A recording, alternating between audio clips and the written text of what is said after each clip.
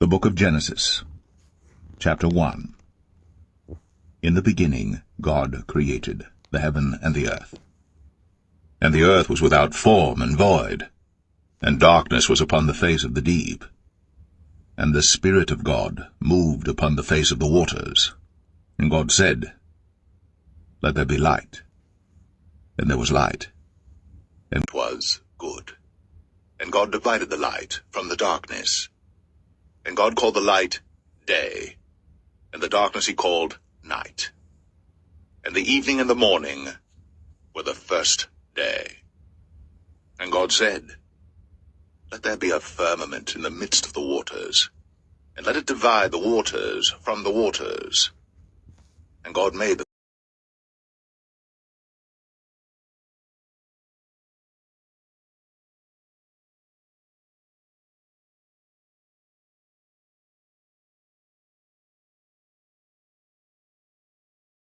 under the heaven be gathered together unto one place, and let the dry land appear. And it was so. And God called the dry land earth, and the gathering together of the waters called he seas. And God saw that it was good. And God said, Let the earth bring forth grass, the herb yielding seed, and the fruit tree yielding fruit after his kind, whose seed is in itself upon the earth. And it was so. And the earth brought forth grass, an herb yielding seed after his kind, and the tree yielding fruit, whose seed was in itself after his kind. And God saw that it was good. And the evening and the morning were the third day. And God said, Let there be lights in the firmament of the heaven to divide the day from the night. And let them be for signs, and for seasons, and for days and years. And let them be for lights in the firmament of the heaven, to give light upon the earth. And it was so. And God made two great lights, the greater light to rule the day, and the lesser light to rule the night. He made the stars also.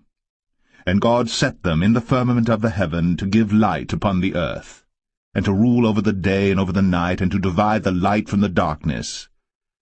And God saw that it was good. And the evening and the morning were the fourth day. And God said, Let the waters bring forth abundantly the moving creature that hath life, and fowl that may fly above the earth in the open firmament of heaven. And God created great whales, and every living creature that moveth, which the waters brought forth abundantly after their kind, and every winged fowl after his kind. And God saw that it was good. And God blessed them, saying, Be fruitful, and multiply, and fill the waters in the seas, and let fowl multiply in the earth. And the evening and the morning were the fifth day. And God said, Let the earth bring forth the living creature after his kind, cattle and creeping thing, and beast of the earth after his kind. And it was so. And God made the beast of the earth after his kind, and cattle after their kind, and everything that creepeth upon the earth after his kind. And God saw that it was good. And God said, Let us make man in our image, after our likeness, and let them have dominion over the fish of the sea, and over the fowl of the air, and over the cattle, and over all the earth, and over every creeping thing that creepeth upon the earth. So God created man in his own image. In the image of God created he him.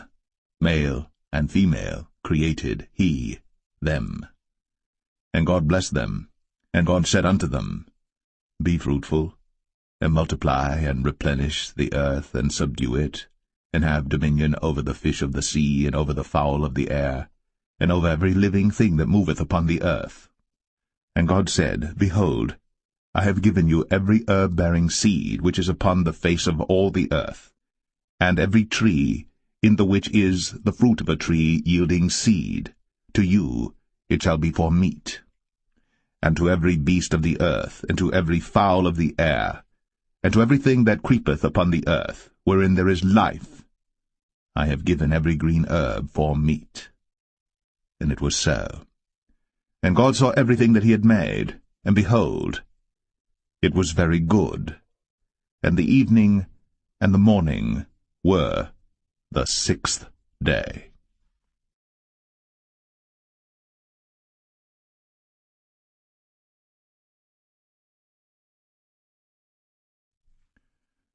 Genesis 2. Thus the heavens and the earth were finished, and all the host of them. And on the 7th day God ended his work which he had made, and he rested on the 7th day from all his work which he had made. And God blessed the 7th day, and sanctified it, because that in it he had rested from all his work which God created and made. These are the generations of the heavens and of the earth when they were created, in the day that the Lord God made the earth and the heavens. And every plant of the field before it was in the earth, and every herb of the field before it grew. For the Lord God had not caused it to rain upon the earth, and there was not a man to till the ground. But there went up a mist from the earth, and watered the whole face of the ground. And the Lord God formed man of the dust of the ground, and breathed into his nostrils the breath of life.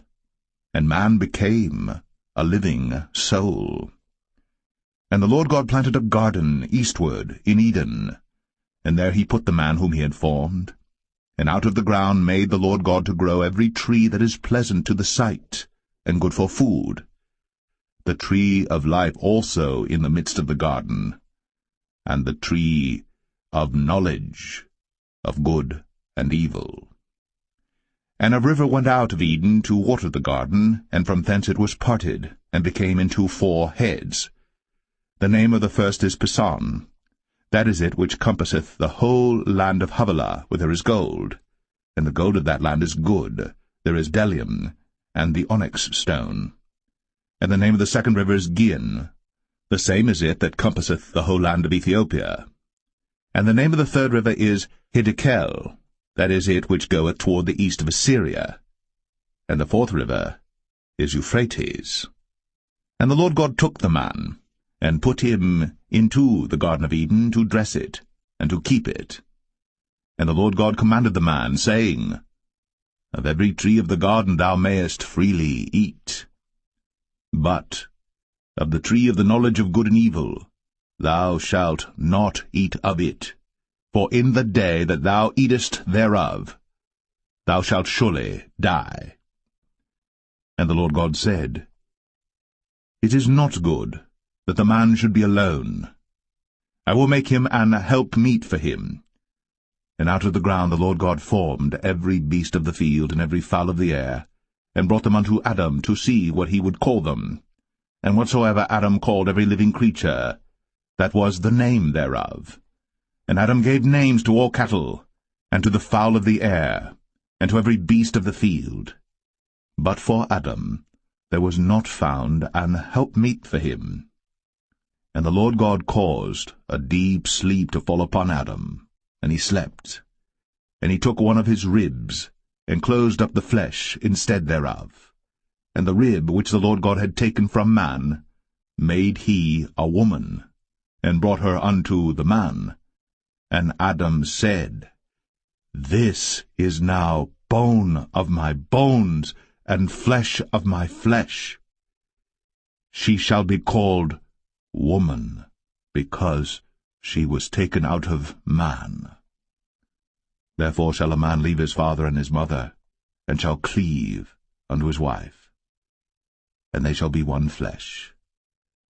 And they were both naked, the man and his wife, and were not ashamed.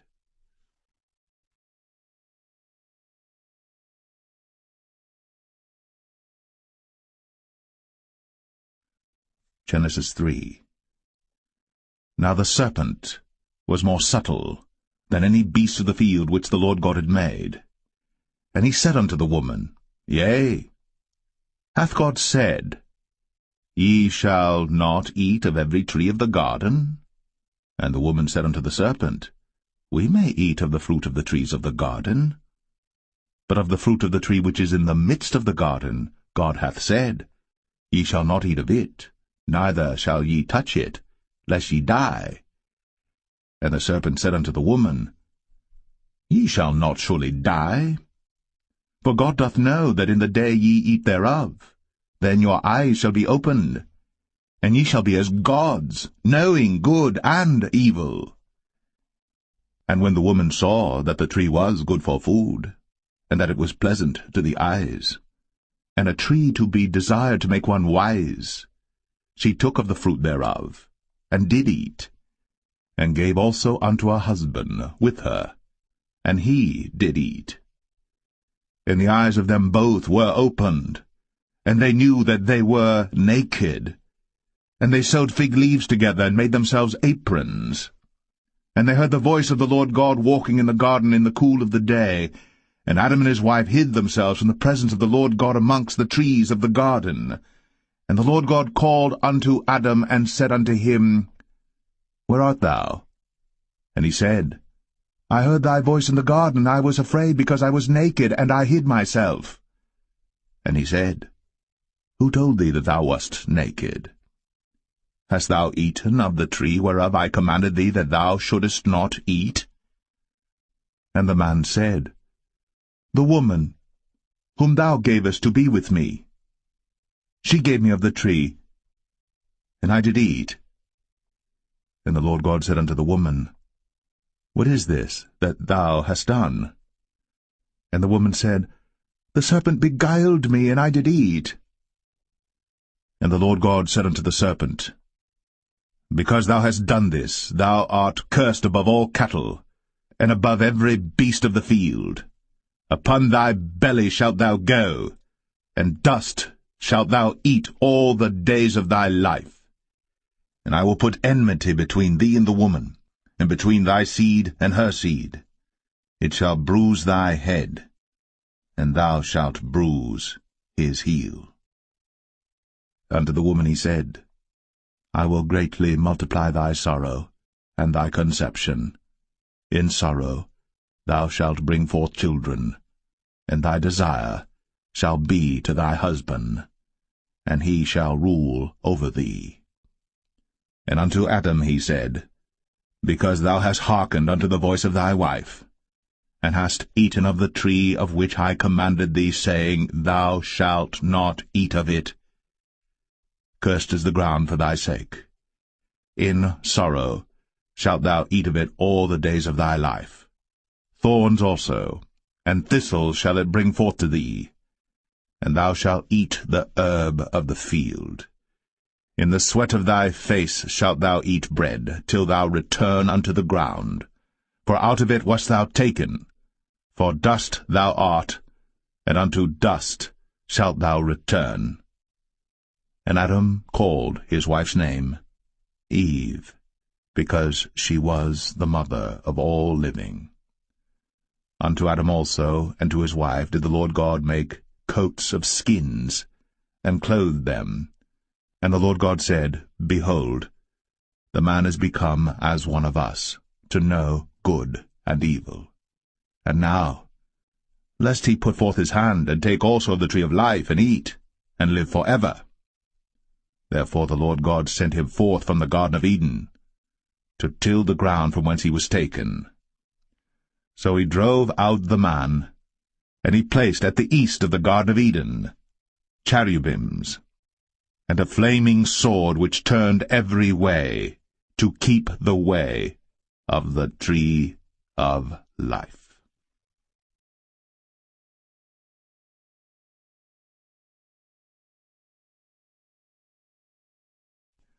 Genesis 4. And Adam knew Eve his wife, and she conceived and bare Cain, and said, I have gotten a man from the Lord. And she again bare his brother Abel. And Abel was a keeper of sheep, but Cain was a tiller of the ground. And in process of time it came to pass that Cain brought of the fruit of the ground an offering unto the Lord. And Abel he also brought of the firstlings of his flock, and of the fat thereof.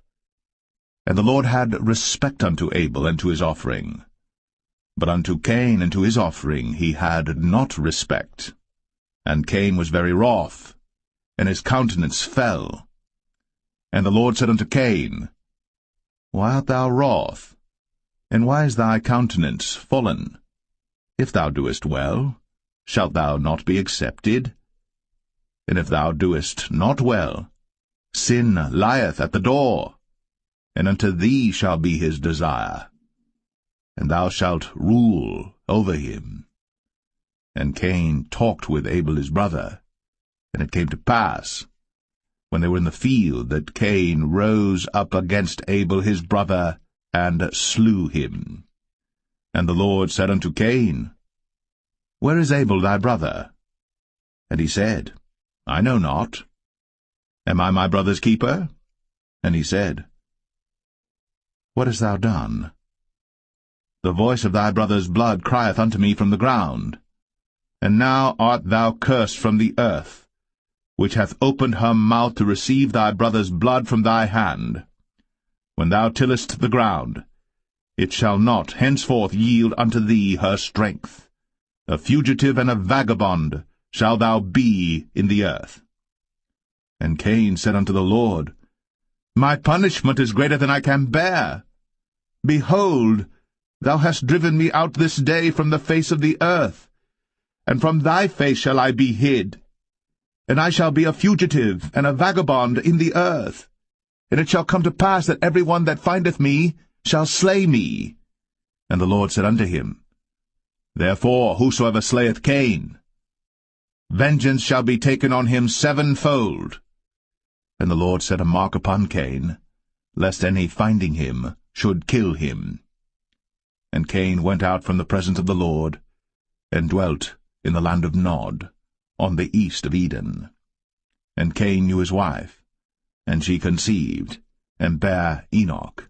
And he builded a city, and called the name of the city after the name of his son, Enoch.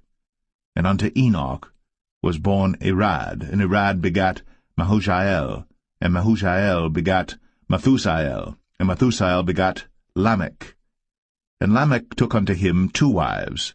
The name of the one was Adah, and the name of the other Zillah. And Adah bare Jabal. He was the father of such as dwell in tents, and of such as have cattle. And his brother's name was Jubal. He was the father of all such as handle the harp and organ. And Zillah, she also bare Tubal-Cain, an instructor of every artificer in brass and iron. And the sister of Tubal-Cain was Naamah. And Lamech said unto his wives, Adah and Zillah, Hear my voice, ye wives of Lamech. Hearken unto my speech. For I have slain a man to my wounding, and a young man to my hurt. If Cain shall be avenged 7-fold, truly Lamech 77-fold. And Adam knew his wife again, and she bare a son, and called his name Seth. For God, said she, hath appointed me another seed instead of Abel, whom Cain slew. And to Seth, to him also there was born a son, and he called his name Enos. Then began men to call upon the name of the Lord.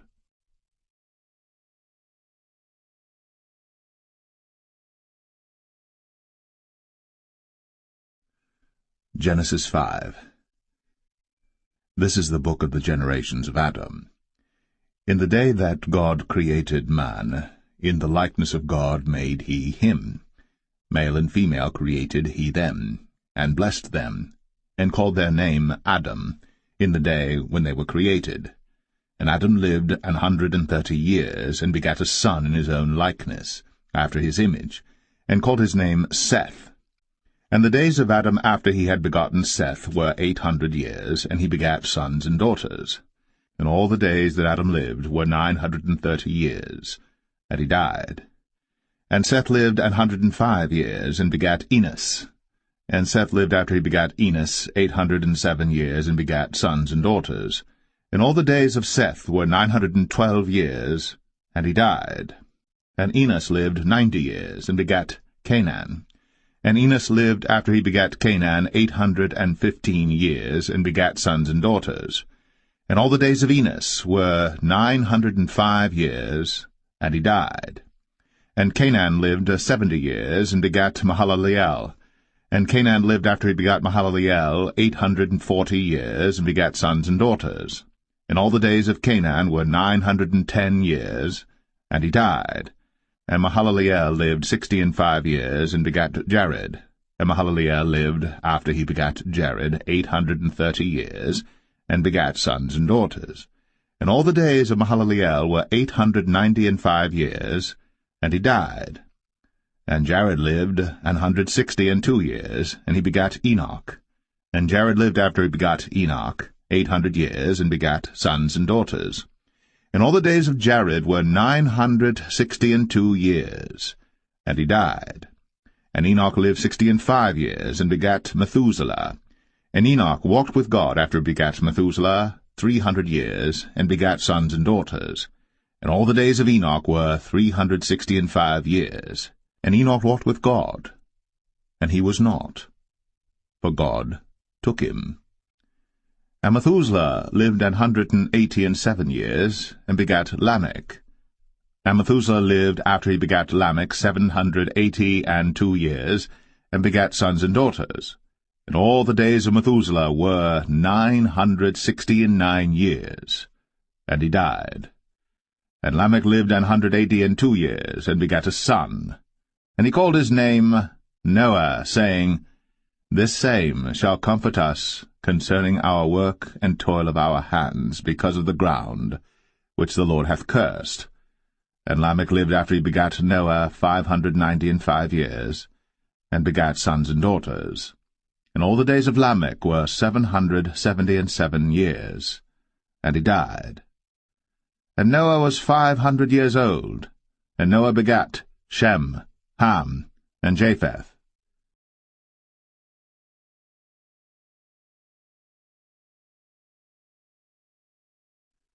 Genesis 6. And it came to pass, when men began to multiply on the face of the earth, and daughters were born unto them, that the sons of God saw the daughters of men that they were fair, and they took them wives of all which they chose. And the Lord said, My spirit shall not always strive with man, for that he also is flesh, yet his days shall be 120 years. There were giants in the earth in those days, and also after that, when the sons of God came in unto the daughters of men, and they bare children to them, the same became mighty men which were of old, men of renown. And God saw that the wickedness of man was great in the earth, and that every imagination of the thoughts of his heart was only evil continually. And it repented the Lord that he had made man on the earth, and it grieved him at his heart. And the Lord said, I will destroy man whom I have created from the face of the earth, both man and beast, and the creeping thing, and the fowls of the air, for it repenteth me that I have made them. But Noah found grace in the eyes of the Lord. These are the generations of Noah. Noah was a just man, and perfect in his generations. And Noah walked with God. And Noah begat 3 sons, Shem, Ham, and Japheth. The earth also was corrupt before God, and the earth was filled with violence. And God looked upon the earth, and behold, it was corrupt, for all flesh had corrupted his way upon the earth. And God said unto Noah, The end of all flesh is come before me, for the earth is filled with violence through them, and behold, I will destroy them with the earth. Make thee an ark of gopher wood. Rooms shalt thou make in the ark, and shalt pitch it within and without with pitch. And this is the fashion which thou shalt make it of. The length of the ark shall be 300 cubits, the breadth of it 50 cubits, and the height of it 30 cubits. A window shalt thou make to the ark, and in a cubit shalt thou finish it above. And the door of the ark shalt thou set in the side thereof, with lower, second, and third stories shalt thou make it. And behold, I, even I, do bring a flood of waters upon the earth to destroy all flesh wherein is the breath of life from under heaven, and everything that is in the earth shall die. But with thee will I establish my covenant, And thou shalt come into the ark, thou, and thy sons, and thy wife, and thy sons' wives with thee. And of every living thing of all flesh, 2 of every sort shalt thou bring into the ark, to keep them alive with thee. They shall be male and female. Of fowls after their kind, and of cattle after their kind, of every creeping thing of the earth after his kind, 2 of every sort shall come unto thee, to keep them alive. And take thou unto thee of all food that is eaten, and thou shalt gather it to thee, and it shall be for food for thee and for them. Thus did Noah. According to all that God commanded him, so did he.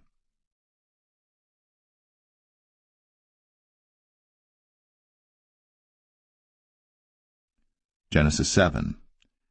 And the Lord said unto Noah, Come thou and all thy house into the ark, for thee have I seen righteous before me in this generation. Of every clean beast thou shalt take to thee by 7s, the male and his female, and of beasts that are not clean by 2, the male and his female. Of fowls also of the air by 7s, the male and the female, to keep seed alive upon the face of all the earth. For yet 7 days, and I will cause it to rain upon the earth 40 days and 14 nights. And every living substance that I have made will I destroy from off the face of the earth. And Noah did according unto all that the Lord commanded him. And Noah was 600 years old when the flood of waters was upon the earth. And Noah went in, and his sons and his wife, and his sons' wives with him, into the ark because of the waters of the flood, of clean beasts, and of beasts that are not clean, and of fowls, and of everything that creepeth upon the earth. There went in 2 and 2 unto Noah into the ark, the male and the female, as God had commanded Noah. And it came to pass after 7 days, that the waters of the flood were upon the earth. In the 600th year of Noah's life, in the 2nd month, the 17th day of the month, the same day, were all the fountains of the great deep broken up. And the windows of heaven were opened, and the rain was upon the earth 40 days and 40 nights. In the selfsame day entered Noah and Shem and Ham and Japheth, the sons of Noah, and Noah's wife, and the 3 wives of his sons with them, into the ark, they and every beast after his kind, and all the cattle after their kind, and every creeping thing that creepeth upon the earth after his kind, and every fowl after his kind, every bird of every sort. And they went in unto Noah into the ark, 2 and 2 of all flesh, wherein is the breath of life. And they that went in male and female of all flesh, as God had commanded him. And the Lord shut him in. And the flood was 40 days upon the earth, and the waters increased and bare up the ark, and it was lift up above the earth. And the waters prevailed, and were increased greatly upon the earth, and the ark went upon the face of the waters. And the waters prevailed exceedingly upon the earth, and all the high hills that were under the whole heaven were covered. 15 cubits upward did the waters prevail, and the mountains were covered. And all flesh died that moved upon the earth, both of fowl, and of cattle, and of beast, and of every creeping thing that creepeth upon the earth. And every man, all in whose nostrils was the breath of life, of all that was in the dry land, died. And every living substance was destroyed which was upon the face of the ground, both man, and cattle, and the creeping things, and the fowl of the heaven, and they were destroyed from the earth. And Noah only remained alive, and they that were with him in the ark. And the waters prevailed upon the earth 150 days.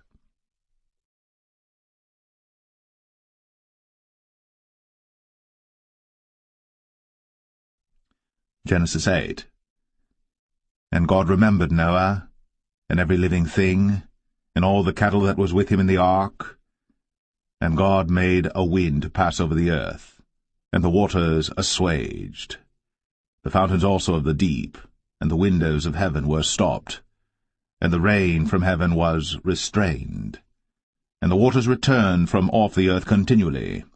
And after the end of the 150 days the waters were abated. And the ark rested in the 7th month, on the 17th day of the month, upon the mountains of Ararat.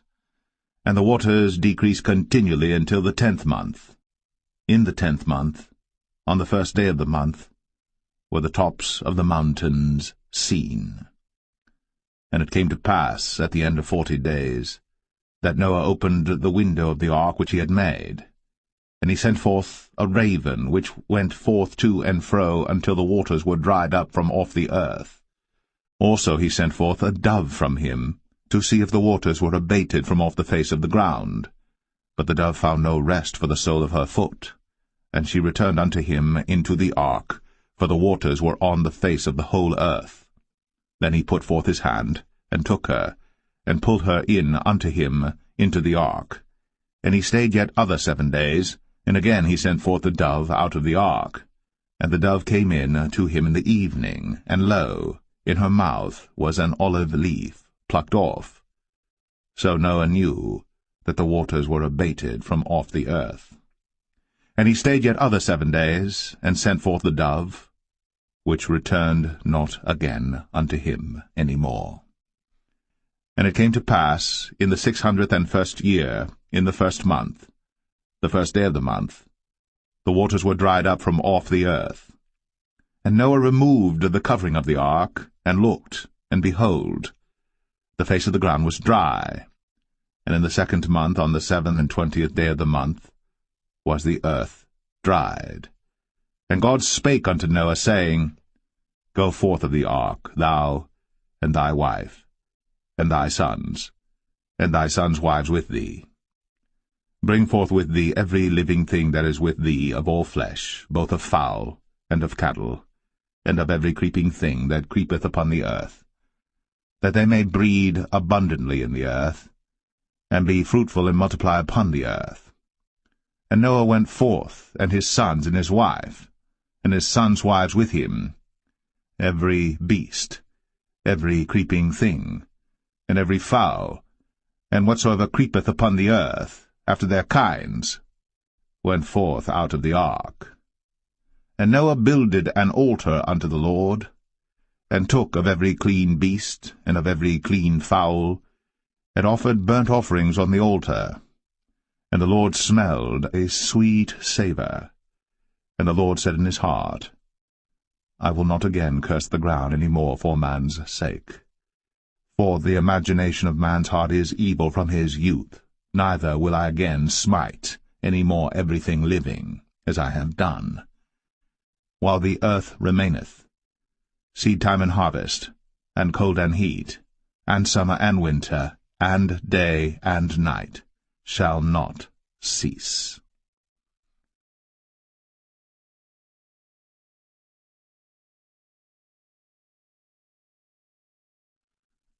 Genesis 9. And God blessed Noah and his sons, and said unto them, Be fruitful, and multiply, and replenish the earth. And the fear of you, and the dread of you shall be upon every beast of the earth, and upon every fowl of the air, upon all that moveth upon the earth, and upon all the fishes of the sea. Into your hand are they delivered. Every moving thing that liveth shall be meat for you, even as the green herb have I given you all things. But flesh, with the life thereof, which is the blood thereof, shall ye not eat. And surely your blood of your lives will I require.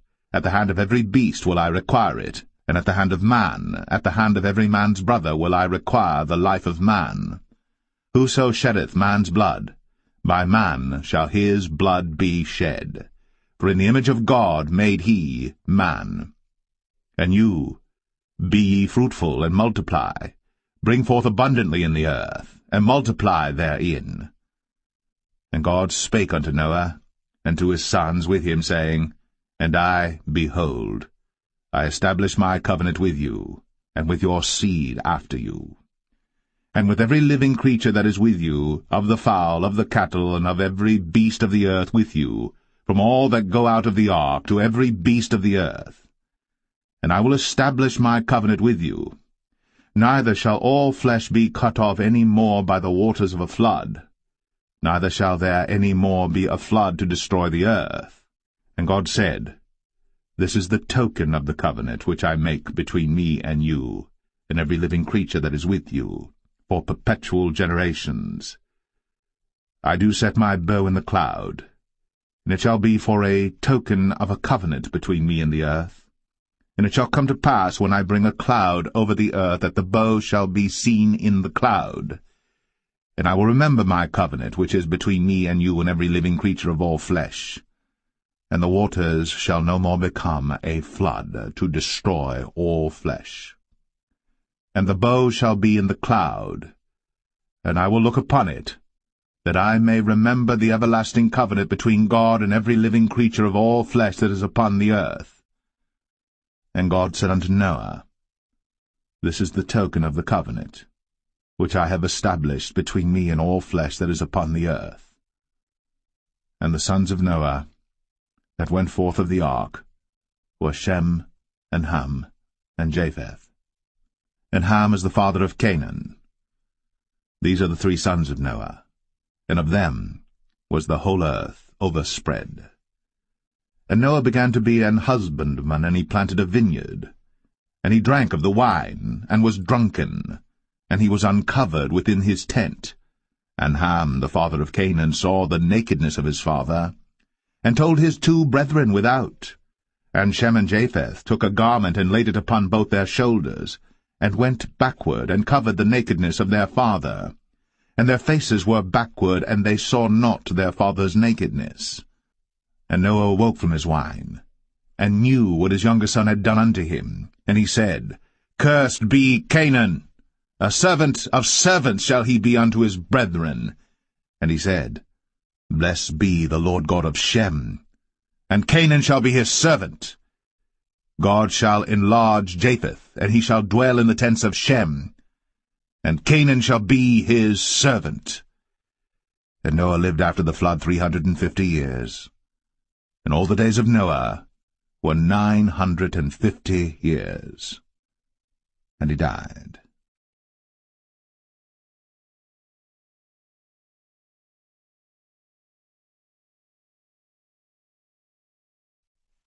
Genesis 10. Now these are the generations of the sons of Noah, Shem, Ham, and Japheth. And unto them were sons born after the flood. The sons of Japheth, Gomer, and Magog, and Madai, and Javan, and Tubal, and Meshech, and Taras. And the sons of Gomer, Ashkenaz, and Riphath, and Togarmah. And the sons of Javan, Elisha, and Tarshish, Kittim, and Dodanim. But these were the isles of the Gentiles divided in their lands, every one after his tongue, after their families, in their nations. And the sons of Ham, Cush, and Mizraim, and Phut, and Canaan.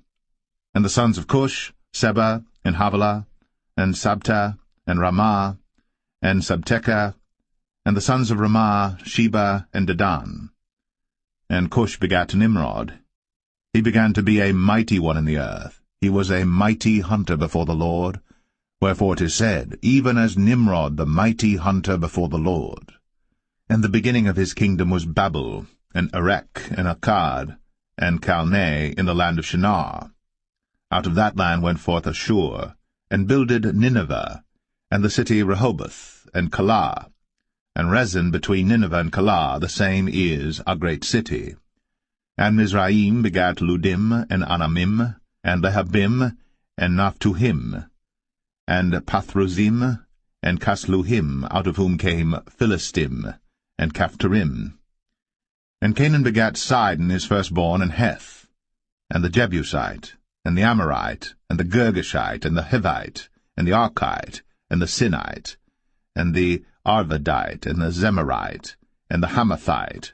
And afterward were the families of the Canaanites spread abroad. And the border of the Canaanites was from Sidon, as thou comest to Gerar, unto Gaza, as thou goest unto Sodom and Gomorrah, and Admah, and Zeboim, even unto Lasha. These are the sons of Ham, after their families, after their tongues, in their countries, and in their nations.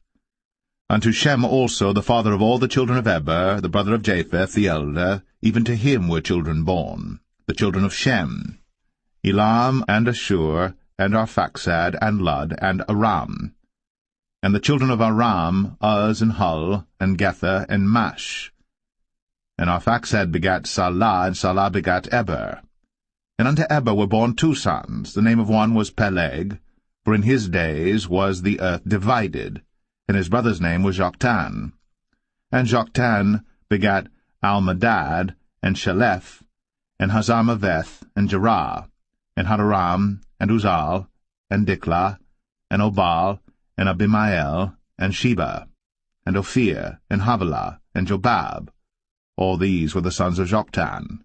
And their dwelling was from Mesha, as thou goest unto Sephar, a mount of the east. These are the sons of Shem, after their families, after their tongues, in their lands, after their nations. These are the families of the sons of Noah, after their generations, in their nations, and by these were the nations divided in the earth after the flood.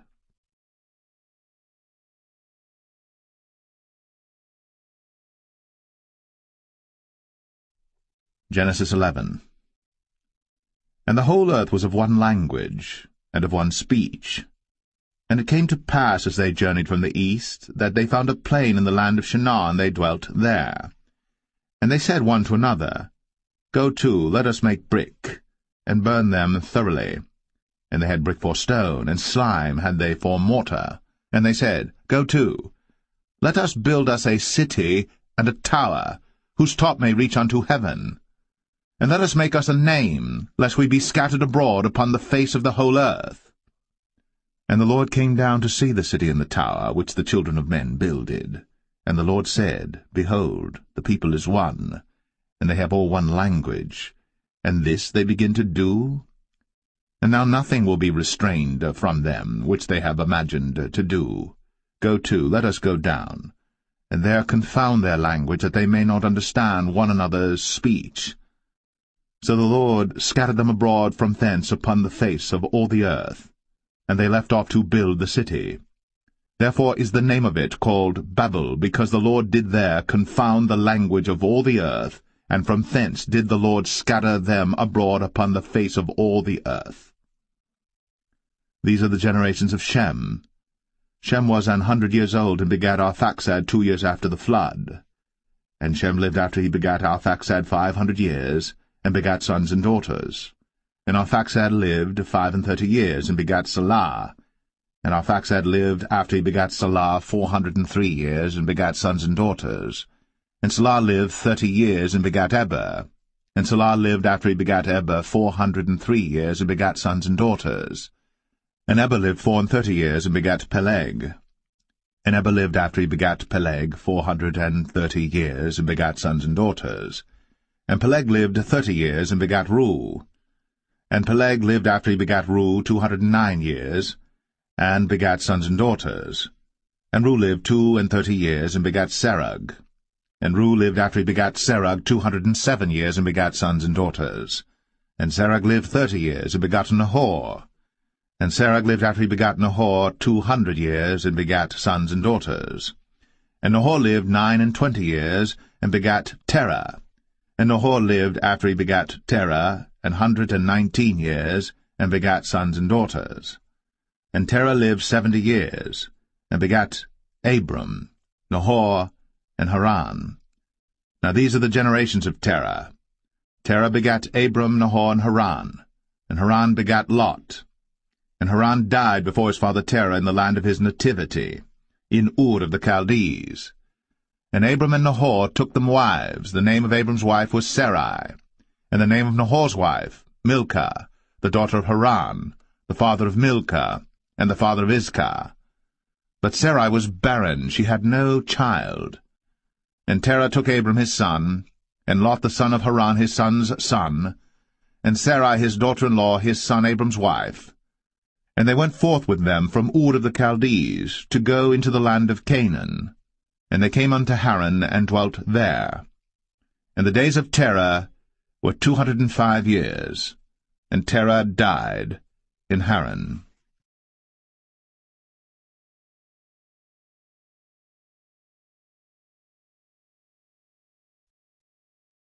Genesis 12. Now the Lord had said unto Abram, Get thee out of thy country, and from thy kindred, and from thy father's house, unto a land that I will show thee. And I will make of thee a great nation, and I will bless thee, and make thy name great, and thou shalt be a blessing. And I will bless them that bless thee, and curse him that curseth thee. And in thee shall all families of the earth be blessed. So Abram departed, as the Lord had spoken unto him. And Lot went with him. And Abram was 75 years old when he departed out of Haran. And Abram took Sarai his wife, and Lot his brother's son, and all their substance that they had gathered, and the souls that they had gotten in Haran. And they went forth to go into the land of Canaan, and into the land of Canaan they came. And Abram passed through the land unto the place of Sichem, unto the plain of Moreh, and the Canaanite was then in the land. And the Lord appeared unto Abram, and said, Unto thy seed will I give this land. And there builded he an altar unto the Lord, who appeared unto him.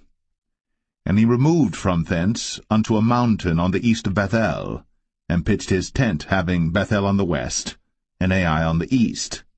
And there he builded an altar unto the Lord, and called upon the name of the Lord. And Abram journeyed, going on still toward the south. And there was a famine in the land, and Abram went down into Egypt to sojourn there, for the famine was grievous in the land. And it came to pass, when he was come near to enter into Egypt, that he said unto Sarai his wife, Behold now, I know that thou art a fair woman to look upon. Therefore it shall come to pass, when the Egyptians shall see thee, that they shall say, This is his wife, and they will kill me, but they will save thee alive.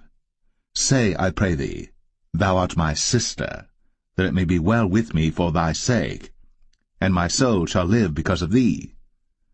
And it came to pass, that when Abram was come into Egypt, the Egyptians beheld the woman that she was very fair. The princes also of Pharaoh saw her, and commended her before Pharaoh. And the woman was taken into Pharaoh's house. And he entreated Abram well for her sake. And he had sheep and oxen and he-asses, and menservants and maidservants, and she-asses, and camels. And the Lord plagued Pharaoh and his house with great plagues because of Sarai, Abram's wife. And Pharaoh called Abram, and said, What is this that thou hast done unto me? Why didst thou not tell me that she was thy wife? Why saidst thou, She is my sister, so I might have taken her to be my wife? Now therefore behold thy wife, take her, and go thy way. And Pharaoh commanded his men concerning him, and they sent him away, and his wife, and all that he had.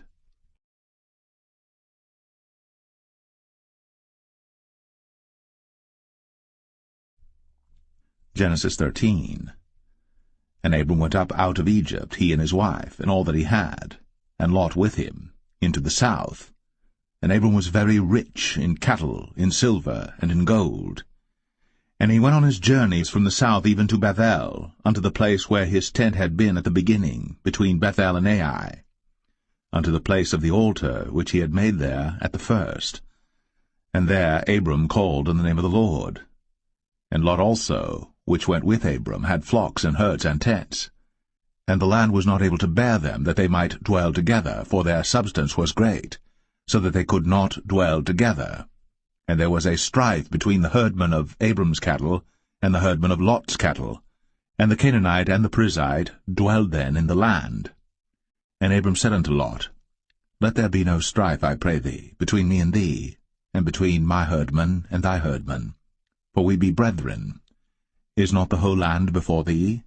Separate thyself, I pray thee, from me. If thou wilt take the left hand, then I will go to the right. Or if thou depart to the right hand, then I will go to the left. And Lot lifted up his eyes, and beheld all the plain of Jordan, that it was well watered everywhere, before the Lord destroyed Sodom and Gomorrah, even as the garden of the Lord, like the land of Egypt, as thou comest unto Zoar.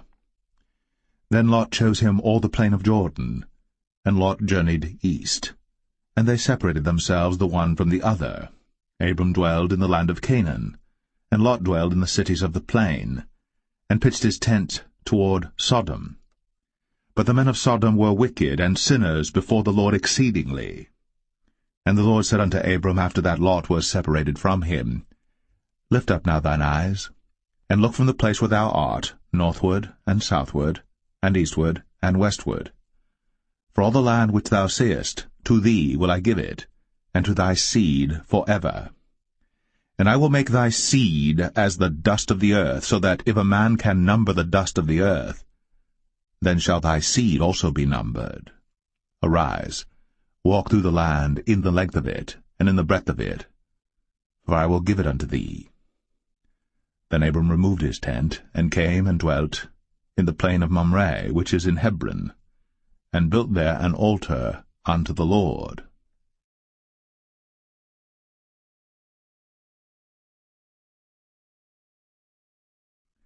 Genesis 14. And it came to pass in the days of Amraphel, king of Shinar, Arioch, king of Elasar, Chedorlaomer, king of Elam, and Tidal, king of nations, that these made war with Bera, king of Sodom, and with Birsha, king of Gomorrah, Shinab, king of Admah, and Shemeber, king of Zeboim, and the king of Bela, which is Zoar. All these were joined together in the vale of Siddim, which is the salt sea. 12 years they served Chedorlaomer, and in the 13th year they rebelled. And in the 14th year came Chedorlaomer, and the kings that were with him, and smote the Rephaims in Ashtaroth Karnaim, and the Zazims in Ham, and the Emims in Shaveh Kiriathaim, and the Horites in their Mount Seir unto El Paran, which is by the wilderness. And they returned and came to En-Mishpat, which is Kadesh, and smote all the country of the Amalekites, and also the Amorites, that dwelt in Hazazon Tamar. And there went out the king of Sodom, and the king of Gomorrah, and the king of Admah, and the king of Zeboim, and the king of Bela, the same as Zoar, and they joined battle with them in the vale of Siddim, with Chedorlaomer the king of Elam, and with Tidal, king of nations, and Amraphel king of Shinar, and Arioch king of Elasar, 4 kings with 5.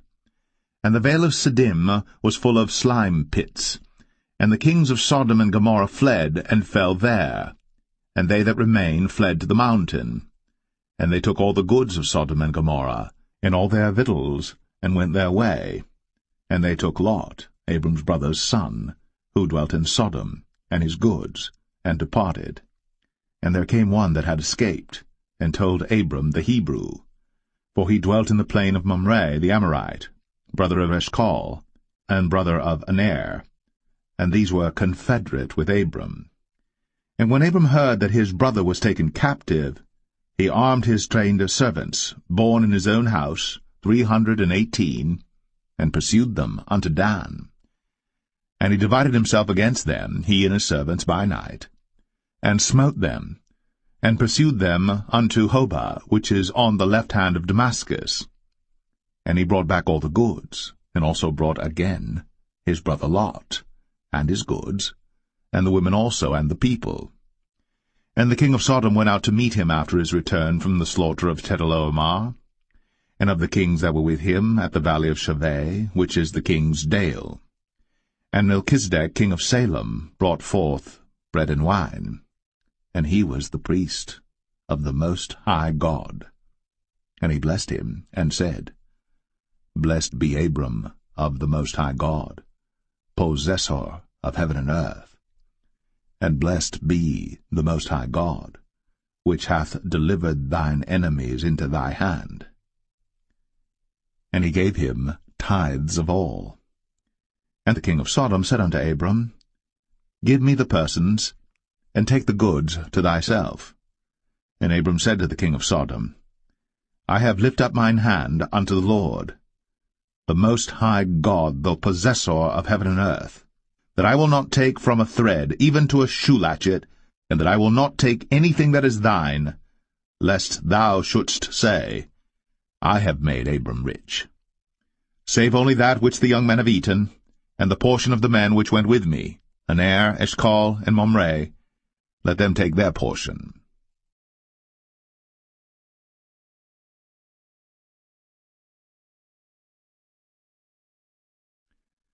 Genesis 15. After these things, the word of the Lord came unto Abram in a vision, saying, Fear not, Abram, I am thy shield, and thy exceeding great reward. And Abram said, Lord God, what wilt thou give me, seeing I go childless? And the steward of my house is this Eliezer of Damascus. And Abram said, Behold, to me thou hast given no seed, and lo, one born in my house is mine heir. And behold, the word of the Lord came unto him, saying, This shall not be thine heir, but he that shall come forth out of thine own bowels shall be thine heir.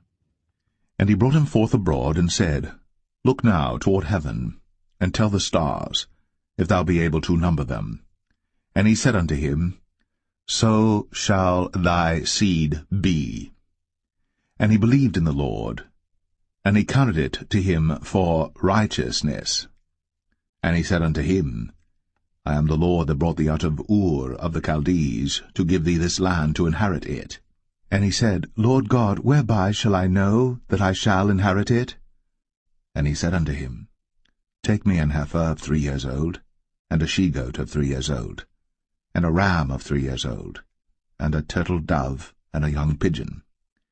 And he took unto him all these, and divided them in the midst, and laid each piece one against another. But the birds divided he not. And when the fowls came down upon the carcasses, Abram drove them away. And when the sun was going down, a deep sleep fell upon Abram, and lo, an horror of great darkness fell upon him. And he said unto Abram, Know of a surety that thy seed shall be a stranger in a land that is not theirs, and shall serve them, and they shall afflict them 400 years. And also that nation whom they shall serve will I judge, and afterward shall they come out with great substance. And thou shalt go to thy fathers in peace. Thou shalt be buried in a good old age.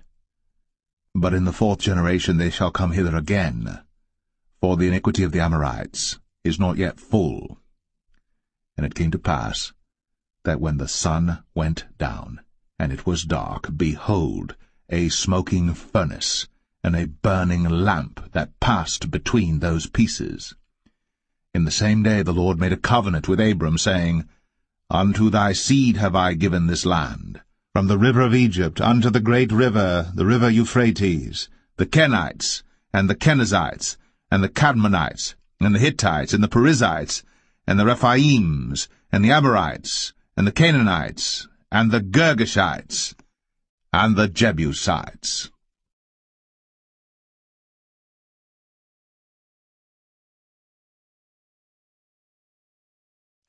Genesis 16. Now Sarai, Abram's wife, bare him no children. And she had an handmaid, an Egyptian, whose name was Hagar. And Sarai said unto Abram, Behold now, the Lord hath restrained me from bearing. I pray thee, go in unto my maid. It may be that I may obtain children by her. And Abram hearkened to the voice of Sarai. And Sarai, Abram's wife, took Hagar her maid, the Egyptian, after Abram had dwelt 10 years in the land of Canaan, and gave her to her husband Abram to be his wife. And he went in unto Hagar, and she conceived. And when she saw that she had conceived, her mistress was despised in her eyes. And Sarai said unto Abram, My wrong be upon thee. I have given my maid into thy bosom, and when she saw that she had conceived, I was despised in her eyes. The Lord judge between me and thee. But Abram said unto Sarai, Behold, thy maid is in thy hand. Do to her as it pleaseth thee. And when Sarai dealt hardly with her, she fled from her face.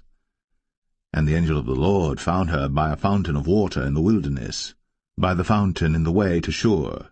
And he said, Hagar, Sarai's maid, whence camest thou? And whither wilt thou go? And she said, I flee from the face of my mistress Sarai. And the angel of the Lord said unto her, Return to thy mistress, and submit thyself unto her hands. And the angel of the Lord said unto her, I will multiply thy seed exceedingly, that it shall not be numbered for multitude. And the angel of the Lord said unto her, Behold, thou art with child, and shalt bear a son, and shalt call his name Ishmael, because the Lord hath heard thy affliction. And he will be a wild man, his hand will be against every man, and every man's hand against him. And he shall dwell in the presence of all his brethren. And she called the name of the Lord that spake unto her, Thou God seest me. For she said, Have I also here looked after him that seeth me? Wherefore the well was called Beer Lahai Roi. Behold, it is between Kadesh and Bered. And Hagar bare Abram a son, and Abram called his son's name, which Hagar bare, Ishmael. And Abram was 86 years old, when Hagar bare Ishmael to Abram.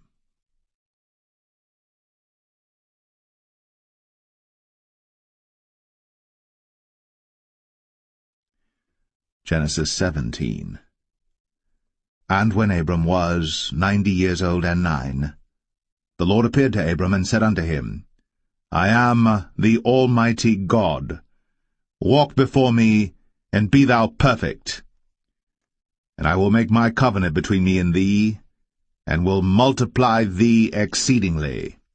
And Abram fell on his face.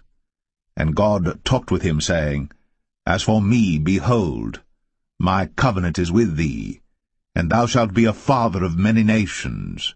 Neither shall thy name any more be called Abram, but thy name shall be Abraham. For a father of many nations have I made thee. And I will make thee exceeding fruitful, and I will make nations of thee, and kings shall come out of thee.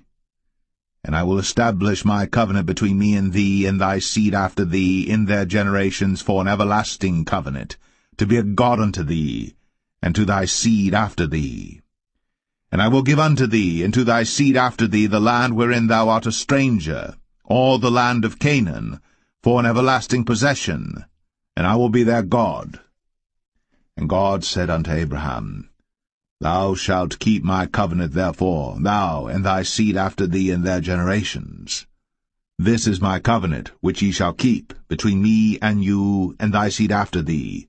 Every man-child among you shall be circumcised, and ye shall circumcise the flesh of your foreskin, and it shall be a token of the covenant betwixt me and you.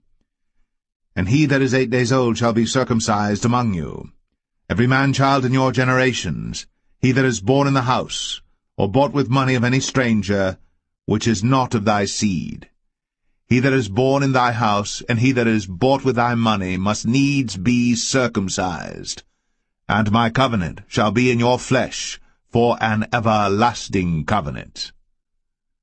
And the uncircumcised man-child, whose flesh of his foreskin is not circumcised, that soul shall be cut off from his people. He hath broken my covenant. And God said unto Abraham, As for Sarai thy wife, thou shalt not call her name Sarai, but Sarah shall her name be. And I will bless her, and give thee a son also of her. Yea, I will bless her, and she shall be a mother of nations. Kings of people shall be of her. Then Abram fell upon his face, and laughed, and said in his heart, Shall a child be born unto him that is 100 years old? And shall Sarah, that is 90 years old, bear? And Abraham said unto God, O that Ishmael might live before thee. And God said, Sarah thy wife shall bear thee a son indeed, and thou shalt call his name Isaac. And I will establish my covenant with him for an everlasting covenant, and with his seed after him. And as for Ishmael, I have heard thee. Behold, I have blessed him, and will make him fruitful, and will multiply him exceedingly. 12 princes shall he beget, and I will make him a great nation. But my covenant will I establish with Isaac, which Sarah shall bear unto thee, at this set time in the next year. And he left off talking with him, and God went up from Abraham.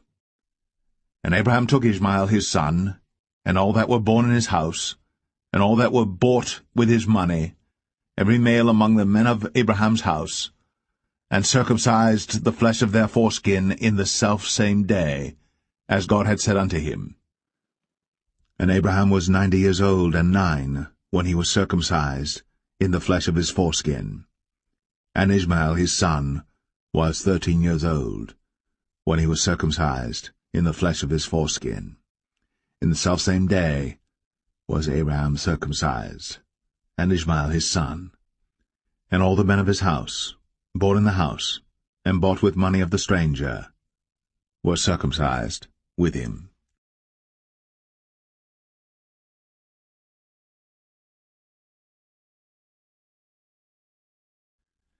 Genesis 18.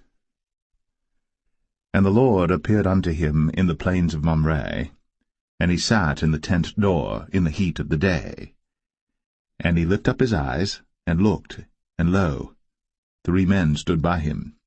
And when he saw them, he ran to meet them from the tent door, and bowed himself toward the ground, and said, My Lord, if now I have found favour in thy sight, pass not away, I pray thee, from thy servant. Let a little water, I pray you, be fetched, and wash your feet, and rest yourselves under the tree. And I will fetch a morsel of bread, and comfort ye your hearts. After that ye shall pass on, for therefore are ye come to your servant.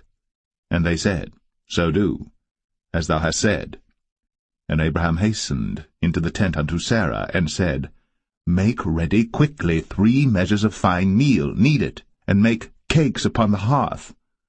And Abraham ran unto the herd, and fetched a calf tender and good, and gave it unto a young man, and he hasted to dress it. And he took butter and milk, and the calf which he had dressed, and set it before them. And he stood by them under the tree, and they did eat. And they said unto him, Where is Sarah thy wife? And he said, Behold, in the tent. And he said, I will certainly return unto thee according to the time of life, and lo, Sarah thy wife shall have a son. And Sarah heard it in the tent door, which was behind him. Now Abraham and Sarah were old, and well stricken in age, and it ceased to be with Sarah, after the manner of women. Therefore Sarah laughed within herself, saying, After I am waxed old shall I have pleasure, my Lord being old also? And the Lord said unto Abraham, Wherefore did Sarah laugh, saying, Shall I of a surety bear a child, which am old? Is anything too hard for the Lord? At the time appointed I will return unto thee according to the time of life, and Sarah shall have a son. Then Sarah denied, saying, I laughed not, for she was afraid. And he said, Nay, but thou didst laugh. And the men rose up from thence, and looked toward Sodom. And Abraham went with them to bring them on the way. And the Lord said, Shall I hide from Abraham that thing which I do? Seeing that Abraham shall surely become a great and mighty nation, and all the nations of the earth shall be blessed in him. For I know him, that he will command his children and his household after him, and they shall keep the way of the Lord to do justice and judgment, that the Lord may bring upon Abraham that which he hath spoken of him. And the Lord said, Because the cry of Sodom and Gomorrah is great, and because their sin is very grievous, I will go down now, and see whether they have done altogether according to the cry of it, which is come unto me, and if not, I will know. And the men turned their faces from thence, and went toward Sodom. But Abraham stood yet before the Lord. And Abraham drew near and said, Wilt thou also destroy the righteous with the wicked? Peradventure there be 50 righteous within the city. Wilt thou also destroy, and not spare the place, for the 50 righteous that are therein? That be far from thee to do after this manner, to slay the righteous with the wicked, and that the righteous should be as the wicked, that be far from thee. Shall not the judge of all the earth do right? And the Lord said, If I find in Sodom 50 righteous within the city, then I will spare all the place for their sakes. And Abraham answered and said, Behold now, I have taken upon me to speak unto the Lord, which am but dust and ashes. Peradventure, there shall lack 5 of the 50 righteous. Wilt thou destroy all the city for lack of 5? And he said, If I find there 40 and 5, I will not destroy it. And he spake unto him yet again, and said, Peradventure, there shall be 40 found there. And he said, I will not do it for 40's sake. And he said unto him, O, let not the Lord be angry, and I will speak. Peradventure, there shall 30 be found there. And he said, I will not do it, if I find 30 there. And he said, Behold now, I have taken upon me to speak unto the Lord. Peradventure there shall be 20 found there. And he said, I will not destroy it for 20's sake. And he said, O, let not the Lord be angry, and I will speak yet but this once. Peradventure 10 shall be found there. And he said, I will not destroy it for 10's sake. And the Lord went his way, as soon as he had left communing with Abraham. And Abraham returned unto his place.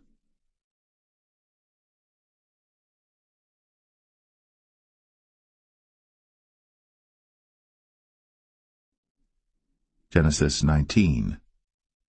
And there came 2 angels to Sodom at even, and Lot sat in the gate of Sodom. And Lot, seeing them, rose up to meet them. And he bowed himself with his face toward the ground. And he said, Behold now, my lords, turn in, I pray you, into your servant's house, and tarry all night, and wash your feet, and ye shall rise up early and go on your ways. And they said, Nay, but we will abide in the street all night. And he pressed upon them greatly. And they turned in unto him, and entered into his house. And he made them a feast, and did bake unleavened bread, and they did eat. But before they lay down, the men of the city, even the men of Sodom, compassed the house round, both old and young, all the people from every quarter. And they called unto Lot, and said unto him, Where are the men which came into thee this night? Bring them out unto us, that we may know them. And Lot went out at the door unto them, and shut the door after him, and said, I pray you, brethren, do not so wickedly. Behold now, I have 2 daughters which have not known man. Let me, I pray you, bring them out unto you, and do ye to them as is good in your eyes. Only unto these men do nothing, for therefore came they under the shadow of my roof. And they said, Stand back. And they said again, This one fellow came in to sojourn, and he will needs be a judge. Now will we deal worse with thee than with them. And they pressed sore upon the man, even Lot, and came near to break the door. But the men put forth their hand, and pulled Lot into the house to them, and shut to the door. And they smote the men that were at the door of the house with blindness, both small and great, so that they wearied themselves to find the door. And the men said unto Lot, Hast thou here any besides, son-in-law, and thy sons, and thy daughters, and whatsoever thou hast in the city, bring them out of this place. For we will destroy this place, because the cry of them is waxen great before the face of the Lord, and the Lord hath sent us to destroy it. And Lot went out, and spake unto his sons-in-law, which married his daughters, and said, Up, get you out of this place, for the Lord will destroy this city. But he seemed as one that mocked unto his sons-in-law. And when the morning arose, then the angels hastened Lot, saying, Arise, take thy wife and thy 2 daughters, which are here, lest thou be consumed in the iniquity of the city. And while he lingered, the man laid hold upon his hand, and upon the hand of his wife, and upon the hand of his 2 daughters, the Lord being merciful unto him, and they brought him forth, and set him without the city. And it came to pass, when they had brought them forth abroad, that he said, Escape for thy life, look not behind thee, neither stay thou in all the plain, escape to the mountain, lest thou be consumed. And Lot said unto them, O not so, my lord. Behold now, thy servant hath found grace in thy sight, and thou hast magnified thy mercy which thou hast shown unto me in saving my life. And I cannot escape to the mountain, lest some evil take me and I die. Behold now, this city is near to flee unto, and it is a little one. O let me escape thither. Is it not a little one, and my soul shall live? And he said unto him, See, I have accepted thee concerning this thing also, that I will not overthrow this city, for the which thou hast spoken. Haste thee, escape thither, for I cannot do anything till thou be come thither. Therefore the name of the city was called Zoar. The sun was risen upon the earth, when Lot entered into Zoar. Then the Lord rained upon Sodom and upon Gomorrah brimstone and fire from the Lord out of heaven. And he overthrew those cities, and all the plain, and all the inhabitants of the cities, and that which grew upon the ground. But his wife looked back from behind him, and she became a pillar of salt. And Abraham gat up early in the morning to the place where he stood before the Lord. And he looked toward Sodom and Gomorrah, and toward all the land of the plain, and beheld, and lo, the smoke of the country went up as the smoke of a furnace.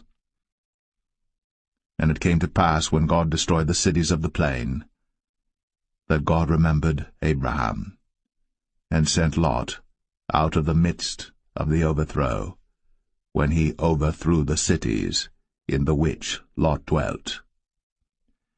And Lot went up out of Zoar, and dwelt in the mountain, and his 2 daughters with him, for he feared to dwell in Zoar, and he dwelt in a cave, he and his 2 daughters. And the firstborn said unto the younger, Our father is old, and there is not a man in the earth to come in unto us after the manner of all the earth. Come, let us make our father drink wine, and we will lie with him, that we may preserve seed of our father. And they made their father drink wine that night. And the firstborn went in, and lay with her father. And he perceived not when she lay down, nor when she arose. And it came to pass on the morrow, that the firstborn said unto the younger, Behold, I lay yesternight with my father. Let us make him drink wine this night also, and go thou in, and lie with him, that we may preserve seed of our father. And they made their father drink wine that night also. And the younger arose, and lay with him. And he perceived not when she lay down, nor when she arose. Thus were both the daughters of Lot with child by their father. And the firstborn bare a son, and called his name Moab. The same is the father of the Moabites unto this day. And the younger, she also bare a son, and called his name Ben-Ami. The same is the father of the children of Ammon unto this day.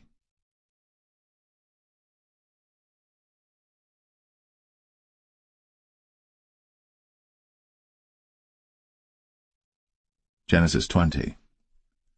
And Abraham journeyed from thence toward the south country, and dwelled between Kadesh and Shur, and sojourned in Gerar. And Abraham said of Sarah his wife, She is my sister. And Abimelech king of Gerar sent and took Sarah. But God came to Abimelech in a dream by night, and said to him, Behold, thou art but a dead man, for the woman which thou hast taken, for she is a man's wife. But Abimelech had not come near her, and he said, Lord, wilt thou slay also a righteous nation? Said he not unto me, She is my sister? And she, even she herself, said, He is my brother? In the integrity of my heart, and innocency of my hands, have I done this. And God said unto him in a dream, Yea, I know that thou didst this in the integrity of thy heart. For I also withheld thee from sinning against me. Therefore suffered I thee not to touch her. Now therefore restore the man his wife, for he is a prophet, and he shall pray for thee, and thou shalt live.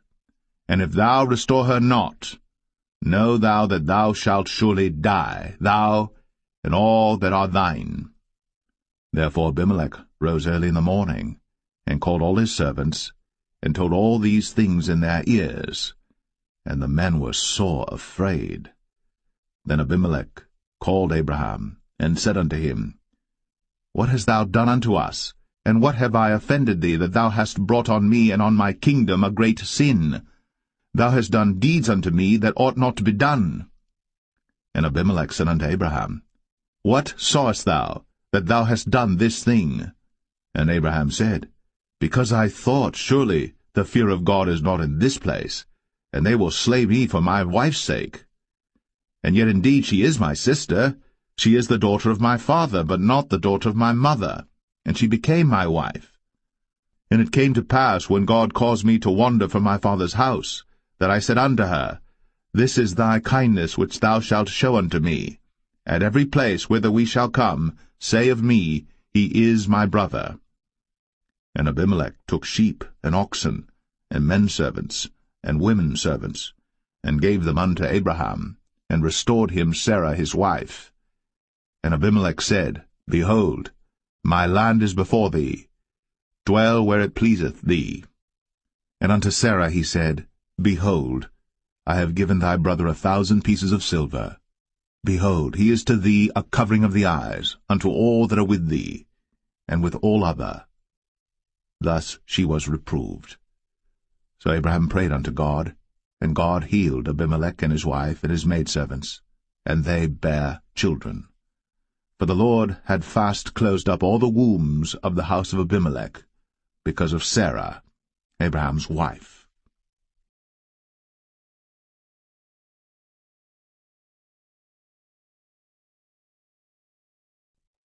Genesis 21. And the Lord visited Sarah as he had said, and the Lord did unto Sarah as he had spoken. For Sarah conceived, and bare Abraham a son in his old age, at the set time of which God had spoken to him. And Abraham called the name of his son that was born unto him, whom Sarah bare to him, Isaac. And Abraham circumcised his son Isaac, being 8 days old, as God had commanded him. And Abraham was 100 years old when his son Isaac was born unto him. And Sarah said, God hath made me to laugh, so that all that hear will laugh with me. And she said, Who would have said unto Abraham, that Sarah should have given children suck? For I have borne him a son in his old age. And the child grew, and was weaned. And Abraham made a great feast, the same day that Isaac was weaned. And Sarah saw the son of Hagar the Egyptian, which she had borne unto Abraham, mocking. Wherefore she said unto Abraham, Cast out this bondwoman and her son, for the son of this bondwoman shall not be heir with my son, even with Isaac. And the thing was very grievous in Abraham's sight because of his son. And God said unto Abraham, Let it not be grievous in thy sight, because of the lad, and because of thy bondwoman. In all that Sarah hath said unto thee, hearken unto her voice, for in Isaac shall thy seed be called. And also of the son of the bondwoman will I make a nation, because he is thy seed. And Abraham rose up early in the morning, and took bread and a bottle of water, and gave it unto Hagar, putting it on her shoulder, and the child, and sent her away, and she departed and wandered in the wilderness of Beersheba. And the water was spent in the bottle, and she cast the child under one of the shrubs, and she went and sat her down over against him a good way off, as it were a bowshot, for she said, Let me not see the death of the child. And she sat over against him, and lifted up her voice, and wept. And God heard the voice of the lad. And the angel of God called to Hagar out of heaven, and said unto her, What aileth thee, Hagar? Fear not. For God hath heard the voice of the lad where he is. Arise, lift up the lad, and hold him in thine hand, for I will make him a great nation. And God opened her eyes, and she saw a well of water, and she went and filled the bottle with water, and gave the lad drink. And God was with the lad, and he grew, and dwelt in the wilderness, and became an archer. And he dwelt in the wilderness of Paran, and his mother took him a wife out of the land of Egypt. And it came to pass at that time that Abimelech and Phicol the chief captain of his host spake unto Abraham, saying, God is with thee in all that thou doest. Now therefore swear unto me here by God that thou wilt not deal falsely with me, nor with my son, nor with my son's son, but according to the kindness that I have done unto thee, thou shalt do unto me, and to the land wherein thou hast sojourned. And Abraham said, I will swear. And Abraham reproved Abimelech because of a well of water, which Abimelech's servants had violently taken away.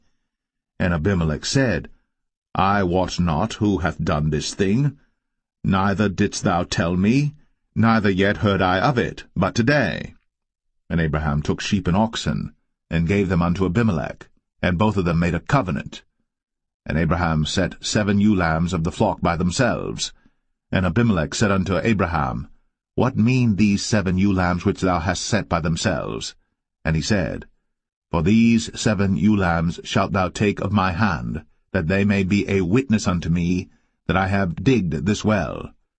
Wherefore he called that place Beersheba, because there they sware both of them. Thus they made a covenant at Beersheba. Then Abimelech rose up, and Phicol the chief captain of his host, and they returned into the land of the Philistines. And Abraham planted a grove in Beersheba, and called there on the name of the Lord, the everlasting God. And Abraham sojourned in the Philistines' land many days.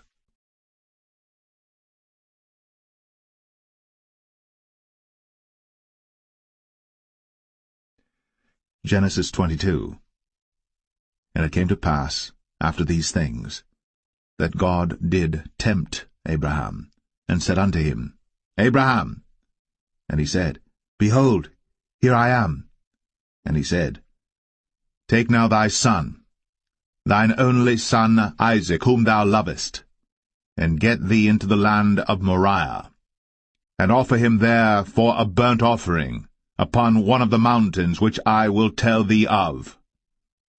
And Abraham rose up early in the morning, and saddled his ass, and took 2 of his young men with him, and Isaac his son, and clave the wood for the burnt offering, and rose up, and went unto the place of which God had told him.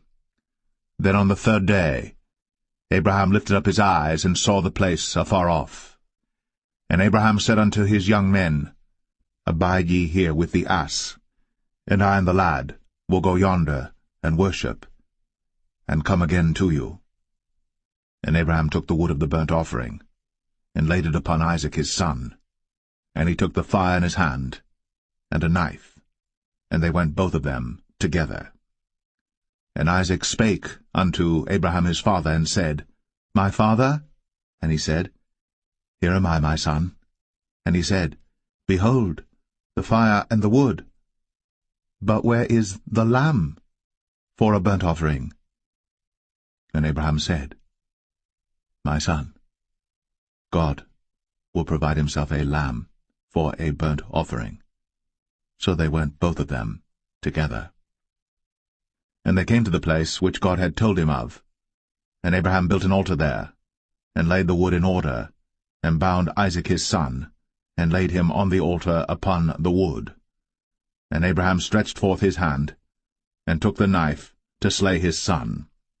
And the angel of the Lord called unto him out of heaven, and said, Abraham, Abraham! And he said, Here am I. And he said, Lay not thine hand upon the lad, neither do thou anything unto him.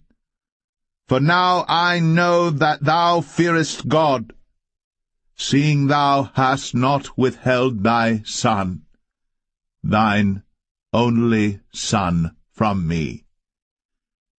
And Abraham lifted up his eyes, and looked, and behold, behind him a ram caught in a thicket by his horns. And Abraham went, and took the ram, and offered him up for a burnt offering in the stead of his son. And Abraham called the name of that place Jehovah-Jireh. As it is said to this day, in the mount of the Lord it shall be seen. And the angel of the Lord called unto Abraham out of heaven the second time, and said, By myself have I sworn, saith the Lord, for because thou hast done this thing, and hast not withheld thy son, thine only son, that in blessing I will bless thee, and in multiplying I will multiply thy seed as the stars of the heaven, and as the sand which is upon the seashore, and thy seed shall possess the gate of his enemies. And in thy seed shall all the nations of the earth be blessed, because thou hast obeyed my voice. So Abraham returned unto his young men, and they rose up, and went together to Beersheba. And Abraham dwelt at Beersheba. And it came to pass after these things, that it was told Abraham, saying, Behold, Milcah, she hath also borne children unto thy brother Nahor, Huz his firstborn, and Buz his brother, and Kemuel the father of Aram, and Chesed, and Hazo, and Pildash, and Jidlaph, and Bethuel. And Bethuel begat Rebekah. These 8 Milcah did bear to Nahor, Abraham's brother. And his concubine, whose name was Reumah, she bare also Tebah, and Gaham, and Thahash, and Maacah.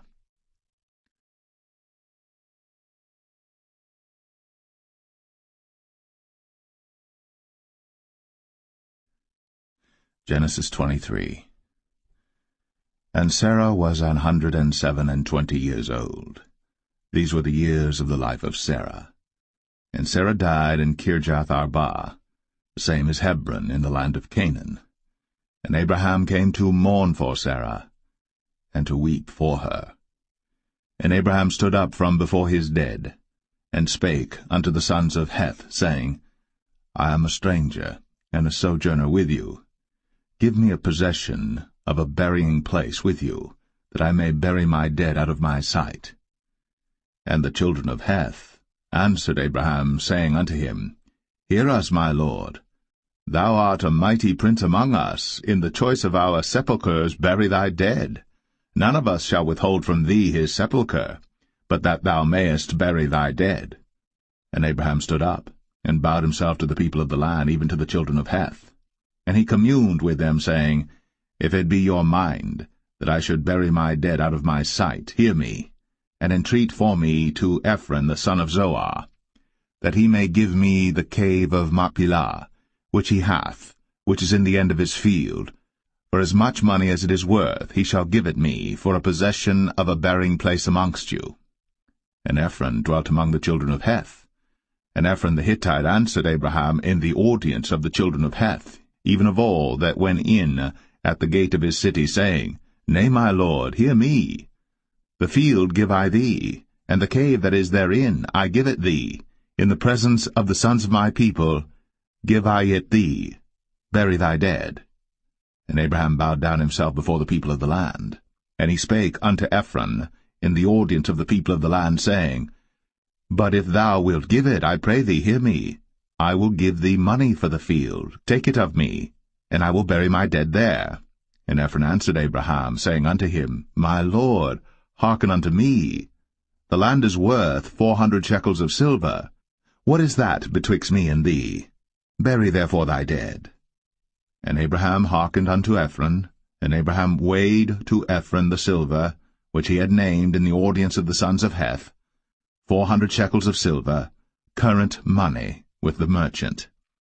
And the field of Ephron which was in Machpelah, which was before Mamre, the field and the cave which was therein, and all the trees that were in the field, that were in all the borders round about, were made sure unto Abraham for a possession in the presence of the children of Heth, before all that went in at the gate of his city.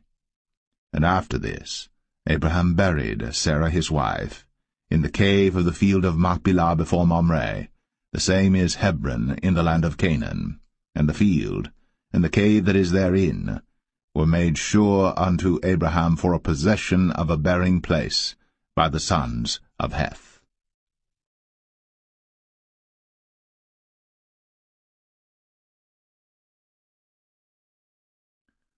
Genesis 24. And Abraham was old, and well stricken in age. And the Lord had blessed Abraham in all things. And Abraham said unto his eldest servant of his house, that ruled over all that he had, Put, I pray thee, thy hand under my thigh. And I will make thee swear by the Lord, the God of heaven, and the God of the earth, that thou shalt not take a wife unto my son of the daughters of the Canaanites, among whom I dwell. But thou shalt go unto my country, and to my kindred, and take a wife unto my son Isaac. And the servant said unto him, Peradventure the woman will not be willing to follow me unto this land. Must I needs bring thy son again unto the land from whence thou camest? And Abraham said unto him, Beware thou that thou bring not my son thither again. The Lord God of heaven, which took me from my father's house, and from the land of my kindred, and which spake unto me, and that sware unto me, saying, Unto thy seed will I give this land, he shall send his angel before thee, and thou shalt take a wife unto my son from thence. And if the woman will not be willing to follow thee, then thou shalt be clear from this my oath, only bring not my son thither again. And the servant put his hand under the thigh of Abraham his master, and sware to him concerning that matter. And the servant took 10 camels of the camels of his master, and departed, for all the goods of his master were in his hand. And he arose, and went to Mesopotamia, unto the city of Nahor. And he made his camels to kneel down without the city by a well of water, at the time of the evening, even the time that women go out to draw water. And he said, O Lord God of my master Abraham, I pray thee, send me good speed this day, and show kindness unto my master Abraham. Behold, I stand here by the well of water, and the daughters of the men of the city come out to draw water. And let it come to pass, that the damsel to whom I shall say, Let down thy pitcher, I pray thee, that I may drink. And she shall say, Drink. And I will give thy camels drink also. Let the same be she that thou hast appointed for thy servant Isaac.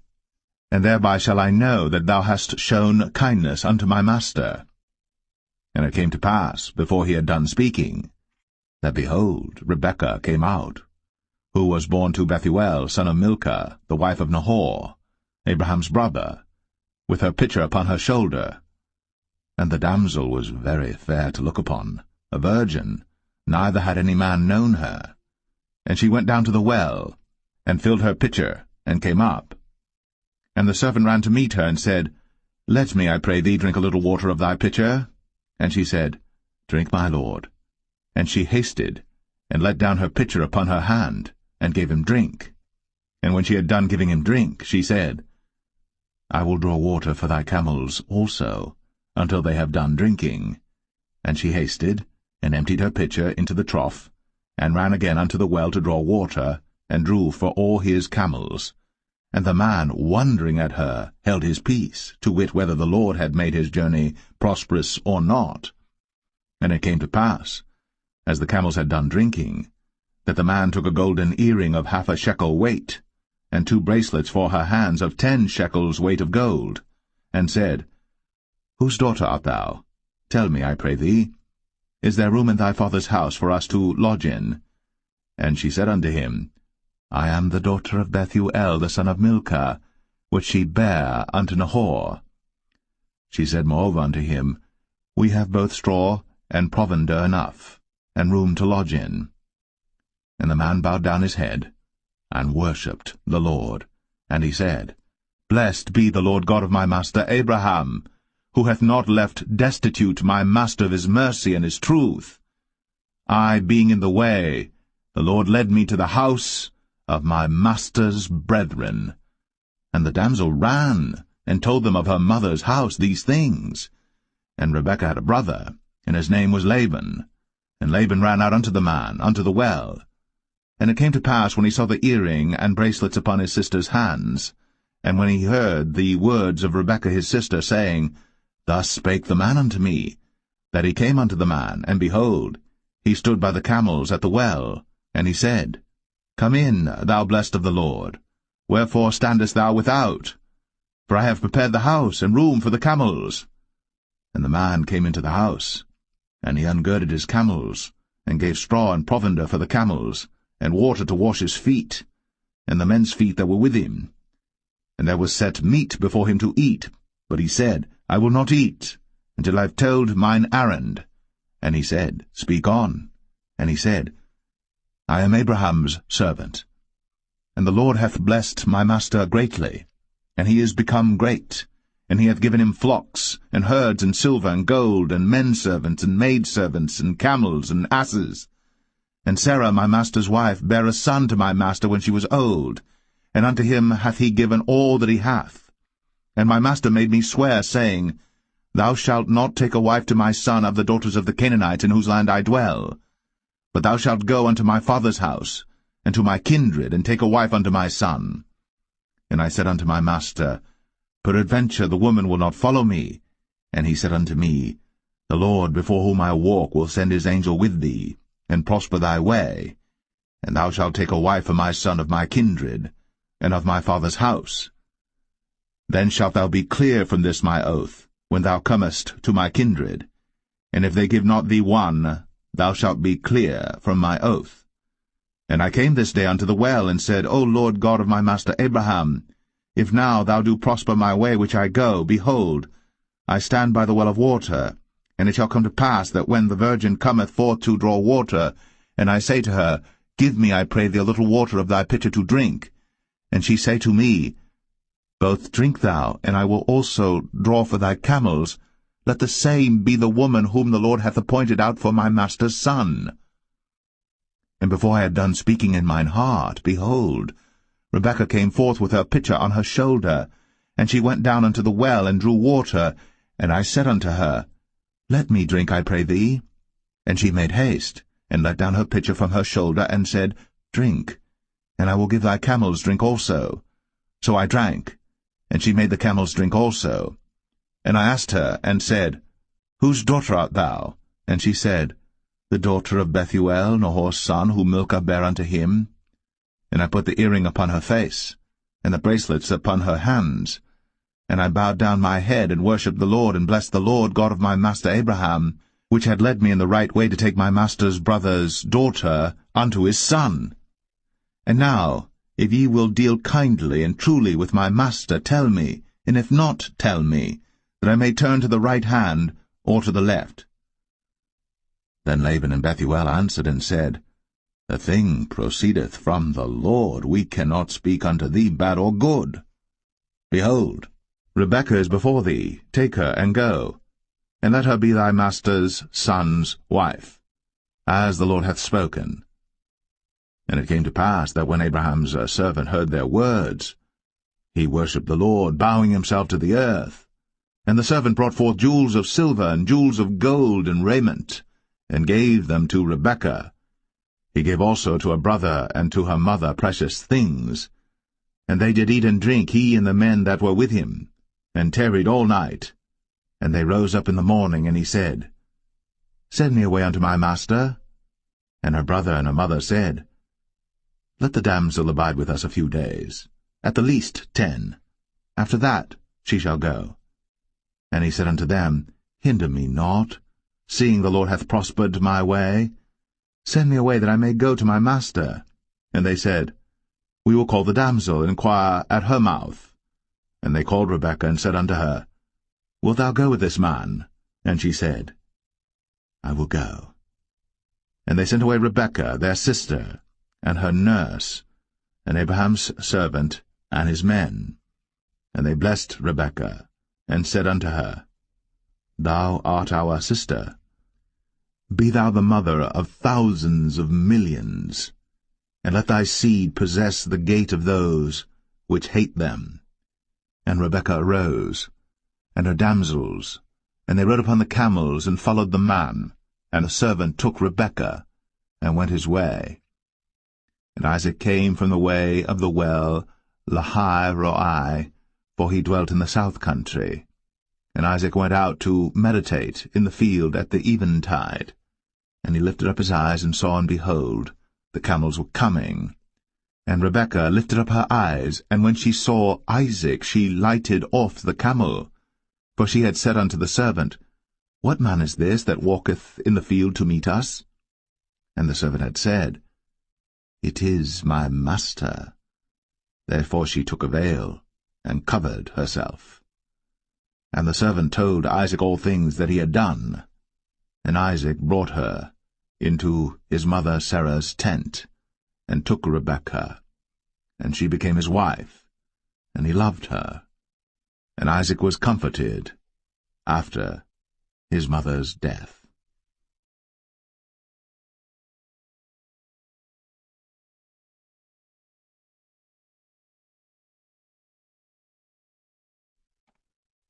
Genesis 25. Then again Abraham took a wife, and her name was Keturah. And she bare him Zimran, and Jokshan, and Medan, and Midian, and Ishbak, and Shua. And Jokshan begat Sheba and Dedan. And the sons of Dedan were Ashrim, and Letashim, and Leumim. And the sons of Midian, Ephah and Epher, and Hanok, and Abidah, and Eldaah. All these were the children of Keturah. And Abraham gave all that he had unto Isaac. But unto the sons of the concubines which Abraham had, Abraham gave gifts, and sent them away from Isaac his son while he yet lived eastward unto the east country. And these are the days of the years of Abraham's life which he lived, 160 years. Then Abraham gave up the ghost, and died in a good old age, an old man, and full of years, and was gathered to his people. And his sons Isaac and Ishmael buried him in the cave of Machpelah in the field of Ephron the son of Zohar the Hittite, which is before Mamre, the field which Abraham purchased of the sons of Heth. There was Abraham buried, and Sarah his wife. And it came to pass after the death of Abraham that God blessed his son Isaac, and Isaac dwelt by the well, Lahai Roi. Now these are the generations of Ishmael, Abraham's son, whom Hagar the Egyptian, Sarah's handmaid, bare unto Abraham. And these are the names of the sons of Ishmael, by their names according to their generations: the firstborn of Ishmael, Nebajoth, and Kedar, and Abiel, and Mibsam, and Mishma, and Dumah, and Massa, Hadar, and Tema, Jetur, Naphish, and Kedemah. These are the sons of Ishmael, and these are their names by their towns and by their castles, 12 princes according to their nations. And these are the years of the life of Ishmael, 137 years. And he gave up the ghost, and died, and was gathered unto his people.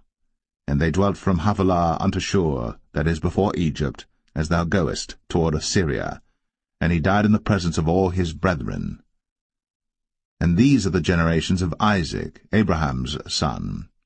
Abraham begat Isaac. And Isaac was 40 years old when he took Rebekah to wife, the daughter of Bethuel the Syrian of Padan Aram, the sister to Laban the Syrian. And Isaac entreated the Lord for his wife, because she was barren. And the Lord was entreated of him, and Rebekah his wife conceived. And the children struggled together within her. And she said, If it be so, why am I thus? And she went to inquire of the Lord. And the Lord said unto her, 2 nations are in thy womb, and 2 manner of people shall be separated from thy bowels. And the one people shall be stronger than the other people, and the elder shall serve the younger. And when her days to be delivered were fulfilled, behold, there were twins in her womb. And the first came out red, all over, like an hairy garment. And they called his name Esau. And after that came his brother out, and his hand took hold on Esau's heel, and his name was called Jacob. And Isaac was 80 years old when she bare them.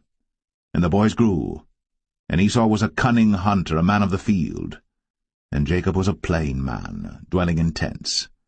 And Isaac loved Esau because he did eat of his venison, but Rebekah loved Jacob. And Jacob sod pottage, and Esau came from the field, and he was faint. And Esau said to Jacob, Feed me, I pray thee, with that same red pottage, for I am faint. Therefore was his name called Edom. And Jacob said, Sell me this day thy birthright. And Esau said, Behold, I am at the point to die, and what profit shall this birthright do to me? And Jacob said, Swear to me this day. And he sware unto him, and he sold his birthright unto Jacob. Then Jacob gave Esau bread and pottage of lentils, and he did eat and drink, and rose up, and went his way. Thus Esau despised his birthright.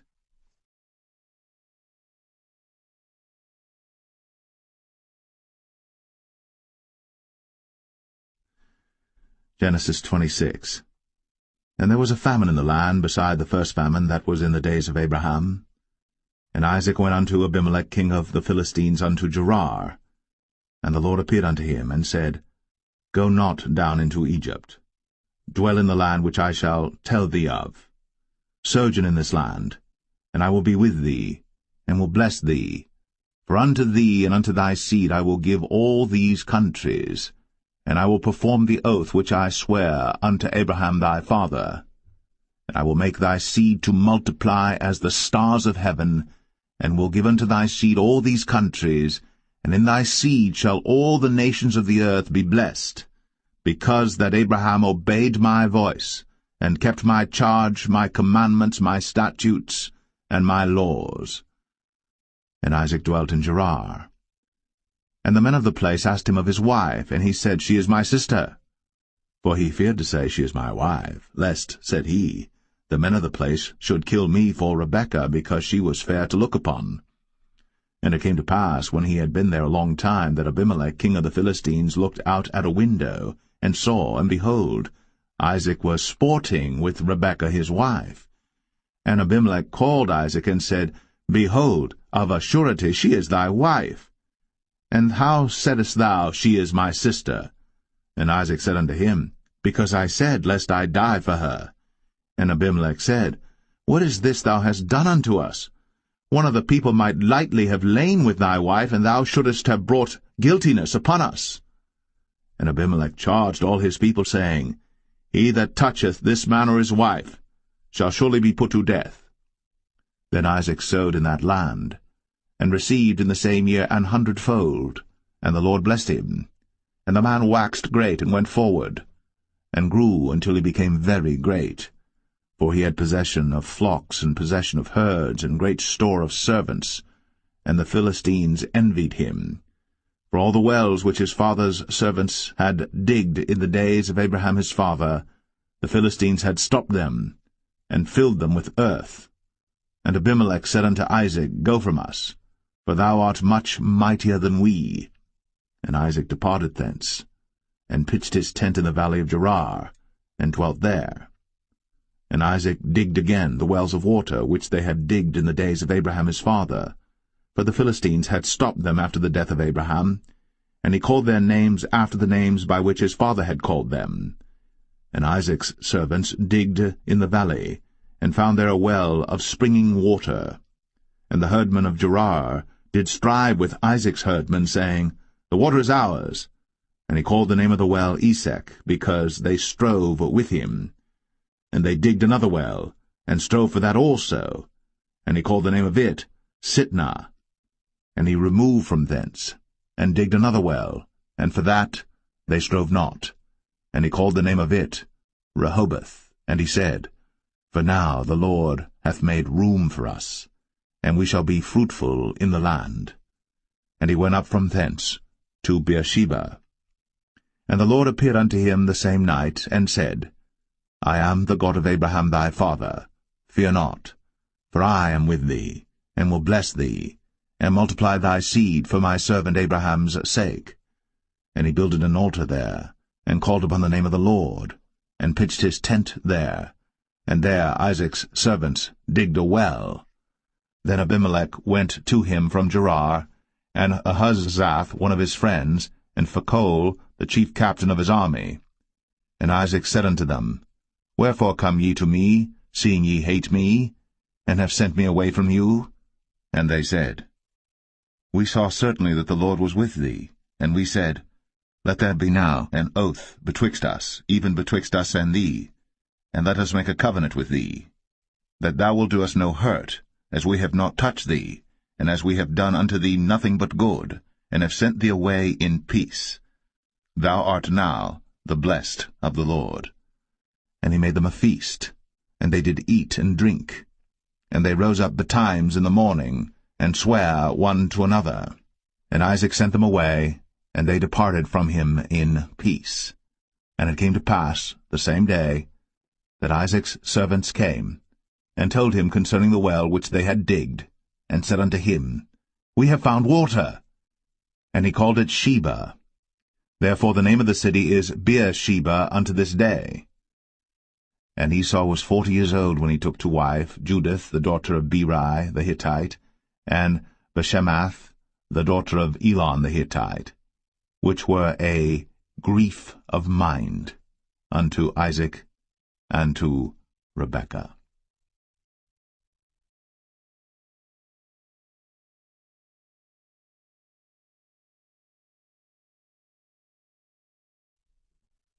Genesis 27. And it came to pass that when Isaac was old, and his eyes were dim, so that he could not see, he called Esau his eldest son, and said unto him, My son. And he said unto him, Behold, here am I. And he said, Behold now, I am old, I know not the day of my death. Now therefore, take, I pray thee, thy weapons, thy quiver and thy bow, and go out to the field, and take me some venison, and make me savory meat, such as I love, and bring it to me, that I may eat, that my soul may bless thee before I die. And Rebekah heard when Isaac spake to Esau his son, and Esau went to the field to hunt for venison, and to bring it. And Rebekah spake unto Jacob her son, saying, Behold, I heard thy father speak unto Esau thy brother, saying, Bring me venison, and make me savory meat, that I may eat and bless thee before the Lord, before my death. Now therefore, my son, obey my voice according to that which I command thee. Go now to the flock, and fetch me from thence 2 good kids of the goats, and I will make them savory meat for thy father, such as he loveth. And thou shalt bring it to thy father, that he may eat, and that he may bless thee before his death. And Jacob said to Rebekah his mother, Behold, Esau my brother is a hairy man, and I am a smooth man. My father peradventure will feel me, and I shall seem to him as a deceiver, and I shall bring a curse upon me, and not a blessing. And his mother said unto him, Upon me be thy curse, my son, only obey my voice, and go fetch me them. And he went, and fetched, and brought them to his mother. And his mother made savory meat such as his father loved. And Rebekah took goodly raiment of her eldest son Esau, which were with her in the house, and put them upon Jacob her younger son. And she put the skins of the kids of the goats upon his hands, and upon the smooth of his neck. And she gave the savory meat, and the bread, which she had prepared, into the hand of her son Jacob. And he came unto his father, and said, My father. And he said, Here am I. Who art thou, my son? And Jacob said unto his father, I am Esau thy firstborn. I have done according as thou badest me. Arise, I pray thee, sit and eat of my venison, that thy soul may bless me. And Isaac said unto his son, How is it that thou hast found it so quickly, my son? And he said, Because the Lord thy God brought it to me. And Isaac said unto Jacob, Come near, I pray thee, that I may feel thee, my son, whether thou be my very son Esau, or not. And Jacob went near unto Isaac his father, and he felt him, and said, The voice is Jacob's voice, but the hands are the hands of Esau. And he discerned him not, because his hands were hairy, as his brother Esau's hands. So he blessed him, and he said, Art thou my very son Esau? And he said, I am. And he said, Bring it near to me, and I will eat of my son's venison, that my soul may bless thee. And he brought it near to him, and he did eat, and he brought him wine, and he drank. And his father Isaac said unto him, Come near now, and kiss me, my son. And he came near, and kissed him, and he smelled the smell of his raiment, and blessed him, and said, See, the smell of my son is as the smell of a field which the Lord hath blessed. Therefore God give thee of the dew of heaven, and the fatness of the earth, and plenty of corn and wine. Let people serve thee, and nations bow down to thee. Be Lord over thy brethren, and let thy mother's sons bow down to thee. Cursed be every one that curseth thee, and blessed be he that blesseth thee. And it came to pass, as soon as Isaac had made an end of blessing Jacob, and Jacob was yet scarce gone out from the presence of Isaac his father, that Esau his brother came in from his hunting. And he also had made savory meat, and brought it unto his father, and said unto his father, Let my father arise, and eat of his son's venison, that thy soul may bless me. And Isaac his father said unto him, Who art thou? And he said, I am thy son, thy firstborn, Esau. And Isaac trembled very exceedingly, and said, Who? Where is he that hath taken venison and brought it me? And I have eaten of all before thou camest, and have blessed him, yea, and he shall be blessed. And when Esau heard the words of his father, he cried with a great and exceeding bitter cry, and said unto his father, Bless me, even me also, O my father. And he said, Thy brother came with subtlety, and hath taken away thy blessing. And he said, Is not he rightly named Jacob? For he hath supplanted me these 2 times. He took away my birthright, and behold, now he hath taken away my blessing. And he said, Hast thou not reserved a blessing for me? And Isaac answered and said unto Esau, Behold, I have made him thy lord, and all his brethren have I given to him for servants, and with corn and wine have I sustained him. And what shall I do now unto thee, my son? And Esau said unto his father, Hast thou but one blessing, my father? Bless me, even me also, O my father. And Esau lifted up his voice and wept. And Isaac his father answered and said unto him, Behold, thy dwelling shall be the fatness of the earth, and of the dew of heaven from above. And by thy sword shalt thou live, and shalt serve thy brother. And it shall come to pass that when thou shalt have the dominion, that thou shalt break his yoke from off thy neck. And Esau hated Jacob, because of the blessing wherewith his father blessed him. And Esau said in his heart, The days of mourning for my father are at hand. Then will I slay my brother Jacob. And these words of Esau her elder son were told to Rebekah, and she sent and called Jacob her younger son, and said unto him, Behold, thy brother Esau, as touching thee, doth comfort himself, purposing to kill thee. Now therefore, my son, obey my voice, and arise. Flee thou to Laban my brother, to Haran, and tarry with him a few days, until thy brother's fury turn away, until thy brother's anger turn away from thee, and he forget that which thou hast done to him. Then I will send and fetch thee from thence. Why should I be deprived also of you both in one day?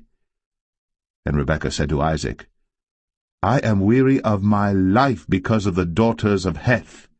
If Jacob take a wife of the daughters of Heth, such as these which are of the daughters of the land, what good shall my life do me?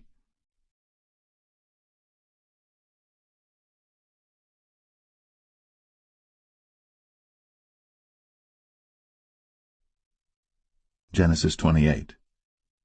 And Isaac called Jacob, and blessed him, and charged him, and said unto him, Thou shalt not take a wife of the daughters of Canaan.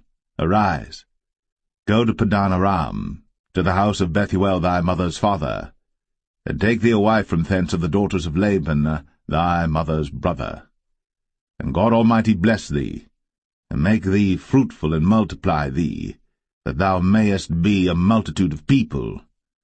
and give thee the blessing of Abraham to thee, and to thy seed with thee, that thou mayest inherit the land wherein thou art a stranger, which God gave unto Abraham.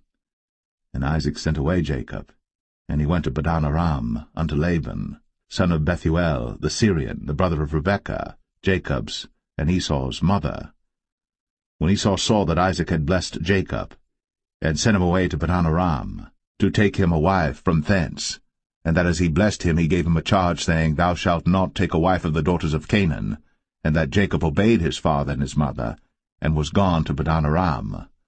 And Esau, seeing that the daughters of Canaan pleased not Isaac his father, then went Esau unto Ishmael, and took unto the wives which he had Mahalath, the daughter of Ishmael, Abraham's son, the sister of Nebajoth, to be his wife.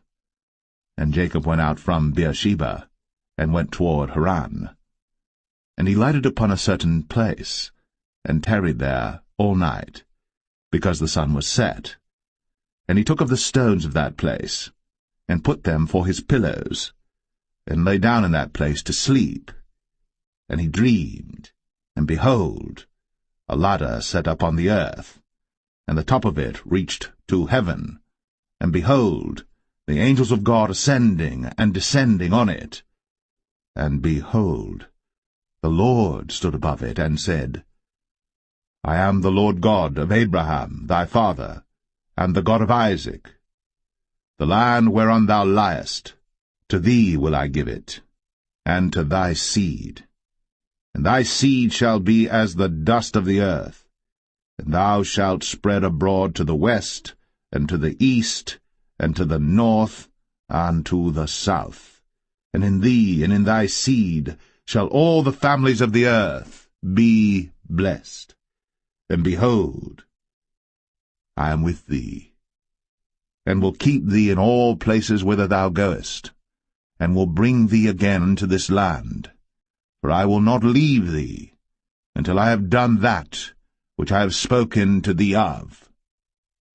And Jacob awaked out of his sleep, and he said, Surely the Lord is in this place, and I knew it not. And he was afraid, and said, How dreadful is this place! This is none other but the house of God, and this is the gate of heaven. And Jacob rose up early in the morning, and took the stone that he had put for his pillows, and set it up for a pillar, and poured oil upon the top of it. And he called the name of that place Bethel, but the name of that city was called Luz at the first.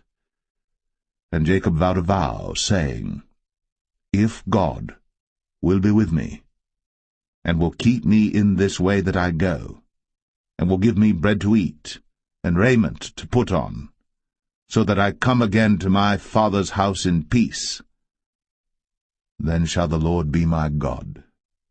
And this stone which I have set up for a pillar shall be God's house. And of all that thou shalt give me, I will surely give the 10th unto thee.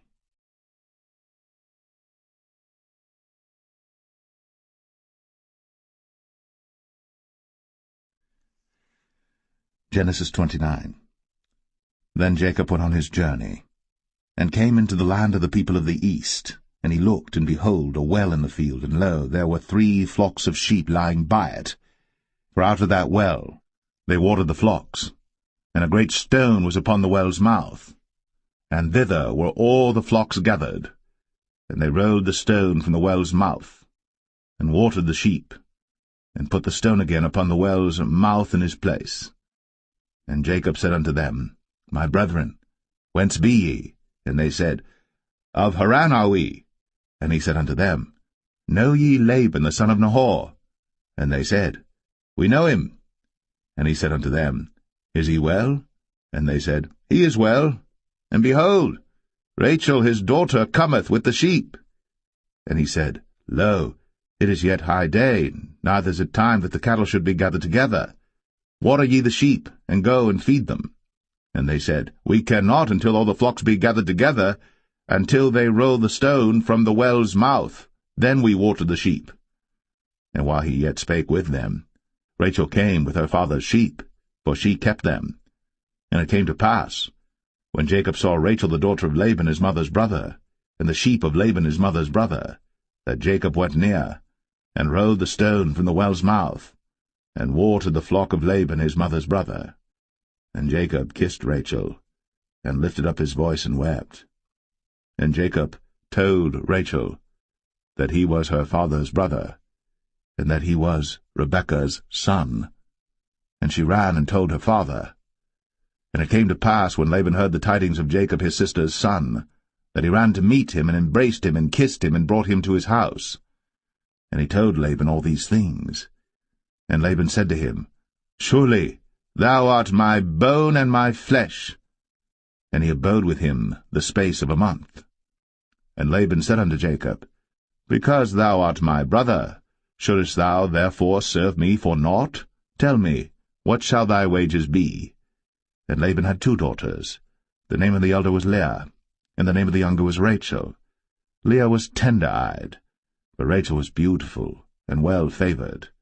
And Jacob loved Rachel, and said, I will serve thee 7 years for Rachel thy younger daughter. And Laban said, It is better that I give her to thee, than that I should give her to another man. Abide with me. And Jacob served 7 years for Rachel. And they seemed unto him but a few days, for the love he had to her.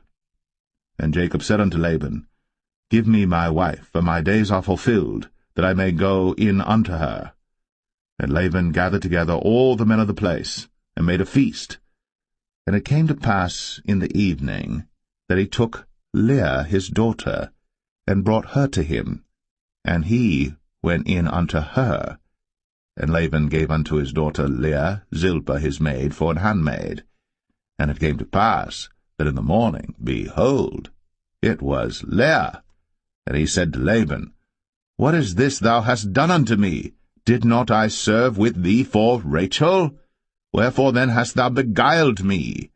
And Laban said, It must not be so done in our country to give the younger before the firstborn. Fulfill her week, and we will give thee this also for the service which thou shalt serve with me yet 7 other years. And Jacob did so, and fulfilled her week, and he gave him Rachel his daughter to wife also.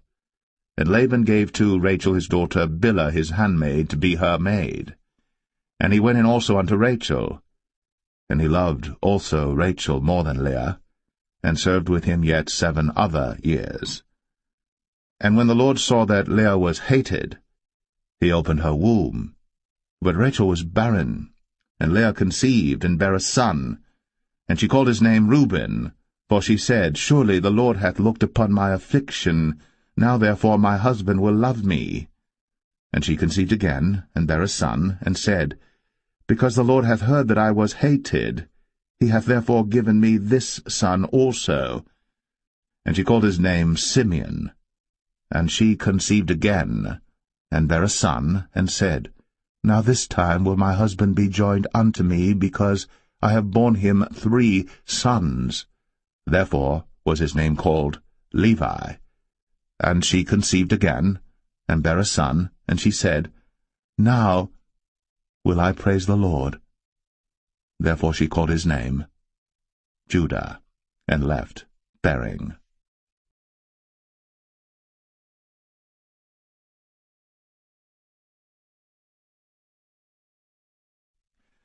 Genesis 30.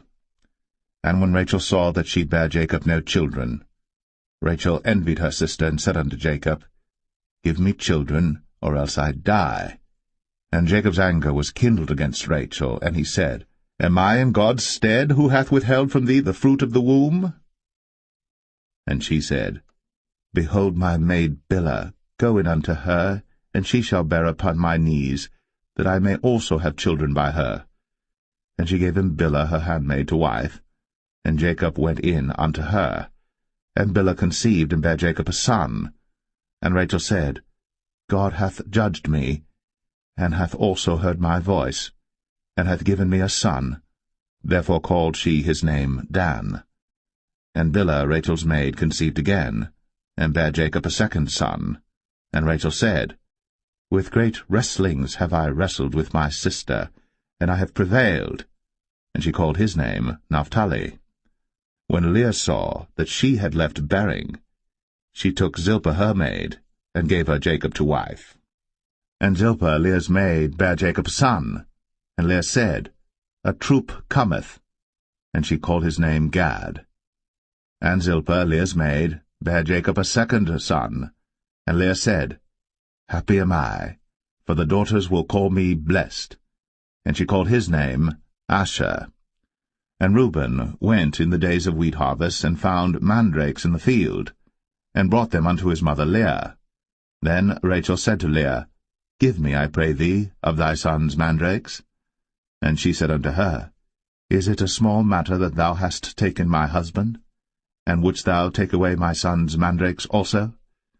And Rachel said, Therefore he shall lie with thee tonight, for thy son's mandrakes. And Jacob came out of the field in the evening, and Leah went out to meet him, and said, Thou must come in unto me, for surely I have hired thee with my son's mandrakes. And he lay with her that night. And God hearkened unto Leah, and she conceived, and bare Jacob the 5th son. And Leah said, God hath given me my hire, because I have given my maiden to my husband. And she called his name Issachar. And Leah conceived again, and bare Jacob the 6th son. And Leah said, God hath endued me with a good dowry. Now will my husband dwell with me, because I have borne him 6 sons. And she called his name Zebulun. And afterwards she bare a daughter, and called her name Dinah. And God remembered Rachel, and God hearkened to her, and opened her womb. And she conceived, and bare a son, and said, God hath taken away my reproach. And she called his name Joseph, and said, The Lord shall add to me another son. And it came to pass, when Rachel had borne Joseph, that Jacob said unto Laban, Send me away, that I may go unto mine own place, and to my country. Give me my wives and my children, for whom I have served thee, and let me go, for thou knowest my service which I have done thee. And Laban said unto him, I pray thee, if I have found favour in thine eyes, tarry, for I have learned by experience that the Lord hath blessed me for thy sake. And he said, Appoint me thy wages, and I will give it. And he said unto him, Thou knowest how I have served thee, and how thy cattle was with me. For it was little which thou hadst before I came, and it is now increased unto a multitude. And the Lord hath blessed thee since my coming. And now, when shall I provide for mine own house also? And he said, What shall I give thee? And Jacob said, Thou shalt not give me anything. If thou wilt do this thing for me, I will again feed and keep thy flock. I will pass through all thy flock today, removing from thence all the speckled and spotted cattle, and all the brown cattle among the sheep, and the spotted and speckled among the goats, and of such shall be my hire. So shall my righteousness answer for me in time to come, when it shall come for my hire before thy face, every one that is not speckled and spotted among the goats, and brown among the sheep, that shall be counted stolen with me. And Laban said, Behold, I would it might be according to thy word. And he removed that day the he-goats that were ring-straked and spotted, and all the she-goats that were speckled and spotted, and every one that had some white in it, and all the brown among the sheep, and gave them into the hand of his sons. And he set 3 days' journey betwixt himself and Jacob fed the rest of Laban's flocks. And Jacob took him rods of green poplar, and of the hazel and chestnut tree, and pilled white strakes in them, and made the white appear which was in the rods. And he set the rods which he had pilled before the flocks in the gutters, in the watering troughs, when the flocks came to drink, that they should conceive when they came to drink. And the flocks conceived before the rods, and brought forth cattle ring-straked, speckled, and spotted. And Jacob did separate the lambs, and set the faces of the flocks toward the ring-straked, and all the brown in the flock of Laban, and he put his own flocks by themselves, and put them not unto Laban's cattle. And it came to pass, whensoever the stronger cattle did conceive, that Jacob laid the rods before the eyes of the cattle in the gutters, that they might conceive among the rods. But when the cattle were feeble, he put them not in. So the feebler were Laban's, and the stronger Jacob's. And the man increased exceedingly, and had much cattle, and maidservants, and menservants, and camels, and asses.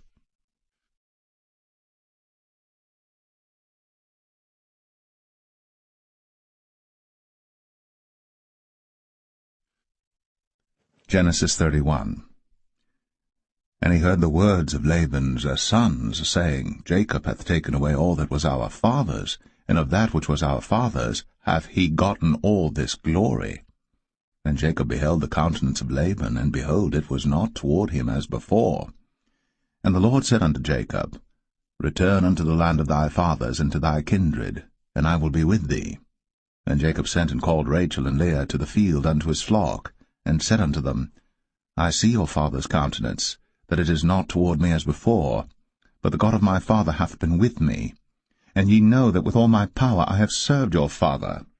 And your father hath deceived me, and changed my wages 10 times. But God suffered him not to hurt me. If he said thus, The speckled shall be thy wages, then all the cattle bear speckled. And if he said thus, The ring-straked shall be thy hire, then bear all the cattle ring-straked.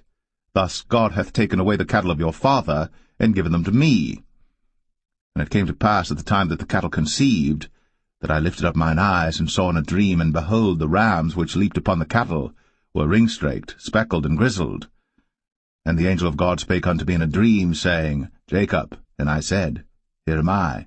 And he said, Lift up now thine eyes, and see all the rams which leap upon the cattle are ring-straked, speckled, and grizzled. For I have seen all that Laban doeth unto thee. I am the God of Bethel, where thou anointest the pillar, and where thou vowest a vow unto me. Now arise, get thee out from this land, and return unto the land of thy kindred. And Rachel and Leah answered and said unto him, Is there yet any portion or inheritance for us in our father's house? Are we not counted of him strangers? For he hath sold us, and hath quite devoured also our money. For all the riches which God hath taken from our father, that is ours and our children's. Now then, whatsoever God hath said unto thee, do. Then Jacob rose up, and set his sons and his wives upon camels. And he carried away all his cattle, and all his goods which he had gotten, the cattle of his getting which he had gotten in Padan Aram, for to go to Isaac his father in the land of Canaan. And Laban went to shear his sheep, and Rachel had stolen the images that were her father's. And Jacob stole away unawares to Laban the Syrian, in that he told him not that he fled. So he fled with all that he had, and he rose up and passed over the river, and set his face toward the Mount Gilead. And it was told Laban on the 3rd day that Jacob was fled. And he took his brethren with him, and pursued after him 7 days' journey. And they overtook him in the Mount Gilead. And God came to Laban the Syrian in a dream by night, and said unto him, Take heed that thou speak not to Jacob either good or bad. Then Laban overtook Jacob. Now Jacob had pitched his tent in the mount, and Laban with his brethren pitched in the Mount of Gilead. And Laban said to Jacob, What hast thou done, that thou hast stolen away unawares to me, and carried away my daughters as captives taken with the sword? Wherefore didst thou flee away secretly, and steal away from me, and didst not tell me, that I might have sent thee away with mirth, and with songs, with tabret, and with harp, and hast not suffered me to kiss my sons and my daughters? Thou hast now done foolishly in so doing. It is in the power of my hand to do you hurt. But the God of your father spake unto me yesternight, saying, Take thou heed that thou speak not to Jacob either good or bad. And now, though thou wouldst needs be gone, because thou sore longest after thy father's house, yet wherefore hast thou stolen my gods? And Jacob answered and said to Laban, Because I was afraid, for I said, Peradventure thou wouldst take by force thy daughters from me. With whomsoever thou findest thy gods, let him not live. Before our brethren discern thou what is thine with me, and take it to thee. For Jacob knew not that Rachel had stolen them. And Laban went into Jacob's tent, and into Leah's tent, and into the 2 maidservants' tents, but he found them not. Then went he out of Leah's tent, and entered into Rachel's tent. Now Rachel had taken the images, and put them in the camel's furniture, and sat upon them. And Laban searched all the tent, but found them not. And she said to her father, Let it not displease my lord that I cannot rise up before thee, for the custom of women is upon me. And he searched, but found not the images. And Jacob was wroth, and chode with Laban. And Jacob answered and said to Laban, What is my trespass? What is my sin, that thou hast so hotly pursued after me? Whereas thou hast searched all my stuff, what hast thou found of all thy household stuff? Set it here before my brethren and thy brethren, that they may judge betwixt us both. This 20 years have I been with thee. Thy ewes and thy she-goats have not cast their young, and the rams of thy flock have I not eaten. That which was torn of beasts I brought not unto thee. I bear the loss of it. Of my hand didst thou require it, whether stolen by day or stolen by night. Thus I was. In the day the drought consumed me, and the frost by night, and my sleep departed from mine eyes. Thus have I been 20 years in thy house.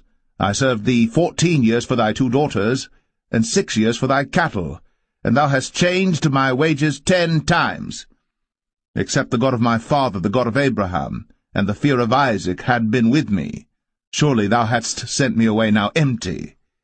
God hath seen my affliction, and the labor of my hands, and rebuked thee yesternight. And Laban answered and said unto Jacob, These daughters are my daughters, and these children are my children, and these cattle are my cattle, and all that thou seest is mine. And what can I do this day unto these my daughters, or unto their children which they have borne? Now therefore come thou, let us make a covenant, I and thou, and let it be for a witness between me and thee. And Jacob took a stone, and set it up for a pillar. And Jacob said unto his brethren, Gather stones. And they took stones, and made an heap, and they did eat thereupon the heap. And Laban called it Jegar-sahadathah, but Jacob called it Galeed. And Laban said, This heap is a witness between me and thee this day. Therefore was the name of it called Galeed. And Mizpah, for he said, The Lord watch between me and thee, when we are absent one from another. If thou shalt afflict my daughters, or if thou shalt take other wives beside my daughters, no man is with us. See, God is witness betwixt me and thee. And Laban said to Jacob, Behold this heap, and behold this pillar, which I have cast betwixt me and thee. This heap be witness, and this pillar be witness, that I will not pass over this heap to thee, and that thou shalt not pass over this heap and this pillar unto me for harm. The God of Abraham and the God of Nahor, the God of their father, judge betwixt us. And Jacob sware by the fear of his father Isaac. Then Jacob offered sacrifice upon the mount, and called his brethren to eat bread. And they did eat bread, and tarried all night in the mount. And early in the morning Laban rose up, and kissed his sons and his daughters, and blessed them. And Laban departed, and returned unto his place.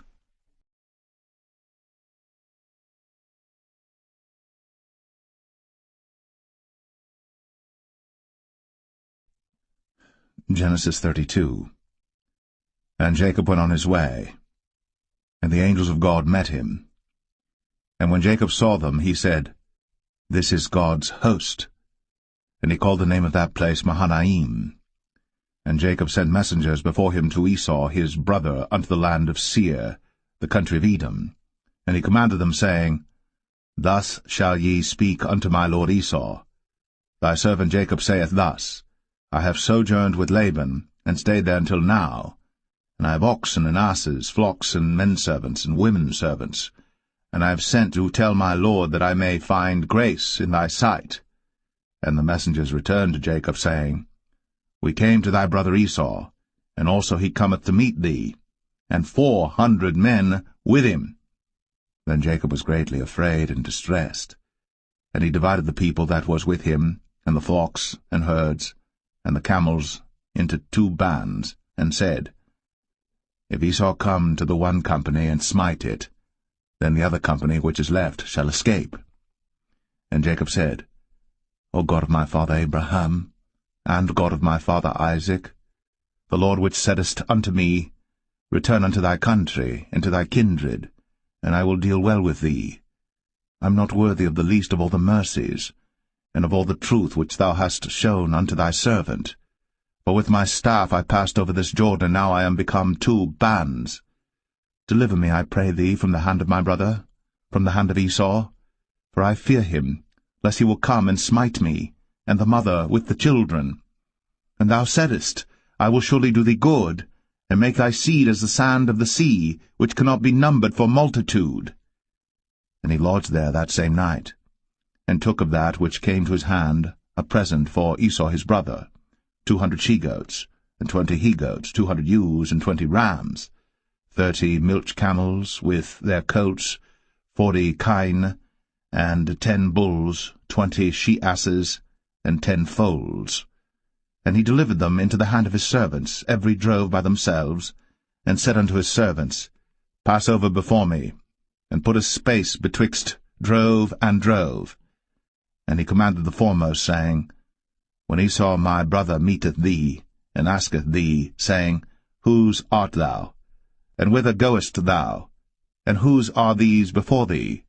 Then thou shalt say, They be thy servant Jacob's. It is a present sent unto my lord Esau, and behold, also he is behind us. And so commanded he the second and the third, and all that followed the drove, saying, On this manner shall ye speak unto Esau, when ye find him. And say ye moreover, Behold, thy servant Jacob is behind us. For he said, I will appease him with the present that goeth before me, and afterward I will see his face. Peradventure he will accept of me. So went the present over before him, and himself lodged that night in the company. And he rose up that night, and took his 2 wives, and his 2 women servants, and his 11 sons, and passed over the ford Jabbok. And he took them, and sent them over the brook, and sent over that he had. And Jacob was left alone. And there wrestled a man with him until the breaking of the day. And when he saw that he prevailed not against him, he touched the hollow of his thigh, and the hollow of Jacob's thigh was out of joint as he wrestled with him. And he said, Let me go, for the day breaketh. And he said, I will not let thee go, except thou bless me. And he said unto him, What is thy name? And he said, Jacob. And he said, Thy name shall be called no more Jacob, but Israel. For as a prince hast thou power with God and with men, and hast prevailed. And Jacob asked him, and said, Tell me, I pray thee, thy name. And he said, Wherefore is it that thou dost ask after my name? And he blessed him there. And Jacob called the name of the place Peniel, for I have seen God face to face, and my life is preserved. And as he passed over Penuel, the sun rose upon him, and he halted upon his thigh. Therefore the children of Israel eat not of the sinew which shrank, which is upon the hollow of the thigh, unto this day, because he touched the hollow of Jacob's thigh in the sinew that shrank.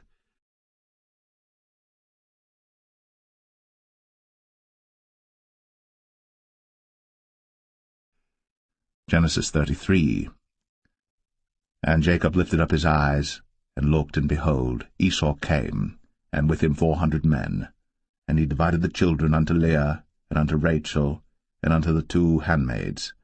And he put the handmaids and their children foremost, and Leah and her children after, and Rachel and Joseph hindermost. And he passed over before them, and bowed himself to the ground 7 times, until he came near to his brother. And Esau ran to meet him, and embraced him, and fell on his neck, and kissed him, and they wept. And he lifted up his eyes, and saw the women and the children, and said, Who are those with thee? And he said, The children which God hath graciously given thy servant. Then the handmaidens came near, they and their children, and they bowed themselves. And Leah also with her children came near, and bowed themselves. And after came Joseph near, and Rachel, and they bowed themselves. And he said, What meanest thou by all this drove which I met? And he said, These are to find grace in the sight of my Lord. And Esau said, I have enough, my brother, keep that thou hast unto thyself. And Jacob said, Nay, I pray thee, if now I have found grace in thy sight, then receive my present at my hand, for therefore I have seen thy face as though I had seen the face of God, and thou wast pleased with me. Take, I pray thee, my blessing that is brought to thee, because God hath dealt graciously with me, and because I have enough. And he urged him, and he took it. And he said, Let us take our journey, and let us go, and I will go before thee. And he said unto him, My Lord knoweth that the children are tender, and the flocks and herds with young are with me. And if men should overdrive them one day, all the flock will die. Let my Lord, I pray thee, pass over before his servant, and I will lead on softly according as the cattle that goeth before me, and the children be able to endure, until I come unto my Lord unto Seir. And Esau said, Let me now leave with thee some of the folk that are with me. And he said, What needeth it?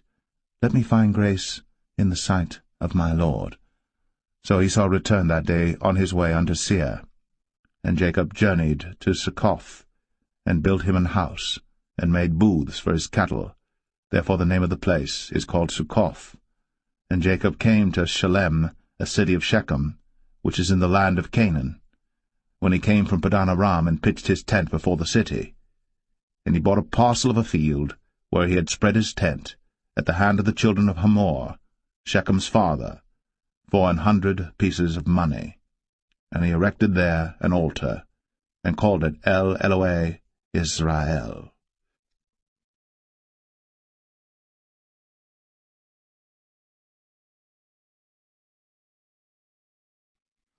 Genesis 34. And Dinah the daughter of Leah, which she bare unto Jacob, went out to see the daughters of the land. And when Shechem, the son of Hamor the Hivite, prince of the country, saw her, he took her, and lay with her, and defiled her. And his soul clave unto Dinah the daughter of Jacob, and he loved the damsel, and spake kindly unto the damsel. And Shechem spake unto his father Hamor, saying, Get me this damsel to wife. And Jacob heard that he had defiled Dinah his daughter. Now his sons were with his cattle in the field, and Jacob held his peace until they were come. And Hamor the father of Shechem went out unto Jacob to commune with him. And the sons of Jacob came out of the field when they heard it, and the men were grieved, and they were very wroth, because he had wrought folly in Israel, in lying with Jacob's daughter, which thing ought not to be done. And Hamor communed with them, saying, The soul of my son Shechem longeth for your daughter. I pray you, give her him to wife. And make ye marriages with us, and give your daughters unto us, and take our daughters unto you. And ye shall dwell with us, and the land shall be before you. Dwell and trade ye therein, and get you possessions therein. And Shechem said unto her father and unto her brethren, Let me find grace in your eyes, and what ye shall say unto me I will give. Ask me never so much dowry and gift, and I will give according as ye shall say unto me. But give me the damsel to wife. And the sons of Jacob answered Shechem and Hamor his father deceitfully, and said, because he had defiled Dinah their sister, and they said unto them, We cannot do this thing to give our sister to one that is uncircumcised, for that were a reproach unto us. But in this will we consent unto you. If ye will be as we be, that every male of you be circumcised, then will we give our daughters unto you, and we will take your daughters to us, and we will dwell with you, and we will become one people. But if ye will not hearken unto us to be circumcised, then we will take our daughter, and we will be gone. And their words pleased Hamor and Shechem Hamor's son. And the young man deferred not to do the thing, because he had delight in Jacob's daughter, and he was more honorable than all the house of his father. And Hamor and Shechem his son came unto the gate of their city, and communed with the men of their city, saying, These men are peaceable with us. Therefore let them dwell in the land, and trade therein. For the land, behold, it is large enough for them. Let us take their daughters to us for wives, and let us give them our daughters. Only herein will the men consent unto us, for to dwell with us, to be one people, if every male among us be circumcised, as they are circumcised.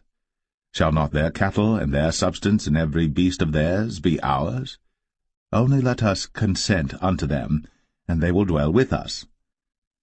And unto Hamor and unto Shechem his son hearkened all that went out of the gate of his city, and every male was circumcised, all that went out of the gate of his city. And it came to pass on the third day, when they were sore, that two of the sons of Jacob, Simeon and Levi, Dinah's brethren, took each man his sword, and came upon the city boldly, and slew all the males. And they slew Hamor and Shechem his son with the edge of the sword, and took Dinah out of Shechem's house, and went out. The sons of Jacob came upon the slain, and spoiled the city, because they had defiled their sister. They took their sheep and their oxen, and their asses, and that which was in the city, and that which was in the field, and all their wealth, and all their little ones, and their wives took they captive, and spoiled even all that was in the house. And Jacob said to Simeon and Levi, Ye have troubled me to make me to stink among the inhabitants of the land, among the Canaanites and the Perizzites. And I, being few in number, they shall gather themselves together against me, and slay me, and I shall be destroyed, I and my house. And they said, Should he deal with our sister as with an harlot?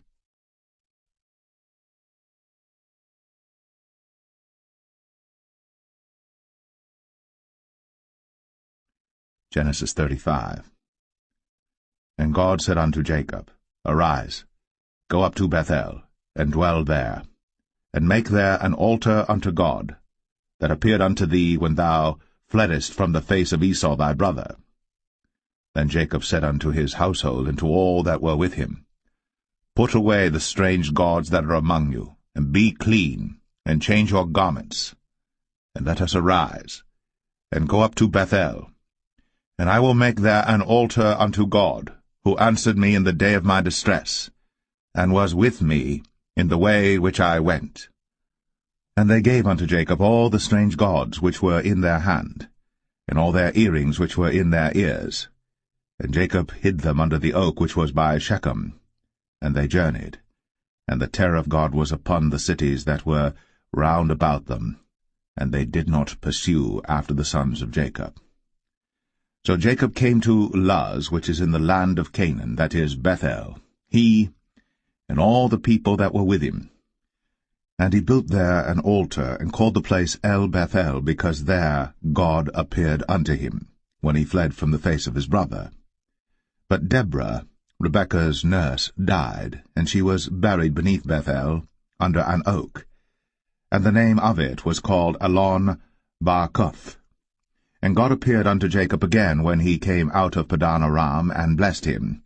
And God said unto him, Thy name is Jacob. Thy name shall not be called any more Jacob, but Israel shall be thy name.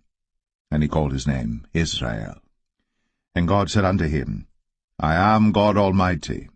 Be fruitful and multiply. A nation and a company of nations shall be of thee, and kings shall come out of thy loins. And the land which I gave Abraham and Isaac, to thee I will give it, and to thy seed after thee will I give the land. And God went up from him in the place where he talked with him. And Jacob set up a pillar in the place where he talked with him, even a pillar of stone. And he poured a drink offering thereon, and he poured oil thereon. And Jacob called the name of the place where God spake with him, Bethel. And they journeyed from Bethel. And there was but a little way to come to Ephrath. And Rachel travailed, and she had hard labor. And it came to pass, when she was in hard labor, that the midwife said unto her, Fear not, thou shalt have this son also. And it came to pass, as her soul was in departing, for she died, that she called his name Ben-Oni, but his father called him Benjamin. And Rachel died, and was buried, in the way to Ephrath, which is Bethlehem. And Jacob set a pillar upon her grave, that is, the pillar of Rachel's grave, unto this day. And Israel journeyed, and spread his tent beyond the tower of Adar. And it came to pass, when Israel dwelt in that land, that Reuben went and lay with Bilhah his father's concubine, and Israel heard it. Now the sons of Jacob were 12, the sons of Leah, Reuben, Jacob's firstborn, and Simeon, and Levi, and Judah, and Issachar, and Zebulun. The sons of Rachel, Joseph and Benjamin. And the sons of Bilhah, Rachel's handmaid, Dan and Naphtali. And the sons of Zilpah, Leah's handmaid, Gad and Asher. These are the sons of Jacob, which were born to him in Padan Aram. And Jacob came unto Isaac his father unto Mamre, unto the city of Arba, which is Hebron, where Abraham and Isaac sojourned.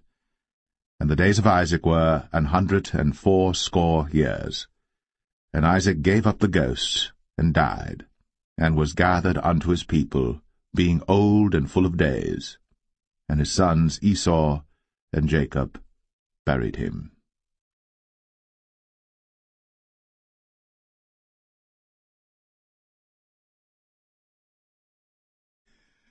Genesis 36. Now these are the generations of Esau, who is Edom. Esau took his wives of the daughters of Canaan, Adah the daughter of Elon the Hittite, and Aholibamah the daughter of Anah the daughter of Zibeon the Hivite, and Bashemath, Ishmael's daughter, sister of Nebajoth. And Adah bare to Esau Eliphaz, and Bashemath bare Ruel. And Aholibamah bare Jeush, and Jalam, and Korah. These are the sons of Esau, which were born unto him in the land of Canaan. And Esau took his wives, and his sons, and his daughters, and all the persons of his house, and his cattle, and all his beasts, and all his substance, which he had got in the land of Canaan, and went into the country from the face of his brother Jacob. For their riches were more than that they might dwell together, and the land wherein they were strangers could not bear them because of their cattle. Thus dwelt Esau in Mount Seir. Esau is Edom. And these are the generations of Esau, the father of the Edomites, in Mount Seir. These are the names of Esau's sons: Eliphaz the son of Adah, the wife of Esau, Ruel the son of Bashemath, the wife of Esau. And the sons of Eliphaz were Teman, Omar, Zepho, and Gatam, and Kenaz. And Timnah was concubine to Eliphaz, Esau's son, and she bare to Eliphaz Amalek. These were the sons of Adah, Esau's wife. And these are the sons of Reuel, Nahath, and Zerah, Shammah, and Mizah. These were the sons of Bashemath, Esau's wife. And these were the sons of Aholibamah, the daughter of Anah, the daughter of Zibeon, Esau's wife. And she bare to Esau Jeush, and Jalam, and Korah. These were dukes of the sons of Esau. The sons of Eliphaz, the firstborn son of Esau, Duke Teman, Duke Omar, Duke Zepho, Duke Kenaz, Duke Korah, Duke Gatam, and Duke Amalek. These are the dukes that came of Eliphaz in the land of Edom. These were the sons of Adah. And these are the sons of Reuel, Esau's son, Duke Nahath, Duke Zerah, Duke Shammah, Duke Mizah. These are the dukes that came of Reuel in the land of Edom. These are the sons of Bashemath, Esau's wife. And these are the sons of Aholibamah, Esau's wife, Duke Jeush, Duke Jalam, Duke Korah. These were the dukes that came of Aholibamah, the daughter of Anah, Esau's wife. These are the sons of Esau, who is Edom, and these are their dukes. These are the sons of Seir the Horite, who inhabited the land, Lotan and Shobal and Zibeon and Anah, and Dishon and Ezer and Dishan. These are the dukes of the Horites, the children of Seir in the land of Edom. And the children of Lotan were Horai and Hemam, and Lotan's sister was Timnah. And the children of Shobal were these, Alvan and Manahath, and Ebal, Shapho, and Onam. And these are the children of Zibeon, both Ajah and Anah. This was that Anah that found the mules in the wilderness, as he fed the asses of Zibeon his father. And the children of Anah were these, Dishon and Aholibamah the daughter of Anah. And these are the children of Dishon, Hemdan, and Eshban, and Ithran, and Cheran. The children of Ezer are these, Bilhan, and Zavan, and Akan. The children of Dishan are these, Uz and Aran. These are the dukes that came of the Horites, Duke Lotan, Duke Shobal, Duke Zibeon, Duke Anah, Duke Dishon, Duke Ezer, Duke Dishan. These are the dukes that came of Hori among their dukes in the land of Seir. And these are the kings that reigned in the land of Edom, before there reigned any king over the children of Israel. And Bela the son of Beor reigned in Edom, and the name of his city was Dinhabah. And Bela died, and Jobab the son of Zerah of Bozrah reigned in his stead. And Jobab died, and Husham of the land of Temani reigned in his stead. And Husham died, and Hadad the son of Bedad, who smote Midian in the field of Moab, reigned in his stead. And the name of his city was Avith. And Hadad died, and Samlah of Masrekah reigned in his stead. And Samlah died, and Saul of Rehoboth by the river reigned in his stead. And Saul died, and Baal-Hanan the son of Achbor reigned in his stead. And Baal-Hanan the son of Achbor died, and Hadar reigned in his stead. And the name of his city was Pau, and his wife's name was Mehetabel, and the daughter of Matred, the daughter of Mezahab. And these are the names of the dukes that came of Esau, according to their families after their places by their names: Duke Timnah, Duke Alvah, Duke Jetheth, Duke Aholibama, Duke Elah, Duke Pinon, Duke Kenaz, Duke Taman, Duke Mibsar, Duke Magdiel, Duke Aram. These be the dukes of Edom, according to their habitations in the land of their possession. He is Esau, the father of the Edomites.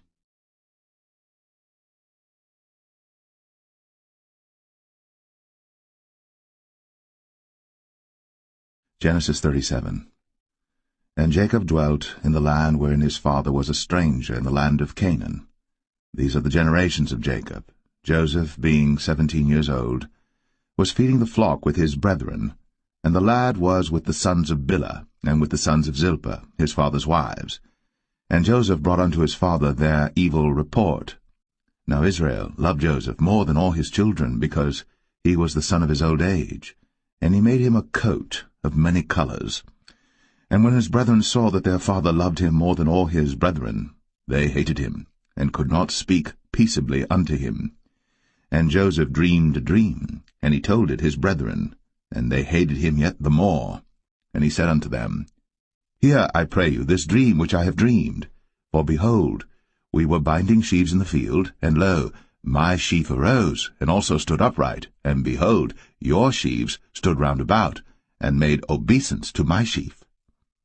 And his brethren said to him, Shalt thou indeed reign over us? Or shalt thou indeed have dominion over us? And they hated him yet the more for his dreams, and for his words. And he dreamed yet another dream, and told it his brethren, and said, Behold, I have dreamed a dream more, and behold, the sun and the moon and the 11 stars made obeisance to me. And he told it to his father, and to his brethren, and his father rebuked him, and said unto him, What is this dream that thou hast dreamed? Shall I and thy mother and thy brethren indeed come to bow down ourselves to thee to the earth? And his brethren envied him. But his father observed the saying. And his brethren went to feed their father's flock in Shechem. And Israel said unto Joseph, Do not thy brethren feed the flock in Shechem? Come, and I will send thee unto them. And he said to him, Here am I. And he said to him, Go, I pray thee, see whether it be well with thy brethren, and well with the flocks, and bring me word again. So he sent him out of the vale of Hebron, and he came to Shechem. And a certain man found him, and behold, he was wandering in the field. And the man asked him, saying, What seekest thou? And he said, I seek my brethren. Tell me, I pray thee, where they feed their flocks. And the man said, They are departed hence, for I heard them say, Let us go to Dothan. And Joseph went after his brethren, and found them in Dothan. And when they saw him afar off, even before he came near unto them, they conspired against him to slay him. And they said one to another, Behold, this dreamer cometh. Come now, therefore, and let us slay him, and cast him into some pit. And we will say, Some evil beast hath devoured him, and we shall see what will become of his dreams. And Reuben heard it, And he delivered him out of their hands, and said, Let us not kill him. And Reuben said unto them, Shed no blood, but cast him into this pit that is in the wilderness, and lay no hand upon him, that he might rid him out of their hands, to deliver him to his father again.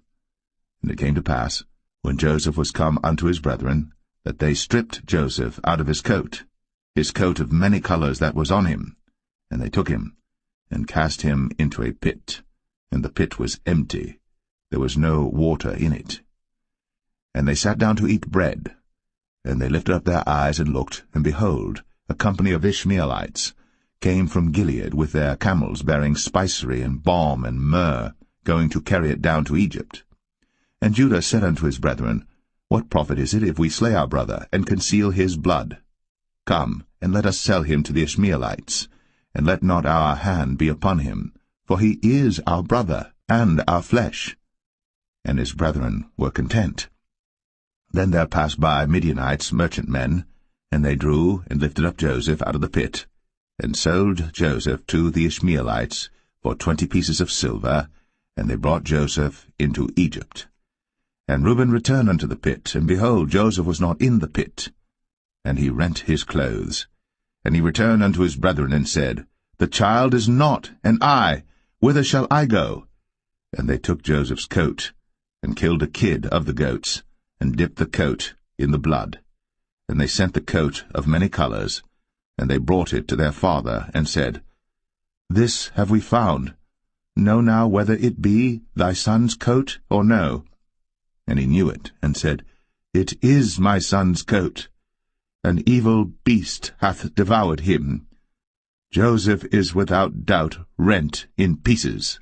And Jacob rent his clothes, and put sackcloth upon his loins, and mourned for his son many days. And all his sons and all his daughters rose up to comfort him. But he refused to be comforted, and he said, For I will go down into the grave unto my son mourning. Thus his father wept for him.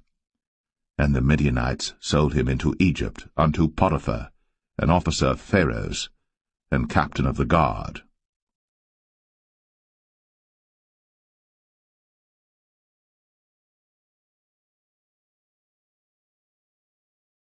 Genesis 38.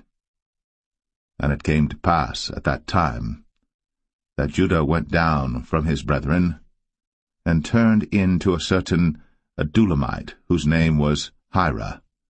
And Judah saw there a daughter of a certain Canaanite, whose name was Shua. And he took her, and went in unto her. And she conceived, and bare a son. And he called his name Er. And she conceived again, and bare a son. And she called his name Onan. And she yet again conceived, and bare a son, and called his name Shelah. And he was at Chezib, when she bare him. And Judah took a wife for Er his firstborn, whose name was Tamar. And Er, Judah's firstborn, was wicked in the sight of the Lord, and the Lord slew him. And Judah said unto Onan, Go in unto thy brother's wife, and marry her, and raise up seed to thy brother. And Onan knew that the seed should not be his. And it came to pass, when he went in unto his brother's wife, that he spilled it on the ground, lest that he should give seed to his brother. And the thing which he did displeased the Lord, wherefore he slew him also. Then said Judah to Tamar his daughter-in-law, Remain a widow at thy father's house, till Shelah my son be grown. For he said, Lest peradventure he die also, as his brethren did. And Tamar went and dwelt in her father's house. And in process of time the daughter of Shua, Judah's wife, died. And Judah was comforted, and went up unto his sheep-shearers to Timnath, he and his friend Hira, the Adulamite. And it was told Tamar, saying, Behold, thy father-in-law goeth up to Timnath to shear his sheep. And she put her widow's garments off from her, and covered her with a veil, and wrapped herself, and sat in an open place, which is by the way to Timnath. For she saw that Shelah was grown, and she was not given unto him to wife. When Judah saw her, he thought her to be an harlot, because she had covered her face. And he turned unto her by the way, and said, Go to, I pray thee, let me come in unto thee. for he knew not that she was his daughter-in-law. And she said, What wilt thou give me, that thou mayest come in unto me? And he said, I will send thee a kid from the flock. And she said, Wilt thou give me a pledge, till thou send it? And he said, What pledge shall I give thee? And she said, Thy signet, and thy bracelets, and thy staff that is in thine hand. And he gave it her, and came in unto her. And she conceived by him. And she arose and went away, and laid by her veil from her, and put on the garments of her widowhood. And Judah sent the kid by the hand of his friend the Adullamite, to receive his pledge from the woman's hand, but he found her not. Then he asked the men of that place, saying, Where is the harlot that was openly by the wayside? And they said, There was no harlot in this place. And he returned to Judah and said, I cannot find her. And also the men of the place said that there was no harlot in this place. And Judah said, Let her take it to her, lest we be shamed. Behold, I sent this kid, and thou hast not found her. And it came to pass about 3 months after that it was told Judah, saying, Tamar, thy daughter-in-law, hath played the harlot, and also, behold, she is with child by whoredom. And Judah said, Bring her forth, and let her be burnt. When she was brought forth, she sent to her father-in-law, saying, By the man whose these are am I with child. And she said, Discern, I pray thee, whose are these? The signet, and bracelets, and staff. And Judah acknowledged them, and said, She hath been more righteous than I, because that I gave her not to Shelah my son. And he knew her again no more. And it came to pass in the time of her travail, that, behold, twins were in her womb. And it came to pass, when she travailed, that the one put out his hand, and the midwife took and bound upon his hand a scarlet thread, saying, This came out first. And it came to pass, as he drew back his hand, that, behold, his brother came out. And she said, How hast thou broken forth? This breach be upon thee. Therefore his name was called Pharez. And afterward came out his brother, that had the scarlet thread upon his hand, and his name was called Zerah.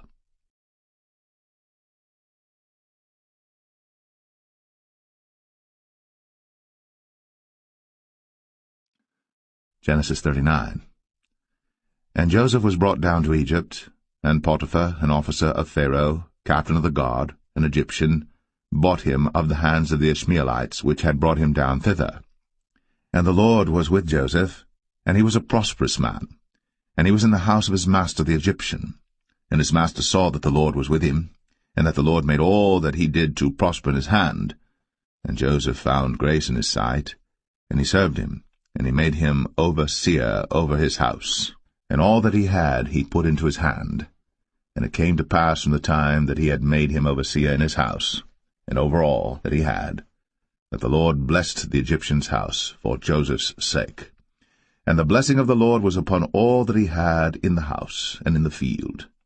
And he left all that he had in Joseph's hand. And he knew not all he had, save the bread which he did eat. And Joseph was a goodly person, and well-favored. And it came to pass after these things, that his master's wife cast her eyes upon Joseph, and she said, Lie with me.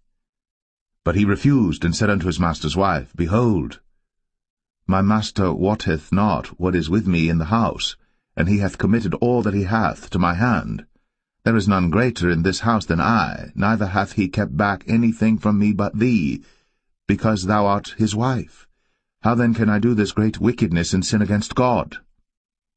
And it came to pass, as she spake to Joseph day by day, that he hearkened not unto her, to lie by her, or to be with her.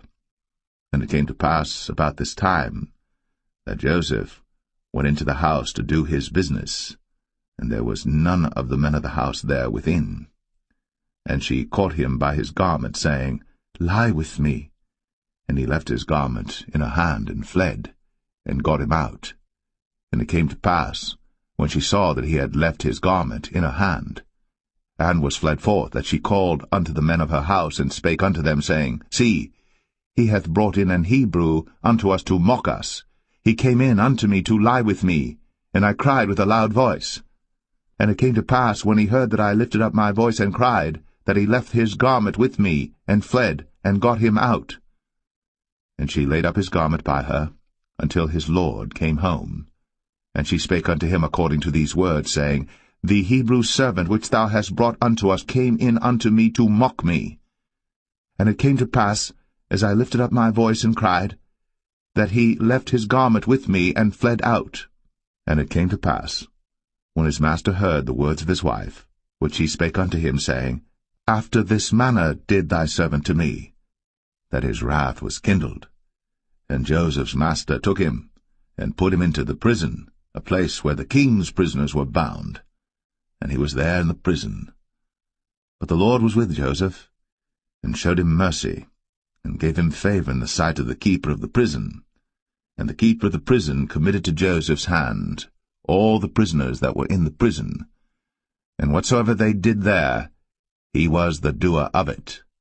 The keeper of the prison looked not to anything that was under his hand, because the Lord was with him. And that which he did, the Lord made it to prosper.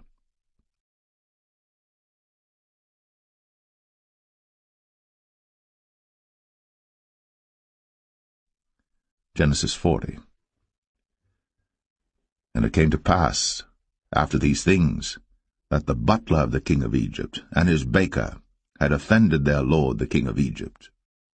And Pharaoh was wroth against two of his officers, against the chief of the butlers and against the chief of the bakers. And he put them in ward in the house of the captain of the guard into the prison, the place where Joseph was bound. And the captain of the guard charged Joseph with them, and he served them. And they continued a season in ward. And they dreamed a dream, both of them, each man his dream in one night, each man according to the interpretation of his dream, the butler and the baker of the king of Egypt, which were bound in the prison. And Joseph came in unto them in the morning, and looked upon them, and behold, they were sad. And he asked Pharaoh's officers that were with him in the ward of his lord's house, saying, Wherefore look ye so sadly today? And they said unto him, We have dreamed a dream, and there is no interpreter of it. And Joseph said unto them, Do not interpretations belong to God? Tell me them, I pray you. And the chief butler told his dream to Joseph, and said to him, In my dream, behold, a vine was before me. And in the vine were 3 branches, and it was as though it budded, and her blossoms shot forth, and the clusters thereof brought forth ripe grapes. And Pharaoh's cup was in my hand, and I took the grapes, and pressed them into Pharaoh's cup, and I gave the cup into Pharaoh's hand. And Joseph said unto him, This is the interpretation of it. The 3 branches are 3 days.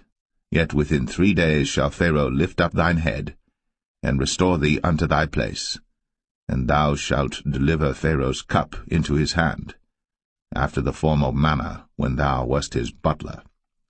But think on me when it shall be well with thee, and show kindness, I pray thee, unto me, and make mention of me unto Pharaoh, and bring me out of this house. For indeed I was stolen away out of the land of the Hebrews, and here also have I done nothing that they should put me into the dungeon. When the chief baker saw that the interpretation was good, he said unto Joseph, I also was in my dream, and behold, I had 3 white baskets on my head, and in the uppermost basket there was of all manner of bake meats for Pharaoh, and the birds did eat them out of the basket upon my head. And Joseph answered and said, This is the interpretation thereof. The 3 baskets are 3 days, yet within 3 days shall Pharaoh lift up thy head from off thee, and shall hang thee on a tree, and the birds shall eat thy flesh from off thee. And it came to pass, the 3rd day, which was Pharaoh's birthday, that he made a feast unto all his servants, and he lifted up the head of the chief butler and of the chief baker among his servants. And he restored the chief butler unto his butlership again, and he gave the cup into Pharaoh's hand. But he hanged the chief baker, as Joseph had interpreted to them. Yet did not the chief butler remember Joseph, but forgat him.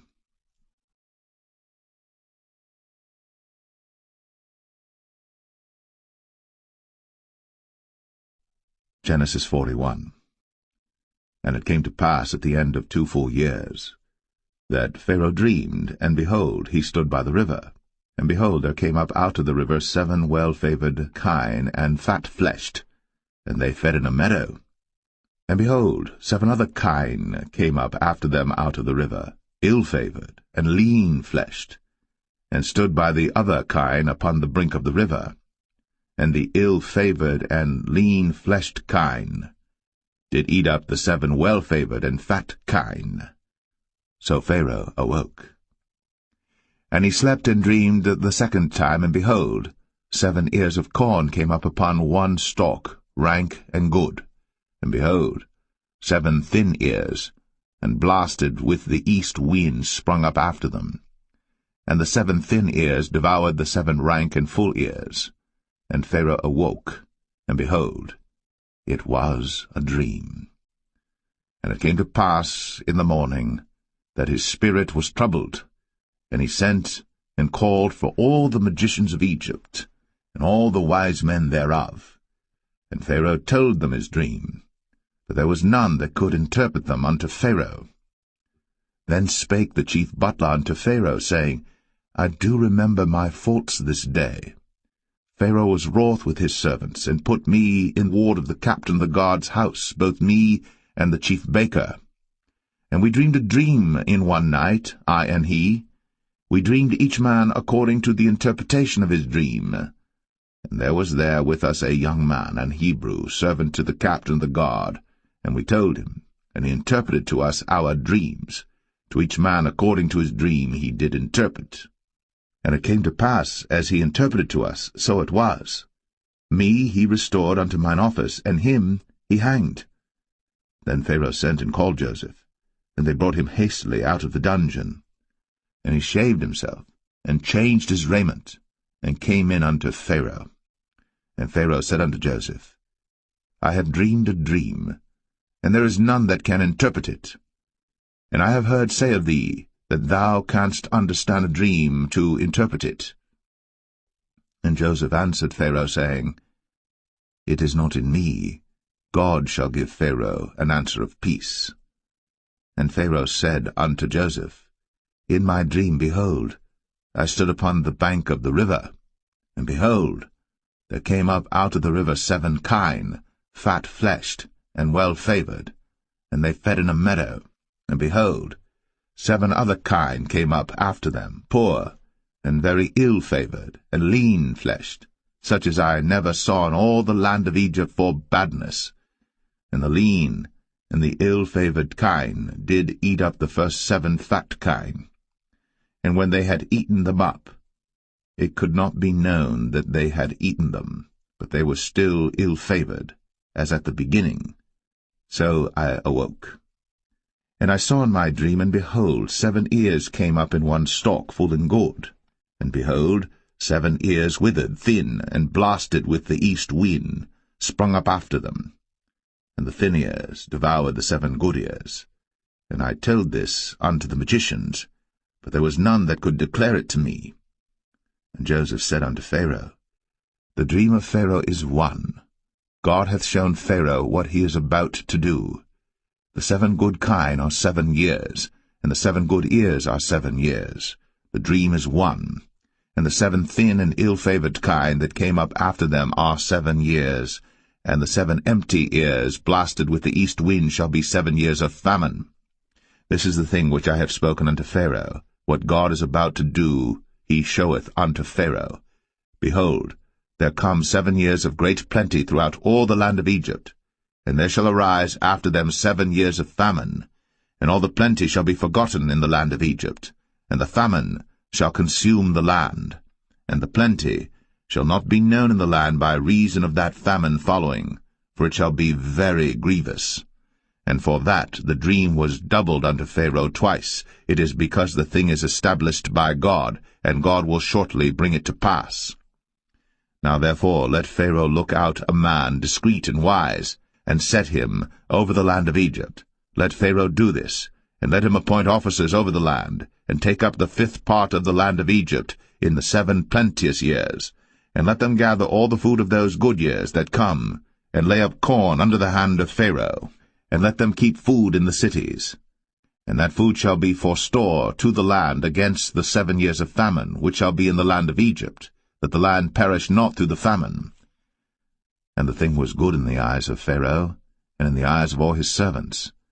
And Pharaoh said unto his servants, Can we find such a one as this is, a man in whom the Spirit of God is? And Pharaoh said unto Joseph, Forasmuch as God hath shown thee all this, there is none so discreet and wise as thou art. Thou shalt be over my house, and according unto thy word shall all my people be ruled. Only in the throne will I be greater than thou.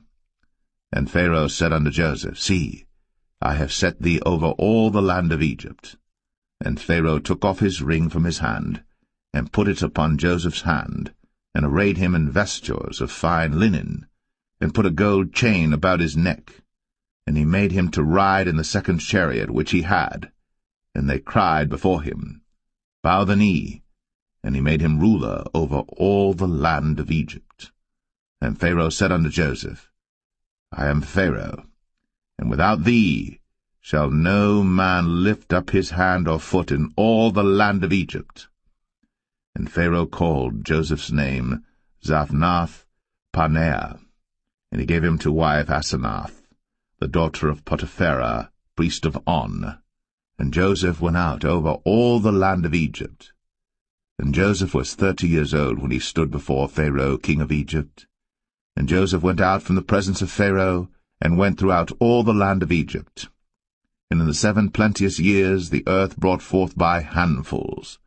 And he gathered up all the food of the 7 years which were in the land of Egypt, and laid up the food in the cities, the food of the field, which was round about every city, laid he up in the same. And Joseph gathered corn, as the sand of the sea, very much, until he left numbering, for it was without number. And unto Joseph were born 2 sons before the years of famine came, which Asenath, the daughter of Potipherah, priest of On, bare unto him. And Joseph called the name of the firstborn Manasseh, for God, said he, hath made me forget all my toil, and all my father's house. And the name of the second called he Ephraim, for God hath caused me to be fruitful in the land of my affliction. And the 7 years of plenteousness that was in the land of Egypt were ended, and the 7 years of dearth began to come, according as Joseph had said, and the dearth was in all lands, but in all the land of Egypt there was bread.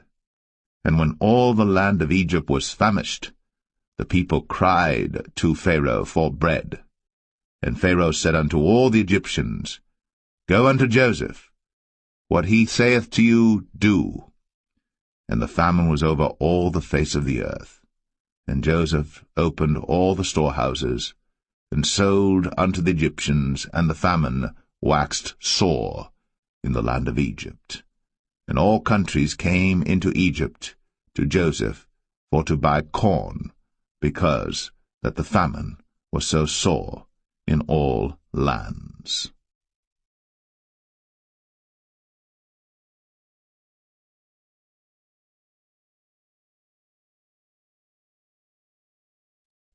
Genesis 42.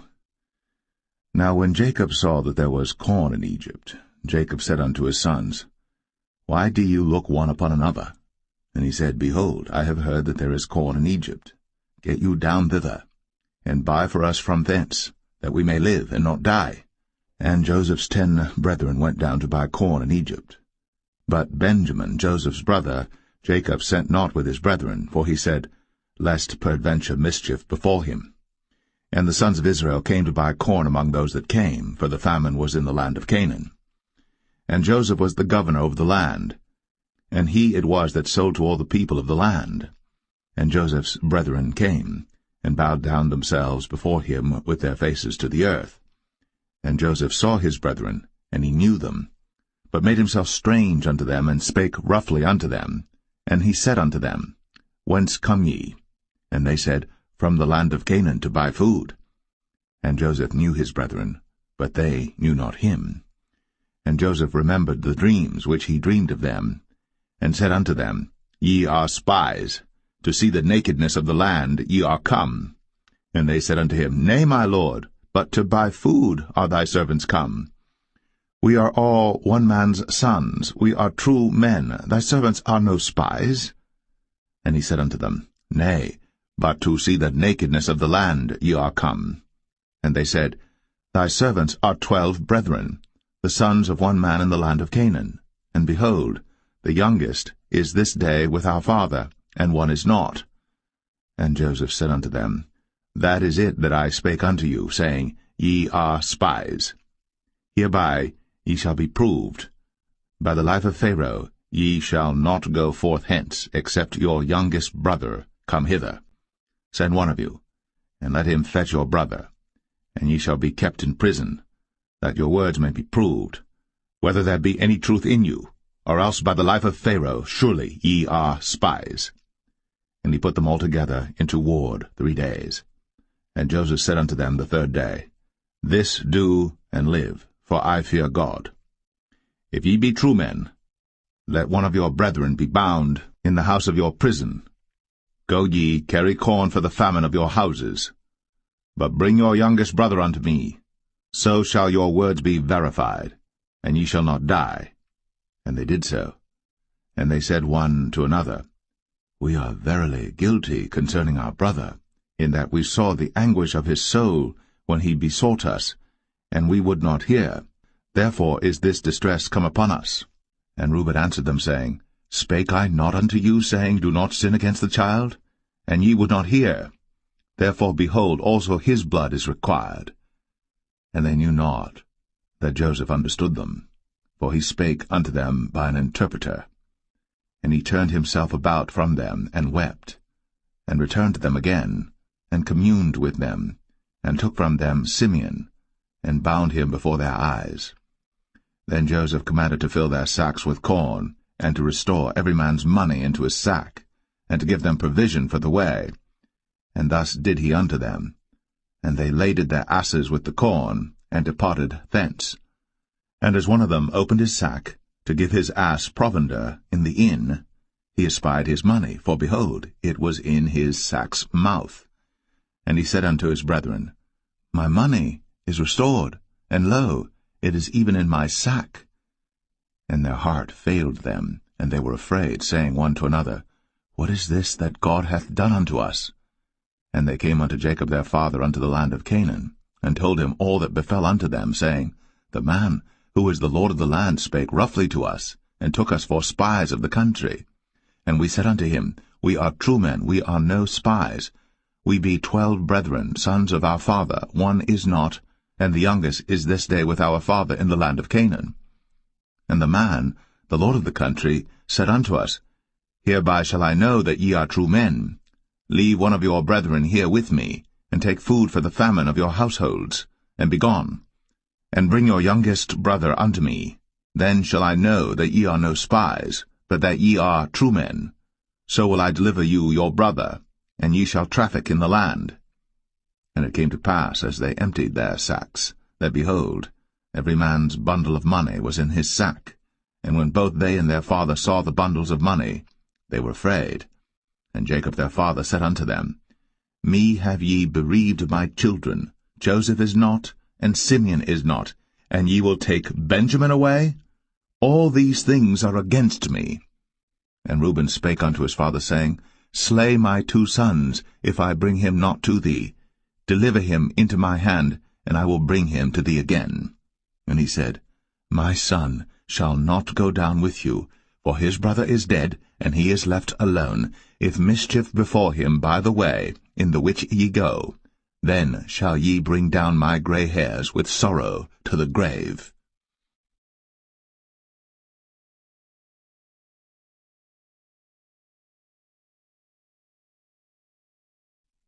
Genesis 43. And the famine was sore in the land.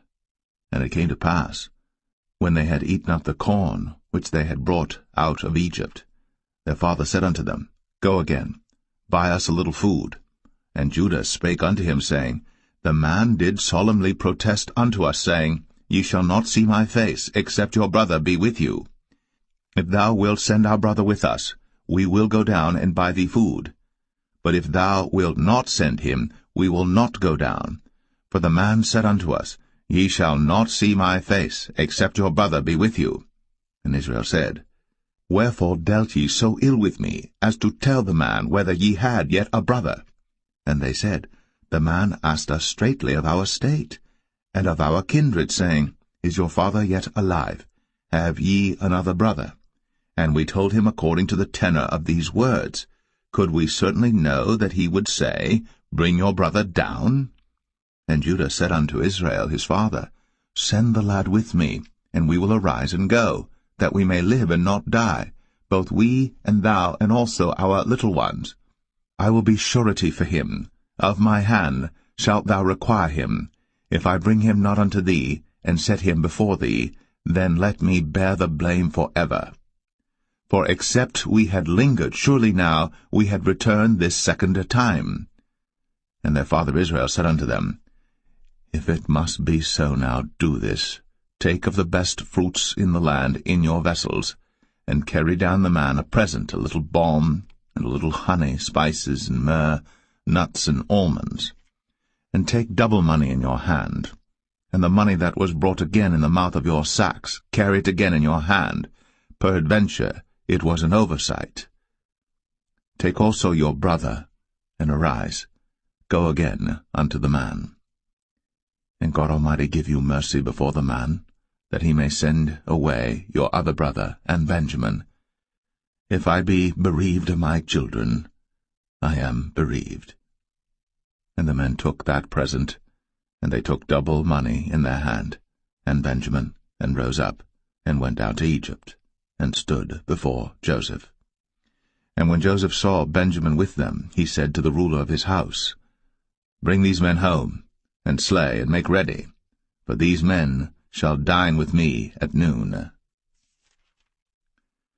And the man did as Joseph bade, and the man brought the men into Joseph's house. And the men were afraid, because they were brought into Joseph's house, and they said, Because of the money that was returned in our sacks at the first time are we brought in, that he may seek occasion against us, and fall upon us, and take us for bondmen and our asses.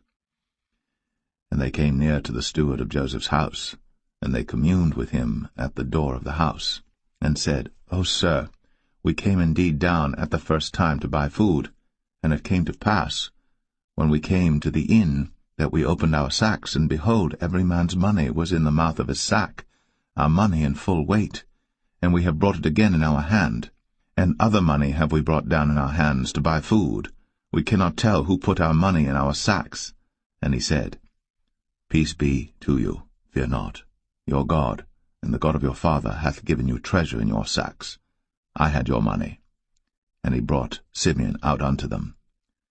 And the man brought the men into Joseph's house, and gave them water, and they washed their feet, and he gave their asses provender.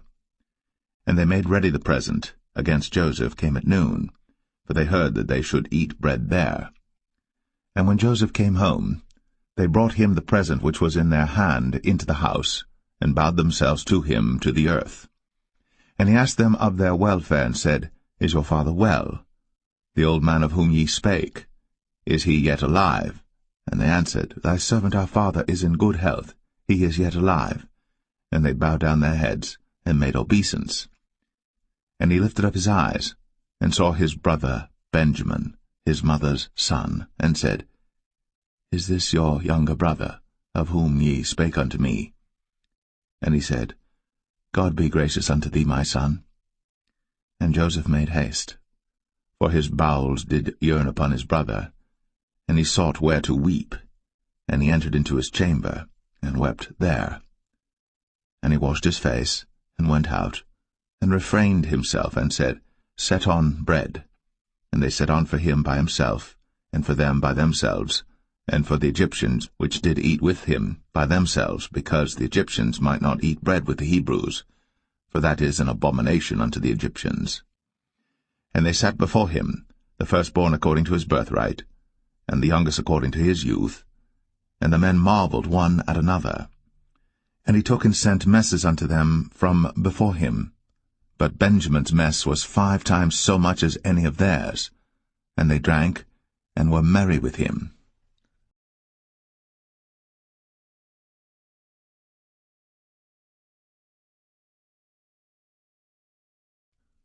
Genesis 44. And he commanded the steward of his house, saying, Fill the men's sacks with food, as much as they can carry, and put every man's money in his sack's mouth. And put my cup, the silver cup, in the sack's mouth of the youngest, and his corn money. And he did according to the word that Joseph had spoken. As soon as the morning was light, the men were sent away, they and their asses. And when they were gone out of the city, and not yet far off, Joseph said unto his steward, Up, follow after the men, and when thou dost overtake them, say unto them, Wherefore have ye rewarded evil for good? Is not this it in which my Lord drinketh, and whereby indeed he divineth? Ye have done evil in so doing. And he overtook them, and he spake unto them these same words. And they said unto him, Wherefore saith my Lord these words?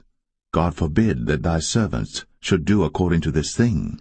Behold, the money which we found in our sacks' mouths we brought again unto thee out of the land of Canaan. How then should we steal out of thy Lord's house silver or gold? With whomsoever of thy servants it be found, both let him die, and we also will be my Lord's bondmen. And he said, Now also let it be according unto your words. He with whom it is found shall be my servant, and ye shall be blameless. Then they speedily took down every man his sack to the ground, and opened every man his sack. And he searched, and began at the eldest, and left at the youngest, and the cup was found in Benjamin's sack. Then they rent their clothes, and laded every man his ass, and returned to the city. And Judah and his brethren came to Joseph's house, for he was yet there, and they fell before him on the ground. And Joseph said unto them, What deed is this that ye have done? Wot ye not that such a man as I can certainly divine? And Judah said, What shall we say unto my lord? What shall we speak? Or how shall we clear ourselves? God hath found out the iniquity of thy servants. Behold, we are my Lord's servants, both we, and he also with whom the cup is found. And he said, God forbid that I should do so. But the man in whose hand the cup is found, he shall be my servant. And as for you, get you up in peace unto your father. Then Judah came near unto him, and said, O my lord, let thy servant, I pray thee, speak a word in my lord's ears, and let not thine anger burn against thy servant, for thou art even as Pharaoh. My lord asked his servants, saying, Have ye a father or a brother? And we said unto my lord, We have a father, an old man, and a child of his old age, a little one. And his brother is dead, and he alone is left of his mother, and his father loveth him. And thou saidst unto thy servants, Bring him down unto me, that I may set mine eyes upon him. And we said unto my lord, The lad cannot leave his father, for if he should leave his father would die. And thou saidst unto thy servants, Except your youngest brother come down with you, ye shall see my face no more. And it came to pass, when we came up unto thy servant my father, we told him the words of my lord. And our father said, Go again, and buy us a little food. And we said, We cannot go down. If our youngest brother be with us, then we will go down. For we may not see the man's face, except our youngest brother be with us. And thy servant my father said unto us, Ye know that my wife bare me 2 sons, and the one went out from me, and I said, Surely he is torn in pieces, and I saw him not since. And if ye take this also from me, and mischief before him, ye shall bring down my gray hairs with sorrow to the grave. Now therefore, when I come to thy servant my father, and the lad be not with us, seeing that his life is bound up in the lad's life, it shall come to pass, when he seeth that the lad is not with us, that he will die. And thy servants shall bring down the gray hairs of thy servant our father with sorrow to the grave. For thy servant became surety for the lad unto my father, saying, if I bring him not unto thee, then I shall bear the blame to my father for ever.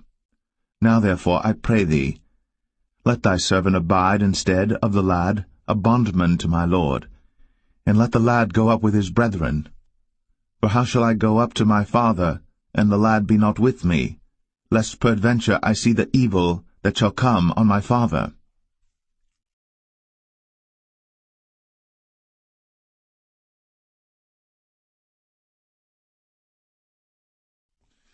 Genesis 45. Then Joseph could not refrain himself before all them that stood by him. And he cried, Cause every man to go out from me. And there stood no man with him, while Joseph made himself known unto his brethren. And he wept aloud. And the Egyptians in the house of Pharaoh heard. And Joseph said unto his brethren, I am Joseph. Doth my father yet live? And his brethren could not answer him, for they were troubled at his presence. And Joseph said unto his brethren, Come near to me, I pray you. And they came near, and he said, I am Joseph your brother, whom ye sold into Egypt. Now therefore be not grieved, nor angry with yourselves, that ye sold me hither, for God did send me before you to preserve life. For these 2 years hath the famine been in the land, and yet there are 5 years, in the which there shall neither be earing nor harvest. And God sent me before you to preserve you a posterity in the earth, and to save your lives by a great deliverance. So now it was not you that sent me hither, but God. And he hath made me a father to Pharaoh, and lord of all his house, and a ruler throughout all the land of Egypt. Haste ye, and go up to my father, and say unto him, Thus saith thy son Joseph, God hath made me lord of all Egypt. Come down unto me, tarry not. And thou shalt dwell in the land of Goshen. And thou shalt be near unto me, thou and thy children, and thy children's children, and thy flocks and thy herds, and all that thou hast. And there will I nourish thee. For yet there are 5 years of famine, lest thou and thy household, and all that thou hast, come to poverty. And behold, your eyes see, and the eyes of my brother Benjamin, that it is my mouth that speaketh unto you. And ye shall tell my father of all my glory in Egypt, and of all that ye have seen. And ye shall haste, and bring down my father hither. And he fell upon his brother Benjamin's neck, and wept. And Benjamin wept upon his neck. Moreover he kissed all his brethren, and wept upon them, and after that his brethren talked with him. And the fame thereof was heard in Pharaoh's house, saying, Joseph's brethren are come. And it pleased Pharaoh well, and his servants. And Pharaoh said unto Joseph, Say unto thy brethren, This do ye, lade your beasts, and go, get you unto the land of Canaan. And take your father and your households, and come unto me, and I will give you the good of the land of Egypt, and ye shall eat the fat of the land. Now thou art commanded, this do ye, take you wagons out of the land of Egypt, for your little ones, and for your wives, and bring your father, and come. Also regard not your stuff, for the good of all the land of Egypt is yours. And the children of Israel did so. And Joseph gave them wagons according to the commandment of Pharaoh, and gave them provision for the way. To all of them he gave each man changes of raiment, but to Benjamin he gave 300 pieces of silver, and 5 changes of raiment. And to his father he sent after this manner, 10 asses laden with the good things of Egypt, and 10 she-asses laden with corn and bread and meat for his father by the way. So he sent his brethren away, and they departed. And he said unto them, See that ye fall not out by the way. And they went up out of Egypt, and came into the land of Canaan unto Jacob their father, and told him, saying, Joseph is yet alive, and he is governor over all the land of Egypt. And Jacob's heart fainted, for he believed them not. And they told him all the words of Joseph, which he had said unto them. And when he saw the wagons which Joseph had sent to carry him, the spirit of Jacob their father revived, And Israel said, It is enough. Joseph my son is yet alive. I will go and see him before I die.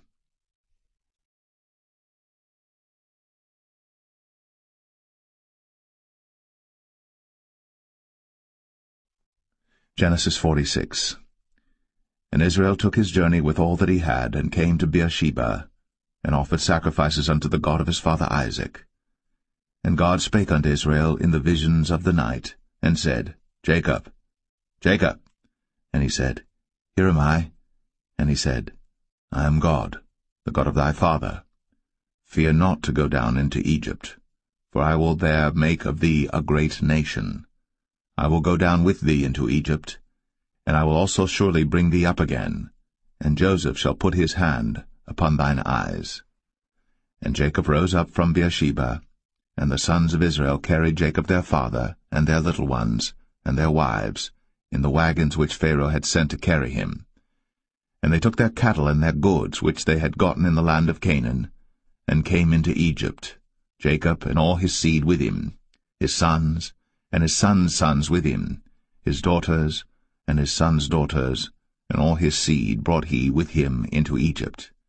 And these are the names of the children of Israel, which came into Egypt, Jacob and his sons, Reuben, Jacob's firstborn, and the sons of Reuben, Hanok and Phalu, and Hezron and Carmi, and the sons of Simeon, Jemuel, and Jamin, and Ohad, and Jachin, and Zohar, and Shaul the son of a Canaanitish woman. And the sons of Levi, Gershon, Kohath, and Merari. And the sons of Judah, Er, and Onan, and Shelah, and Pharez, and Zerah. But Er and Onan died in the land of Canaan.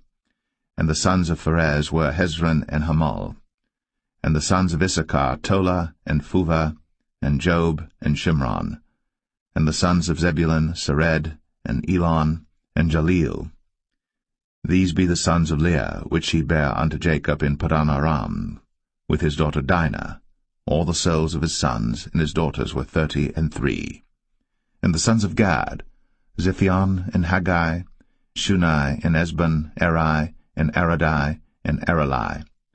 And the sons of Asher, Jimnah, and Ishua, and Isui, and Beriah, and Sarah their sister. And the sons of Beriah, Heber, and Malchiel. These are the sons of Zilpah, whom Laban gave to Leah his daughter, and these she bare unto Jacob, even 16 souls.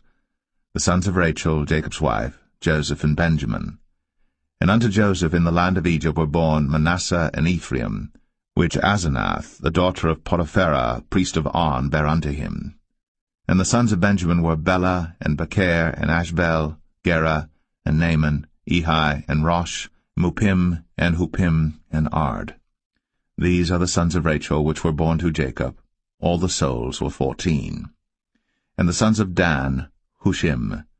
And the sons of Naphtali, Jaziel, and Guni, and Jezer, and Shillem. These are the sons of Bilhah, which Laban gave unto Rachel his daughter, and she bare these unto Jacob. All the souls were 7. All the souls that came with Jacob into Egypt, which came out of his loins, besides Jacob's sons' wives, all the souls were 66. And the sons of Joseph, which were born him in Egypt, were 2 souls. All the souls of the house of Jacob, which came into Egypt, were 70. And he sent Judah before him unto Joseph, to direct his face unto Goshen.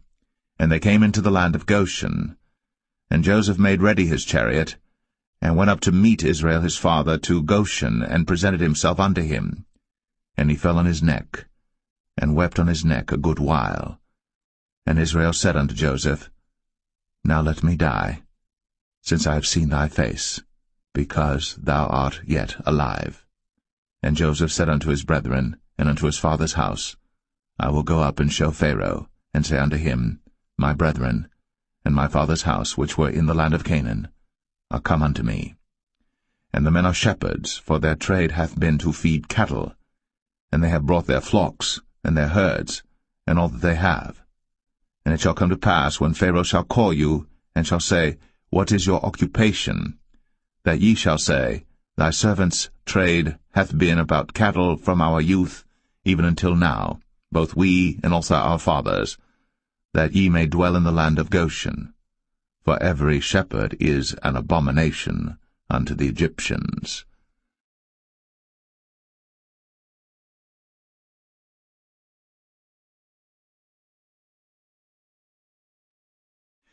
Genesis 47.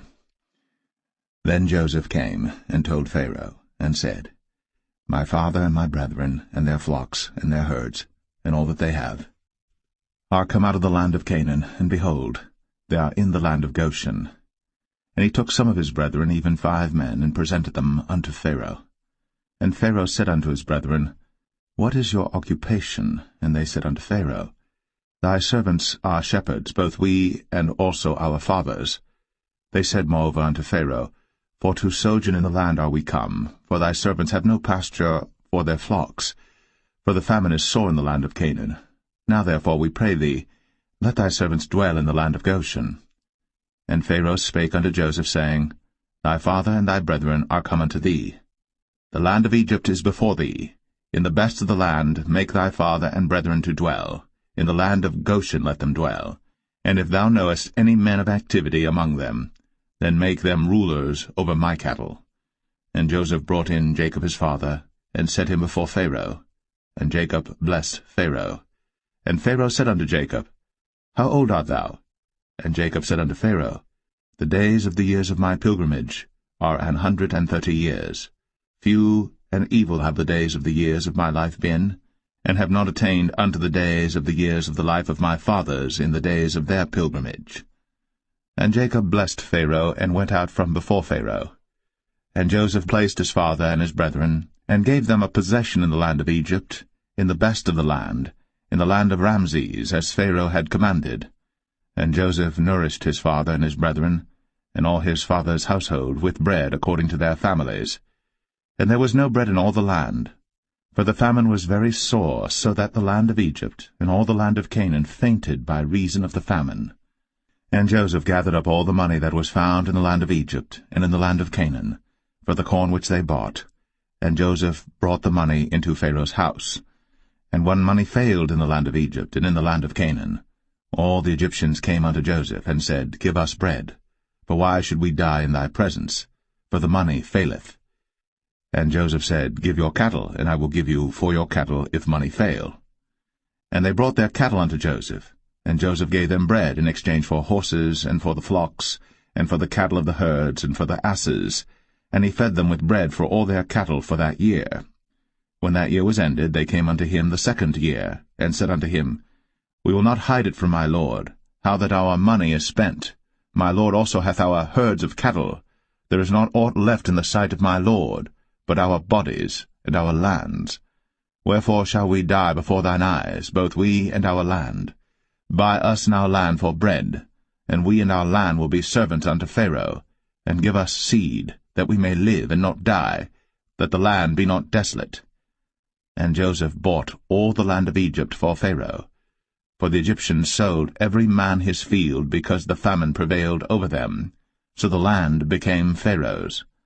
And as for the people, he removed them to cities from one end of the borders of Egypt even to the other end thereof. Only the land of the priests bought he not, for the priests had a portion assigned them of Pharaoh, and did eat their portion which Pharaoh gave them, wherefore they sold not their lands. Then Joseph said unto the people, Behold, I have bought you this day and your land for Pharaoh. Lo, here is seed for you, and ye shall sow the land. And it shall come to pass in the increase that ye shall give the 5th part unto Pharaoh, and 4 parts shall be your own, for seed of the field, and for your food, and for them of your households, and for food for your little ones. And they said, Thou hast saved our lives. Let us find grace in the sight of my lord, and we will be Pharaoh's servants. And Joseph made it a law over the land of Egypt unto this day, that Pharaoh should have the 5th part, except the land of the priests only, which became not Pharaoh's. And Israel dwelt in the land of Egypt, in the country of Goshen. And they had possessions therein, and grew and multiplied exceedingly. And Jacob lived in the land of Egypt 17 years. So the whole age of Jacob was 147 years. And the time drew nigh that Israel must die. And he called his son Joseph, and said unto him, If now I have found grace in thy sight. Put, I pray thee, thy hand under my thigh, and deal kindly and truly with me. Bury me not, I pray thee, in Egypt. But I will lie with my fathers, and thou shalt carry me out of Egypt, and bury me in their burying place. And he said, I will do as thou hast said. And he said, Swear unto me. And he sware unto him. And Israel bowed himself upon the bed's head.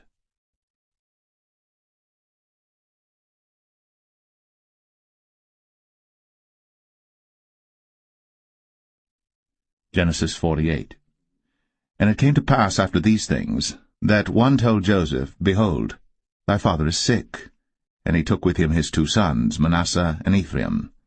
And one told Jacob, and said, Behold, thy son Joseph cometh unto thee. And Israel strengthened himself, and sat upon the bed. And Jacob said unto Joseph, God Almighty appeared unto me at Luz in the land of Canaan, and blessed me. And said unto me, Behold, I will make thee fruitful, and multiply thee, and I will make of thee a multitude of people, and will give this land to thy seed after thee for an everlasting possession. And now thy 2 sons, Ephraim and Manasseh, which were born unto thee in the land of Egypt, before I came unto thee into Egypt, are mine. As Reuben and Simeon they shall be mine. And thy issue which thou begettest after them shall be thine, and shall be called after the name of their brethren in their inheritance. And as for me, when I came from Padan, Rachel died by me in the land of Canaan in the way, when yet there was but a little way to come unto Ephrath. And I buried her there in the way of Ephrath, the same as Bethlehem. And Israel beheld Joseph's sons, and said, Who are these? And Joseph said unto his father, They are my sons, whom God hath given me in this place. And he said, Bring them, I pray thee, unto me, and I will bless them. Now the eyes of Israel were dim for age, so that he could not see. And he brought them near unto him. And he kissed them, and embraced them. And Israel said unto Joseph, I had not thought to see thy face, and lo, God hath shown me also thy seed. And Joseph brought them out from between his knees, and he bowed himself with his face to the earth. And Joseph took them both, Ephraim in his right hand toward Israel's left hand, and Manasseh in his left hand toward Israel's right hand, and brought them near unto him. And Israel stretched out his right hand, and laid it upon Ephraim's head, who was the younger, and his left hand upon Manasseh's head, guiding his hands wittingly, for Manasseh was the firstborn.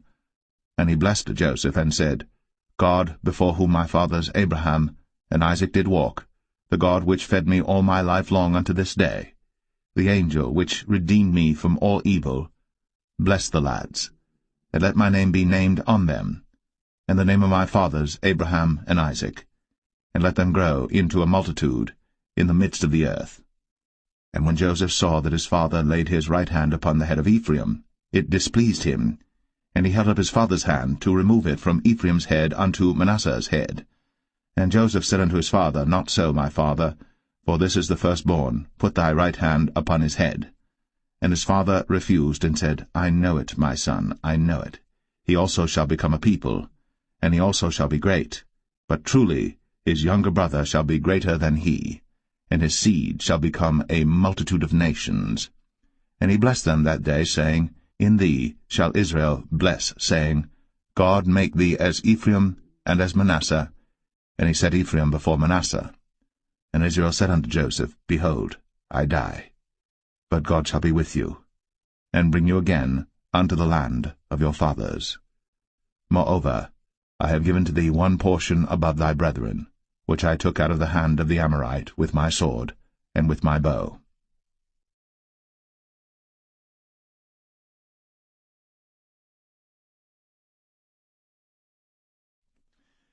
Genesis 49. And Jacob called unto his sons, and said, Gather yourselves together, that I may tell you that which shall befall you in the last days. Gather yourselves together, and hear, ye sons of Jacob, and hearken unto Israel your father. Reuben, thou art my firstborn, my might, and the beginning of my strength, the excellency of dignity, and the excellency of power. Unstable as water, thou shalt not excel, because thou wentest up to thy father's bed. Then devilest thou it. He went up to my couch. Simeon and Levi are brethren. Instruments of cruelty are in their habitations. O my soul, come not thou into their secret, unto their assembly. Mine honour, be not thou united. For in their anger they slew a man, and in their self-will they digged down a wall. Cursed be their anger, for it was fierce, and their wrath, for it was cruel. I will divide them in Jacob, and scatter them in Israel. Judah, thou art he whom thy brethren shall praise. Thy hand shall be in the neck of thine enemies. Thy father's children shall bow down before thee. Judah is a lion's whelp. From the prey, my son, thou art gone up. He stooped down. He couched as a lion, and as an old lion, who shall rouse him up? The scepter shall not depart from Judah, nor a lawgiver from between his feet, until Shiloh come, and unto him shall the gathering of the people be. Binding his foal unto the vine, and his ass's colt unto the choice vine, he washed his garments in wine, and his clothes in the blood of grapes. His eyes shall be red with wine, and his teeth white with milk. Zebulun shall dwell at the haven of the sea, and he shall be for an haven of ships, and his border shall be unto Zidon. Issachar is a strong ass couching down between two burdens, and he saw that rest was good, and the land that it was pleasant, and bowed his shoulder to bear, and became a servant unto tribute. Dan shall judge his people, as one of the tribes of Israel. Dan shall be a serpent by the way, an adder in the path, that biteth the horse heels, so that his rider shall fall backward. I have waited for thy salvation, O Lord. Gad, a troop shall overcome him, but he shall overcome at the last. Out of Asher his bread shall be fat, and he shall yield royal dainties. Naphtali is a hind let loose, he giveth goodly words. Joseph is a fruitful bough, even a fruitful bough by a well, whose branches run over the wall.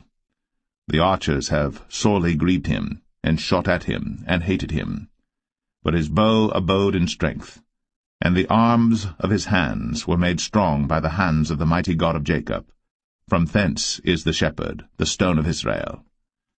Even by the God of thy father, who shall help thee, and by the Almighty, who shall bless thee with blessings of heaven above, blessings of the deep that lieth under, blessings of the breasts, and of the womb. The blessings of thy father have prevailed above the blessings of my progenitors, unto the utmost bound of the everlasting hills. They shall be on the head of Joseph, and on the crown of the head of him that was separate from his brethren. Benjamin shall raven as a wolf. In the morning he shall devour the prey, and at night he shall divide the spoil. All these are the 12 tribes of Israel. And this is it that their father spake unto them, and blessed them, every one, according to his blessing, he blessed them. And he charged them, and said unto them, I am to be gathered unto my people. Bury me with my fathers in the cave that is in the field of Ephron the Hittite, in the cave that is in the field of Machpelah, which is before Mamre, in the land of Canaan, which Abraham bought with the field of Ephron the Hittite, for a possession of a burying place. There they buried Abraham and Sarah his wife. There they buried Isaac and Rebekah his wife, and there I buried Leah.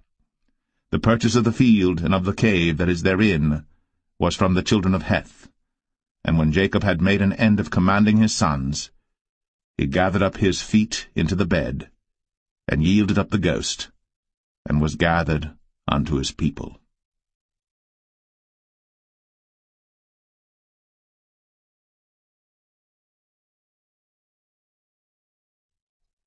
Genesis 50. And Joseph fell upon his father's face, and wept upon him, and kissed him. And Joseph commanded his servants, the physicians, to embalm his father, and the physicians embalmed Israel. And 40 days were fulfilled for him, for so are fulfilled the days of those which are embalmed. And the Egyptians mourned for him 60 days. And when the days of his mourning were past, Joseph spake unto the house of Pharaoh, saying, If now I have found grace in your eyes, speak, I pray you, in the ears of Pharaoh, saying, My father made me swear, saying, Lo, I die. In my grave which I have digged for me in the land of Canaan, there shalt thou bury me. Now therefore let me go up, I pray thee, and bury my father, and I will come again. And Pharaoh said, Go up, and bury thy father, according as he made thee swear. And Joseph went up to bury his father, and with him went up all the servants of Pharaoh, the elders of his house, and all the elders of the land of Egypt, and all the house of Joseph, and his brethren, and his father's house, only their little ones, and their flocks, and their herds, they left in the land of Goshen. And there went up with him both chariots and horsemen, and it was a very great company. And they came to the threshing floor of Atad, which is beyond Jordan, and there they mourned with a great and very sore lamentation. And he made a mourning for his father 7 days. And when the inhabitants of the land, the Canaanites, saw the mourning in the floor of Atad, they said, This is a grievous mourning to the Egyptians. Wherefore the name of it was called Abel Mizraim, which is beyond Jordan.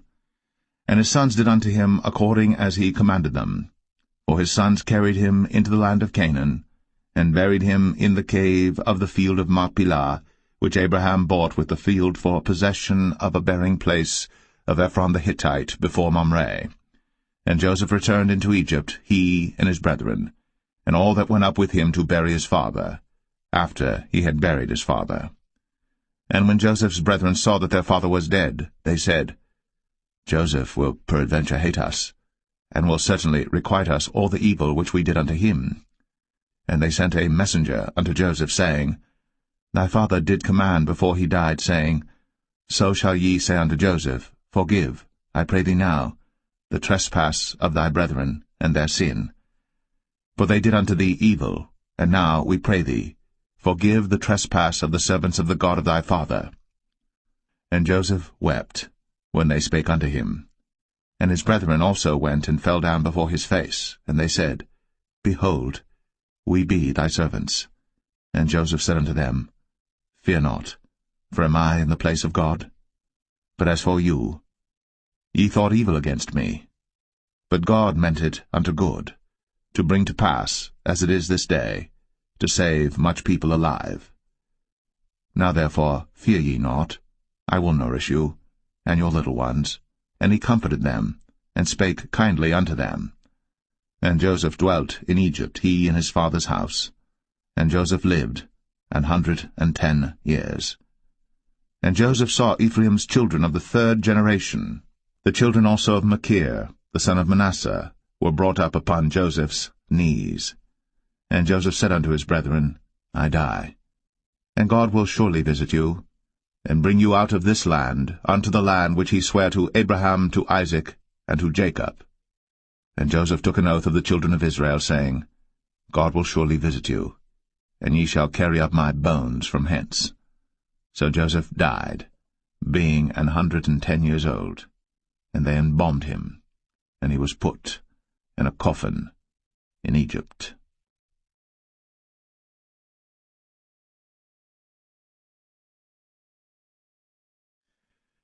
The Book of Exodus, Chapter 1. Now these are the names of the children of Israel, which came into Egypt. Every man in his household came with Jacob: Reuben, Simeon, Levi, and Judah, Issachar, Zebulun, and Benjamin, Dan and Naphtali, Gad and Asher. And all the souls that came out of the loins of Jacob were 70 souls, for Joseph was in Egypt already. And Joseph died, and all his brethren, and all that generation. And the children of Israel were fruitful, and increased abundantly, and multiplied, and waxed exceeding mighty, and the land was filled with them. Now there arose up a new king over Egypt, which knew not Joseph. And he said unto his people, Behold, the people of the children of Israel are more and mightier than we. Come on, let us deal wisely with them, lest they multiply. And it come to pass, that when there falleth out any war, they join also unto our enemies, and fight against us, and so get them up out of the land. Therefore they did set over them taskmasters, to afflict them with their burdens, and they built for Pharaoh treasure cities, Pithom and Ramses. But the more they afflicted them, the more they multiplied and grew, and they were grieved because of the children of Israel. And the Egyptians made the children of Israel to serve with rigor, and they made their lives bitter with hard bondage in mortar and in brick and in all manner of service in the field. All their service wherein they made them serve was with rigor. And the king of Egypt spake to the Hebrew midwives, of which the name of the one was Shiphrah, and the name of the other Puah.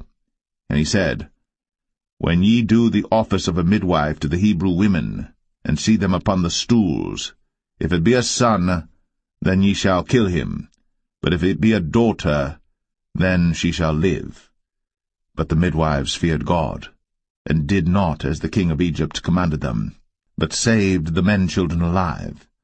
And the king of Egypt called for the midwives, and said unto them, Why have ye done this thing, and have saved the men-children alive?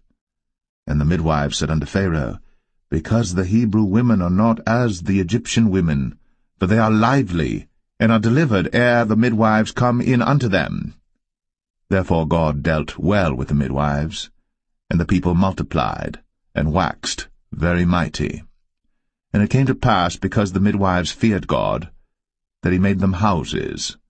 And Pharaoh charged all his people, saying, Every son that is born ye shall cast into the river, and every daughter ye shall save alive.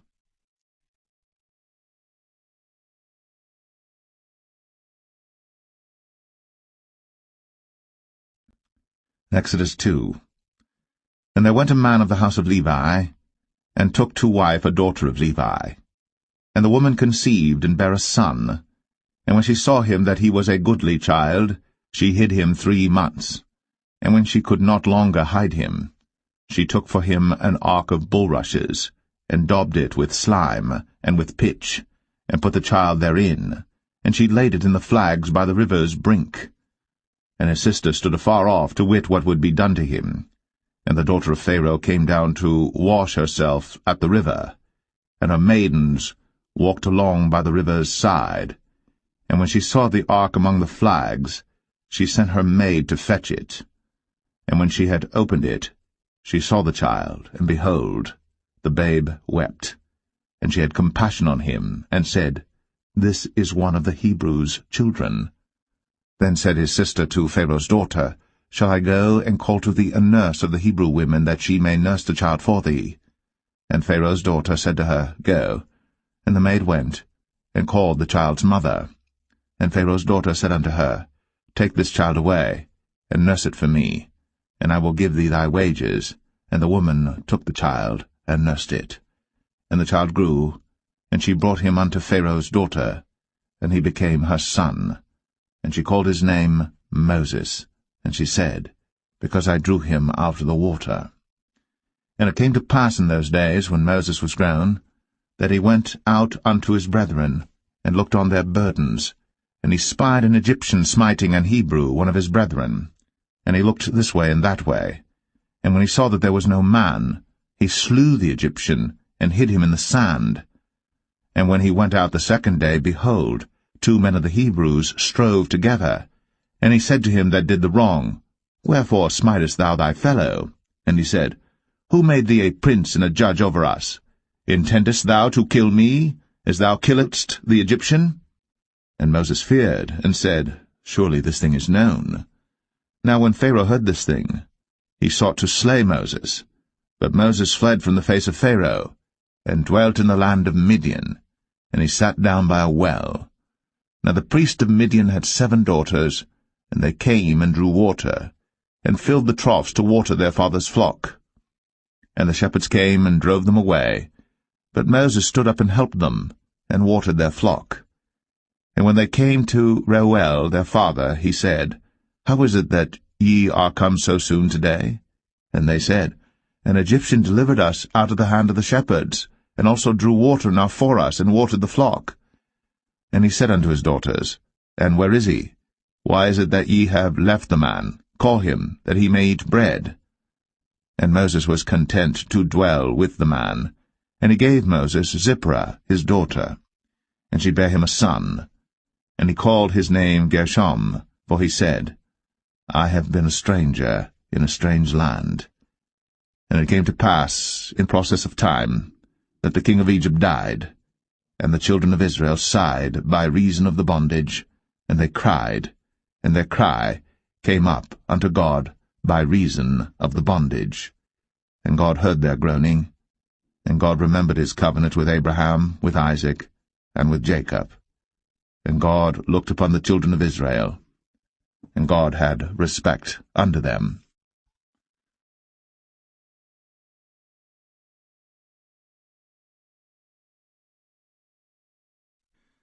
Exodus 3. Now Moses kept the flock of Jethro, his father-in-law, the priest of Midian. And he led the flock to the backside of the desert, and came to the mountain of God, even to Horeb. And the angel of the Lord appeared unto him in a flame of fire out of the midst of a bush. And he looked, and behold, the bush burned with fire, and the bush was not consumed. And Moses said, I will now turn aside and see this great sight, why the bush is not burnt. And when the Lord saw that he turned aside to see, God called unto him out of the midst of the bush, and said, Moses, Moses. And he said, Here am I. And he said, Draw not nigh hither. Put off thy shoes from off thy feet, for the place whereon thou standest is holy ground. Moreover, he said, I am the God of thy father, the God of Abraham, the God of Isaac, and the God of Jacob. And Moses hid his face, for he was afraid to look upon God. And the Lord said, I have surely seen the affliction of my people which are in Egypt, and have heard their cry by reason of their taskmasters. For I know their sorrows, and I am come down to deliver them out of the hand of the Egyptians, and to bring them up out of that land unto a good land, and a large, unto a land flowing with milk and honey, unto the place of the Canaanites, and the Hittites, and the Amorites, and the Perizzites, and the Hivites, and the Jebusites. Now therefore, behold, the cry of the children of Israel is come unto me, and I have also seen the oppression wherewith the Egyptians oppress them. Come now therefore, and I will send thee unto Pharaoh, that thou mayest bring forth my people, the children of Israel, out of Egypt. And Moses said unto God, Who am I, that I should go unto Pharaoh, and that I should bring forth the children of Israel out of Egypt? And he said, Certainly I will be with thee, and this shall be a token unto thee, that I have sent thee. When thou hast brought forth the people out of Egypt, ye shall serve God upon this mountain. And Moses said unto God, Behold, when I come unto the children of Israel, and shall say unto them, The God of your fathers has sent me unto you, and they shall say to me, What is his name? What shall I say unto them? And God said unto Moses, I am that I am. And he said, Thus shalt thou say unto the children of Israel, I am hath sent me unto you. And God said moreover unto Moses, Thus shalt thou say unto the children of Israel, The Lord God of your fathers, the God of Abraham, the God of Isaac, and the God of Jacob, hath sent me unto you. This is my name for ever, and this is my memorial unto all generations. Go and gather the elders of Israel together, and say unto them, The Lord God of your fathers, the God of Abraham, of Isaac, and of Jacob, appeared unto me, saying, I have surely visited you, and seen that which is done to you in Egypt. And I have said, I will bring you up out of the affliction of Egypt, unto the land of the Canaanites, and the Hittites, and the Amorites, and the Perizzites, and the Hivites, and the Jebusites, unto a land flowing with milk and honey. And they shall hearken to thy voice, and thou shalt come, thou and the elders of Israel, unto the king of Egypt, and ye shall say unto him, The Lord God of the Hebrews hath met with us. And now let us go, we beseech thee, 3 days' journey into the wilderness, that we may sacrifice to the Lord our God. And I am sure that the king of Egypt will not let you go, no, not by a mighty hand. And I will stretch out my hand, and smite Egypt with all my wonders which I will do in the midst thereof, and after that he will let you go. And I will give this people favor in the sight of the Egyptians, and it shall come to pass that, when ye go, ye shall not go empty. But every woman shall borrow of her neighbor, and of her that sojourneth in her house jewels of silver, and jewels of gold, and raiment, and ye shall put them upon your sons, and upon your daughters, and ye shall spoil the Egyptians.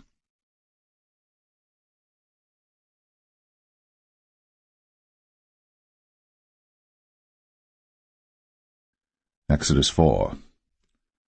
And Moses answered and said, But behold, they will not believe me, nor hearken unto my voice, for they will say, The Lord hath not appeared unto thee.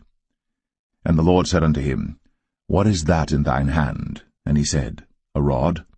And he said, Cast it on the ground. And he cast it on the ground, and it became a serpent. And Moses fled from before it. And the Lord said unto Moses, Put forth thine hand, and take it by the tail. And he put forth his hand, and caught it. And it became a rod in his hand, that they may believe that the Lord God of their fathers, the God of Abraham, the God of Isaac, and the God of Jacob, hath appeared unto thee. And the Lord said furthermore unto him, Put now thine hand into thy bosom. And he put his hand into his bosom, and when he took it out, behold, his hand was leprous as snow. And he said, Put thine hand into thy bosom again. And he put his hand into his bosom again, and plucked it out of his bosom, and behold, it was turned again as his other flesh. And it shall come to pass, if they will not believe thee, neither hearken to the voice of the first sign, that they will believe the voice of the latter sign.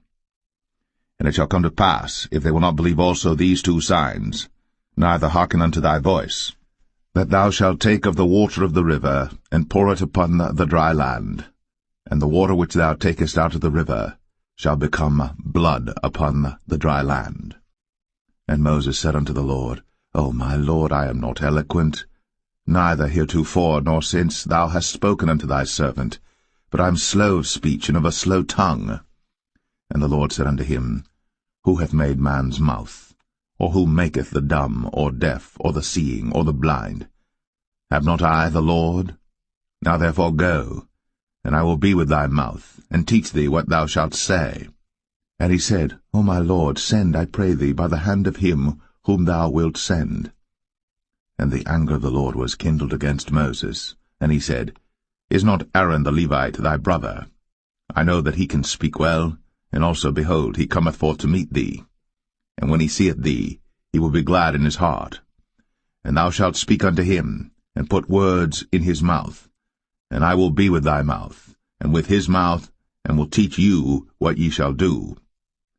And he shall be thy spokesman unto the people, and he shall be, even he, shall be to thee instead of a mouth, and thou shalt be to him instead of God. And thou shalt take this rod in thine hand, wherewith thou shalt do signs. And Moses went, and returned to Jethro his father-in-law, and said unto him, Let me go, I pray thee, and return unto my brethren which are in Egypt, and see whether they be yet alive. And Jethro said to Moses, Go in peace. And the Lord said unto Moses in Midian, Go, return into Egypt, for all the men are dead which sought thy life.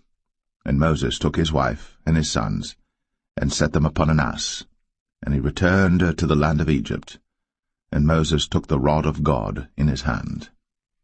And the Lord said unto Moses, When thou goest to return into Egypt, see that thou do all those wonders before Pharaoh, which I have put in thine hand.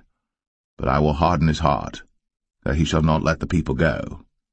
And thou shalt say unto Pharaoh, Thus saith the Lord, Israel is my son, even my firstborn. And I say unto thee, Let my son go, that he may serve me. And if thou refuse to let him go, behold, I will slay thy son, even thy firstborn. And it came to pass by the way in the inn, that the Lord met him, and sought to kill him. Then Zipporah took a sharp stone, and cut off the foreskin of her son, and cast it at his feet, and said, Surely a bloody husband art thou to me. So he let him go. Then she said, A bloody husband thou art, because of the circumcision. And the Lord said to Aaron, Go into the wilderness to meet Moses. And he went, and met him in the mount of God, and kissed him. And Moses told Aaron all the words of the Lord who had sent him Israel. And Aaron spake all the words which the Lord had spoken unto Moses, and did the signs in the sight of the people. And the people believed. And when they heard that the Lord had visited the children of Israel, and that he had looked upon their affliction, then they bowed their heads and worshipped.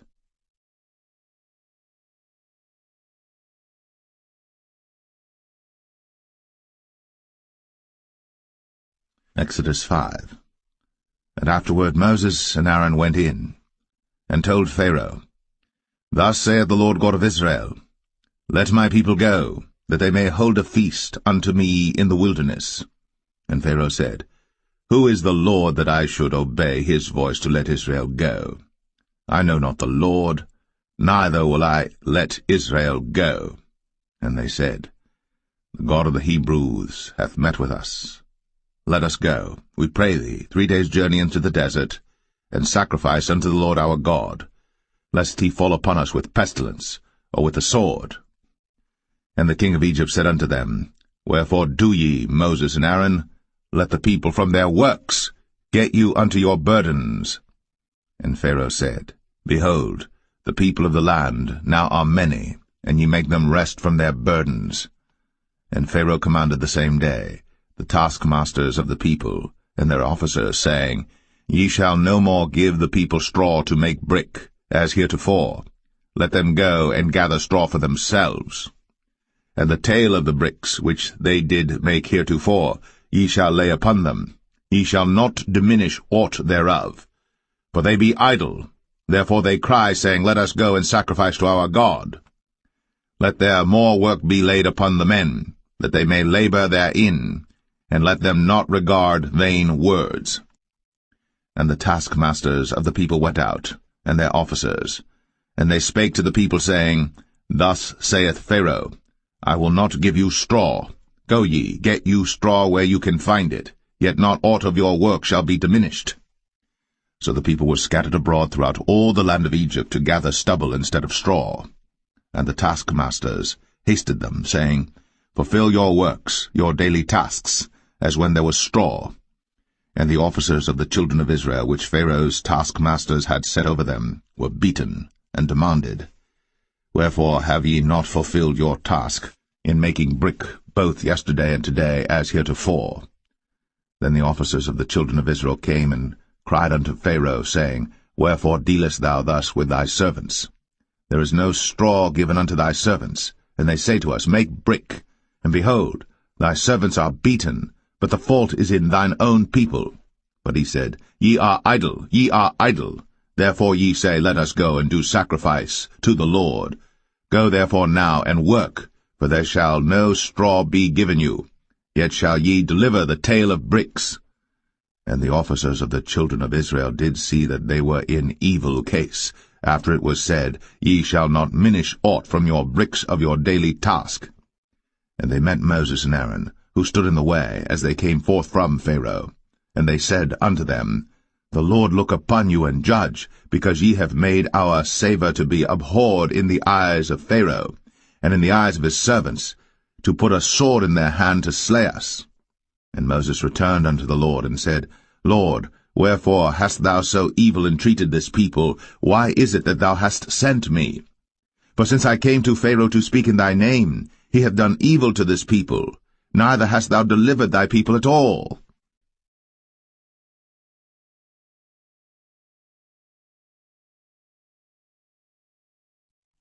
Exodus 6. Then the Lord said unto Moses, Now shalt thou see what I will do to Pharaoh. For with a strong hand shall he let them go, and with a strong hand shall he drive them out of his land. And God spake unto Moses, and said unto him, I am the Lord. And I appeared unto Abraham, unto Isaac, and unto Jacob, by the name of God Almighty, but by my name Jehovah was I not known to them. And I have also established my covenant with them, to give them the land of Canaan, the land of their pilgrimage wherein they were strangers. And I have also heard the groaning of the children of Israel, whom the Egyptians keep in bondage, and I have remembered my covenant. Wherefore say unto the children of Israel, I am the Lord, and I will bring you out from under the burdens of the Egyptians, and I will rid you out of their bondage, and I will redeem you with a stretched out arm and with great judgments. And I will take you to me for a people, and I will be to you a God, and ye shall know that I am the Lord your God, which bringeth you out from under the burdens of the Egyptians. And I will bring you in unto the land concerning the which I did swear to give it to Abraham, to Isaac, and to Jacob, and I will give it you for an heritage. I am the Lord. And Moses spake so unto the children of Israel, but they hearkened not unto Moses for anguish of spirit, and for cruel bondage. And the Lord spake unto Moses, saying, Go in, speak unto Pharaoh king of Egypt, that he let the children of Israel go out of his land. And Moses spake before the Lord, saying, Behold, the children of Israel have not hearkened unto me. How then shall Pharaoh hear me, who am of uncircumcised lips? And the Lord spake unto Moses and unto Aaron, and gave them a charge unto the children of Israel, and unto Pharaoh king of Egypt, to bring the children of Israel out of the land of Egypt. These be the heads of their fathers' houses, the sons of Reuben, the firstborn of Israel, Hanok and Palu, Hezron and Carmi. These be the families of Reuben. And the sons of Simeon, Jemuel and Jamin, and Ohad and Jachin, and Zohar and Shaul the son of the Canaanitish woman. These are the families of Simeon. And these are the names of the sons of Levi according to their generations, Gershon and Kohath and Merari. And the years of the life of Levi were 137 years. The sons of Gershon, Libni and Shimei, according to their families. And the sons of Kohath, Amram and Izhar, and Hebron and Uzziel.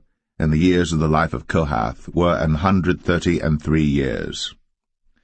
And the sons of Merari, Mahali and Mushai. These are the families of Levi according to their generations. And Amram took him Jochebed, his father's sister, to wife, and she bare him, Aaron and Moses. And the years of the life of Amram were 137 years.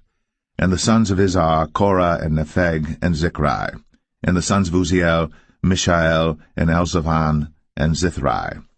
And Aaron took him Elisheba, daughter of Aminadab, sister of Nahshon, to wife, and she bare him Nadab and Abihu, Eleazar and Ithamar. And the sons of Korah, Asir and Elkanah and Abiasaph.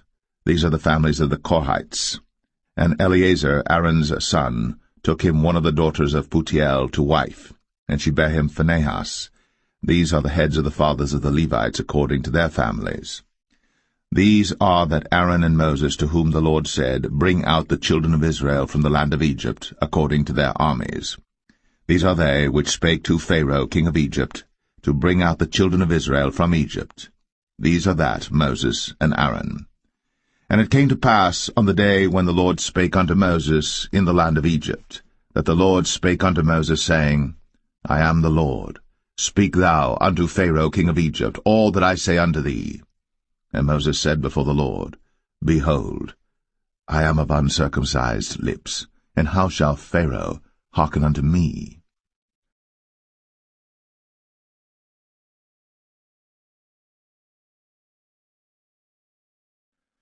Exodus 7. And the Lord said unto Moses, See, I have made thee a god to Pharaoh, and Aaron thy brother shall be thy prophet.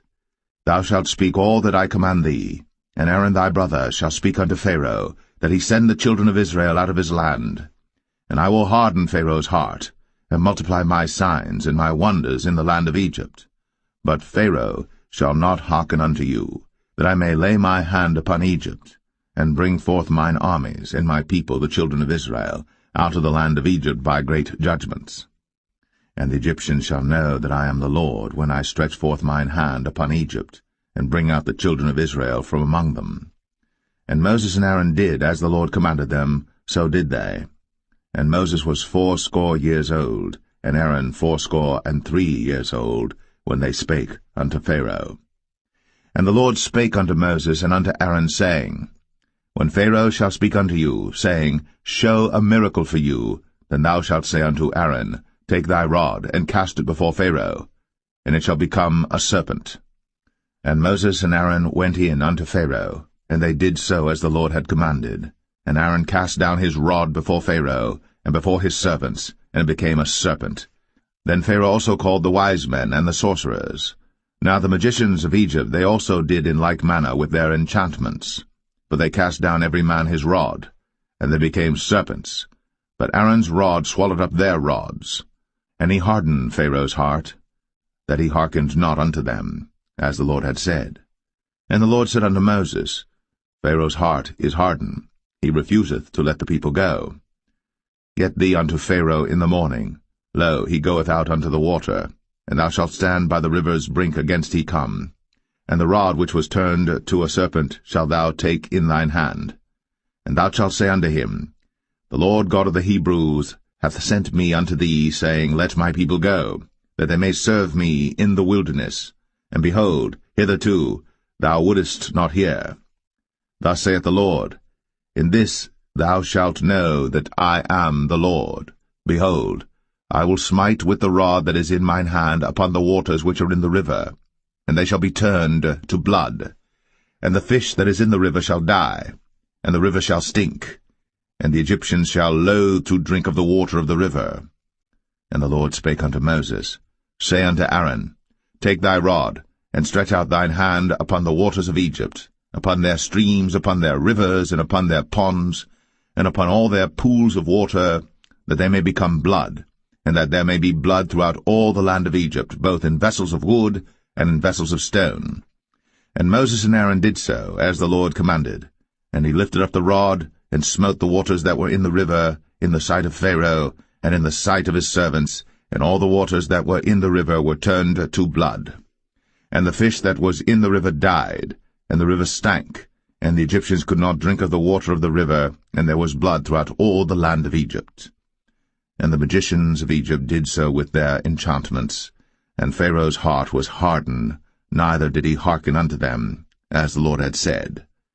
And Pharaoh turned and went into his house, neither did he set his heart to this also. And all the Egyptians digged round about the river for water to drink, for they could not drink of the water of the river. And 7 days were fulfilled. After that the Lord had smitten the river.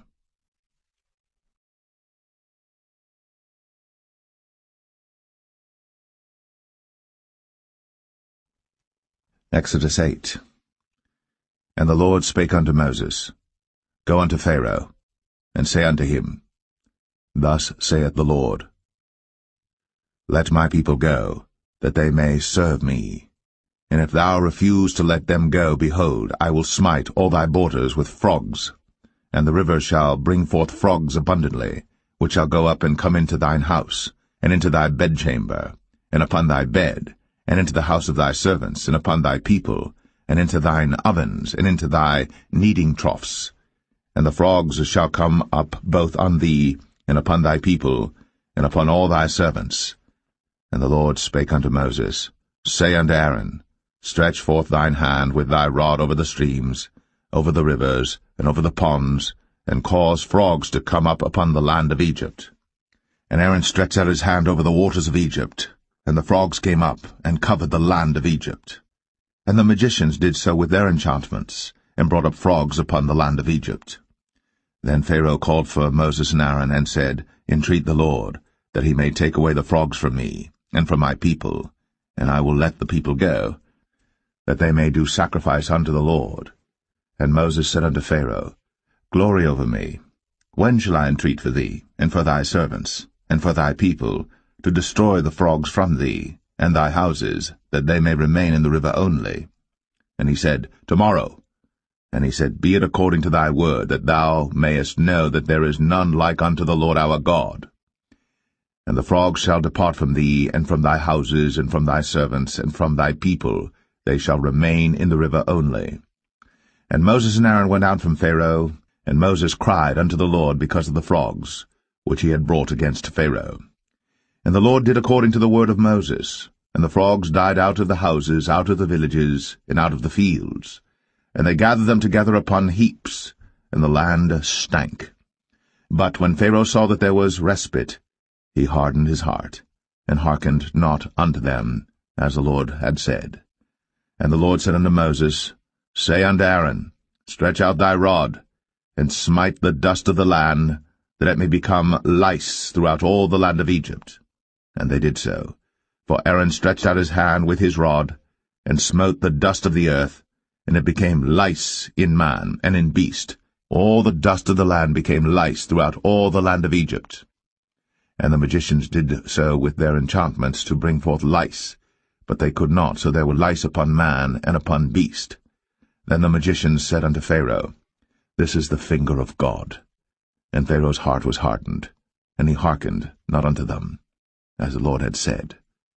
And the Lord said unto Moses, Rise up early in the morning, and stand before Pharaoh. Lo, he cometh forth to the water, and say unto him, Thus saith the Lord, Let my people go, that they may serve me. Else, if thou wilt not let my people go, behold, I will send swarms of flies upon thee, and upon thy servants, and upon thy people, and into thy houses, and the houses of the Egyptians shall be full of swarms of flies, and also the ground whereon they are. And I will sever in that day the land of Goshen, in which my people dwell, that no swarms of flies shall be there, to the end thou mayest know that I am the Lord in the midst of the earth. And I will put a division between my people and thy people. Tomorrow shall this sign be. And the Lord did so. And there came a grievous swarm of flies into the house of Pharaoh, and into his servants' houses, and into all the land of Egypt. The land was corrupted by reason of the swarm of flies. And Pharaoh called for Moses and for Aaron, and said, Go ye, sacrifice to your God in the land. And Moses said, It is not meet so to do, for we shall sacrifice the abomination of the Egyptians to the Lord our God. Lo, shall we sacrifice the abomination of the Egyptians before their eyes? And will they not stone us? We will go 3 days' journey into the wilderness, and sacrifice to the Lord our God, as he shall command us. And Pharaoh said, I will let you go, that ye may sacrifice to the Lord your God in the wilderness. Only ye shall not go very far away. Entreat for me. And Moses said, Behold, I go out from thee, and I will entreat the Lord that the swarms of flies may depart from Pharaoh, from his servants, and from his people tomorrow. But let not Pharaoh deal deceitfully any more, not letting the people go to sacrifice to the Lord. And Moses went out from Pharaoh, and entreated the Lord. And the Lord did according to the word of Moses, and he removed the swarms of flies from Pharaoh, from his servants, and from his people. There remained not one. And Pharaoh hardened his heart at this time also, neither would he let the people go.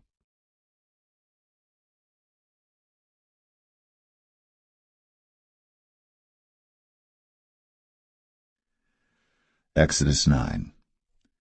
Then the Lord said unto Moses, Go in unto Pharaoh, and tell him, Thus saith the Lord God of the Hebrews, Let my people go, that they may serve me. For if thou refuse to let them go, and wilt hold them still, behold, the hand of the Lord is upon thy cattle which is in the field, upon the horses, upon the asses, upon the camels, upon the oxen, and upon the sheep. There shall be a very grievous murrain. And the Lord shall sever between the cattle of Israel and the cattle of Egypt, and there shall nothing die of all that is the children's of Israel. And the Lord appointed a set time, saying, Tomorrow the Lord shall do this thing in the land. And the Lord did that thing on the morrow, and all the cattle of Egypt died, but of the cattle of the children of Israel died not one. And Pharaoh sent, and behold, there was not one of the cattle of the Israelites dead, and the heart of Pharaoh was hardened, and he did not let the people go. And the Lord said unto Moses and unto Aaron, Take to you handfuls of ashes of the furnace, and let Moses sprinkle it toward the heaven in the sight of Pharaoh. And it shall become small dust in all the land of Egypt, and shall be a boil breaking forth with blains upon man and upon beast throughout all the land of Egypt. Then they took ashes of the furnace, and stood before Pharaoh. And Moses sprinkled it up toward heaven, and it became a boil, breaking forth with blains upon man and upon beast. And the magicians could not stand before Moses because of the boils, for the boil was upon the magicians and upon all the Egyptians. And the Lord hardened the heart of Pharaoh, and he hearkened not unto them, as the Lord had spoken unto Moses. And the Lord said unto Moses, Rise up early in the morning, and stand before Pharaoh, and say unto him, Thus saith the Lord God of the Hebrews, Let my people go, that they may serve me. For I will at this time send all my plagues upon thine heart, and upon thy servants, and upon thy people, that thou mayest know that there is none like me in all the earth. For now I will stretch out my hand, that I may smite thee and thy people with pestilence, and thou shalt be cut off from the earth. And in very deed for this cause have I raised thee up, for to show in thee my power, and that my name may be declared throughout all the earth. As yet exaltest thou thyself against my people, that thou wilt not let them go. Behold, tomorrow about this time I will cause it to rain a very grievous hail, such as hath not been in Egypt since the foundation thereof even until now. Send therefore now, and gather thy cattle, and all that thou hast in the field. For upon every man and beast which shall be found in the field, and shall not be brought home, the hail shall come down upon them, and they shall die. He that feared the word of the Lord among the servants of Pharaoh made his servants and his cattle flee into the houses. And he that regarded not the word of the Lord left his servants and his cattle in the field. And the Lord said unto Moses, Stretch forth thine hand toward heaven, that there may be hail in all the land of Egypt, upon man, and upon beast, and upon every herb of the field, throughout the land of Egypt. And Moses stretched forth his rod toward heaven, and the Lord sent thunder and hail, and the fire ran along upon the ground, and the Lord rained hail upon the land of Egypt.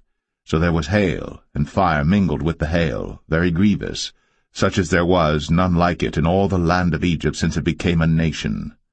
And the hail smote throughout all the land of Egypt all that was in the field, both man and beast. And the hail smote every herb of the field, and brake every tree of the field. Only in the land of Goshen, where the children of Israel were, was there no hail. And Pharaoh sent and called for Moses and Aaron, and said unto them, I have sinned at this time. The Lord is righteous, and I and my people are wicked. Entreat the Lord, for it is enough that there be no more mighty thunderings and hail, and I will let you go, and ye shall stay no longer. And Moses said unto him, As soon as I am gone out of the city, I will spread abroad my hands unto the Lord, and the thunder shall cease, neither shall there be any more hail, that thou mayest know how that the earth is the Lord's. But as for thee and thy servants, I know that ye will not yet fear the Lord God. And the flax and the barley were smitten, for the barley was in the ear, and the flax was bold. But the wheat and the rye were not smitten, for they were not grown up. And Moses went out of the city from Pharaoh, and spread abroad his hands unto the Lord, and the thunders and hail ceased, and the rain was not poured upon the earth. And when Pharaoh saw that the rain and the hail and the thunders were ceased, he sinned yet more, and hardened his heart, he and his servants. And the heart of Pharaoh was hardened, neither would he let the children of Israel go, as the Lord had spoken by Moses.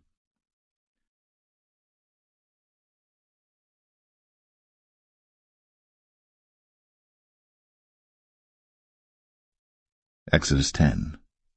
And the Lord said unto Moses, Go in unto Pharaoh, for I have hardened his heart, and the heart of his servants, that I might show these my signs before him, and that thou mayest tell in the ears of thy son, and of thy son's son, what things I have wrought in Egypt, and my signs which I have done among them, that ye may know how that I am the Lord. And Moses and Aaron came in unto Pharaoh, and said unto him, Thus saith the Lord God of the Hebrews, How long wilt thou refuse to humble thyself before me? Let my people go, that they may serve me. Else, if thou refuse to let my people go, behold, tomorrow will I bring the locusts into thy coast. And they shall cover the face of the earth, that one cannot be able to see the earth. And they shall eat the residue of that which is escaped, which remaineth unto you from the hail, and shall eat every tree which groweth for you out of the field. And they shall fill thy houses, and the houses of all thy servants, and the houses of all the Egyptians, which neither thy fathers nor thy fathers' fathers have seen, since the day that they were upon the earth unto this day. And he turned himself, and went out from Pharaoh. And Pharaoh's servants said unto him, How long shall this man be a snare unto us? Let the men go, that they may serve the Lord their God. Knowest thou not yet that Egypt is destroyed? And Moses and Aaron were brought again unto Pharaoh, And he said unto them, Go, serve the Lord your God. But who are they that shall go? And Moses said, We will go with our young and with our old, with our sons and with our daughters, with our flocks and with our herds will we go, for we must hold a feast unto the Lord. And he said unto them, Let the Lord be so with you, as I will let you go, and your little ones. Look to it, for evil is before you. Not so. Go now, ye that are men, and serve the Lord, for that ye did desire. And they were driven out from Pharaoh's presence. And the Lord said unto Moses, Stretch out thine hand over the land of Egypt for the locusts, that they may come up upon the land of Egypt, and eat every herb of the land, even all that the hail hath left. And Moses stretched forth his rod over the land of Egypt. And the Lord brought an east wind upon the land all that day, and all that night. And when it was morning, the east wind brought the locusts. And the locusts went up over all the land of Egypt, and rested in all the coasts of Egypt. Very grievous were they. Before them there were no such locusts as they, neither after them shall be such. For they covered the face of the whole earth, so that the land was darkened. And they did eat every herb of the land, and all the fruit of the trees which the hail had left. And there remained not any green thing in the trees, or in the herbs of the field, through all the land of Egypt. Then Pharaoh called for Moses and Aaron in haste, and he said, I have sinned against the Lord your God and against you. Now therefore forgive, I pray thee, my sin only this once, and entreat the Lord your God, that he may take away from me this death only. And he went out from Pharaoh, and entreated the Lord. And the Lord turned a mighty strong west wind, which took away the locusts, and cast them into the Red Sea. There remained not one locust in all the coasts of Egypt. But the Lord hardened Pharaoh's heart, so that he would not let the children of Israel go. And the Lord said unto Moses, Stretch out thine hand toward heaven, that there may be darkness over the land of Egypt, even darkness which may be felt. And Moses stretched forth his hand toward heaven, and there was a thick darkness in all the land of Egypt 3 days. They saw not one another, neither rose any from his place for 3 days. But all the children of Israel had light in their dwellings. And Pharaoh called unto Moses, and said, Go ye, serve the Lord. Only let your flocks and your herds be stayed. Let your little ones also go with you. And Moses said, Thou must give us also sacrifices and burnt offerings, that we may sacrifice unto the Lord our God. Our cattle also shall go with us. There shall not an hoof be left behind, for thereof must we take to serve the Lord our God, and we know not with what we must serve the Lord until we come thither. But the Lord hardened Pharaoh's heart, and he would not let them go. And Pharaoh said unto him, Get thee from me, take heed to thyself, see my face no more, for in that day thou seest my face, thou shalt die. And Moses said, Thou hast spoken well. I will see thy face again no more.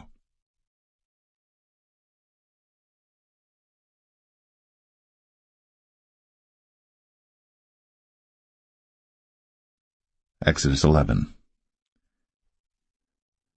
And the Lord said unto Moses, Yet will I bring one plague more upon Pharaoh and upon Egypt.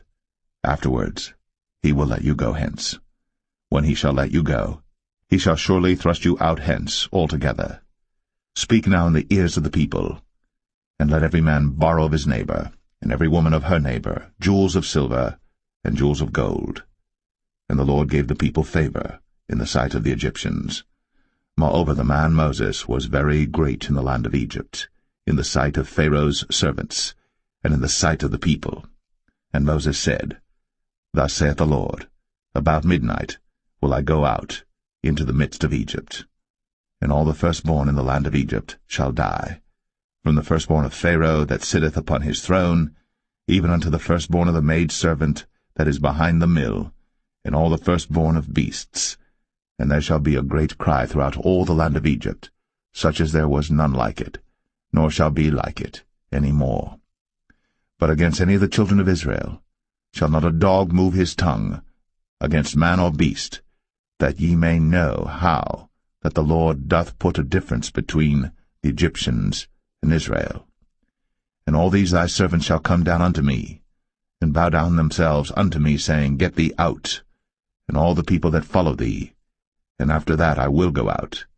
And he went out from Pharaoh in a great anger. And the Lord said unto Moses, Pharaoh shall not hearken unto you, that my wonders may be multiplied in the land of Egypt. And Moses and Aaron did all these wonders before Pharaoh. And the Lord hardened Pharaoh's heart, so that he would not let the children of Israel go out of his land.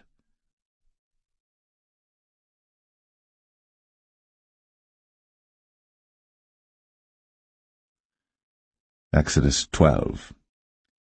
And the Lord spake unto Moses and Aaron in the land of Egypt, saying, This month shall be unto you the beginning of months. It shall be the first month of the year to you. Speak ye unto all the congregation of Israel, saying, In the 10th day of this month they shall take to them every man a lamb, according to the house of their fathers, a lamb for an house. And if the household be too little for the lamb, let him and his neighbor next unto his house take it according to the number of the souls. Every man according to his eating shall make your count for the lamb. Your lamb shall be without blemish, a male of the first year. Ye shall take it out from the sheep or from the goats. And ye shall keep it up until the 14th day of the same month. And the whole assembly of the congregation of Israel shall kill it in the evening. And they shall take of the blood, and strike it on the 2 side posts, and on the upper door post of the houses wherein they shall eat it. And they shall eat the flesh in that night, roast with fire, and unleavened bread, and with bitter herbs they shall eat it. Eat not of it raw, nor sodden it all with water, but roast with fire, his head with his legs, and with the purtenance thereof. And ye shall let nothing of it remain until the morning. And that which remaineth of it until the morning ye shall burn with fire. And thus shall ye eat it, with your loins girded, your shoes on your feet, and your staff in your hand, and ye shall eat it in haste. It is the Lord's Passover. For I will pass through the land of Egypt this night, and will smite all the firstborn in the land of Egypt, both man and beast, and against all the gods of Egypt I will execute judgment. I am the Lord. And the blood shall be to you for a token upon the houses where ye are. And when I see the blood, I will pass over you, and the plague shall not be upon you to destroy you, when I smite the land of Egypt. And this day shall be unto you for a memorial, and ye shall keep it a feast to the Lord throughout your generations. Ye shall keep it a feast by an ordinance for ever. 7 days shall ye eat unleavened bread. Even the first day ye shall put away leaven out of your houses. For whosoever eateth leavened bread from the first day until the 7th day, that soul shall be cut off from Israel.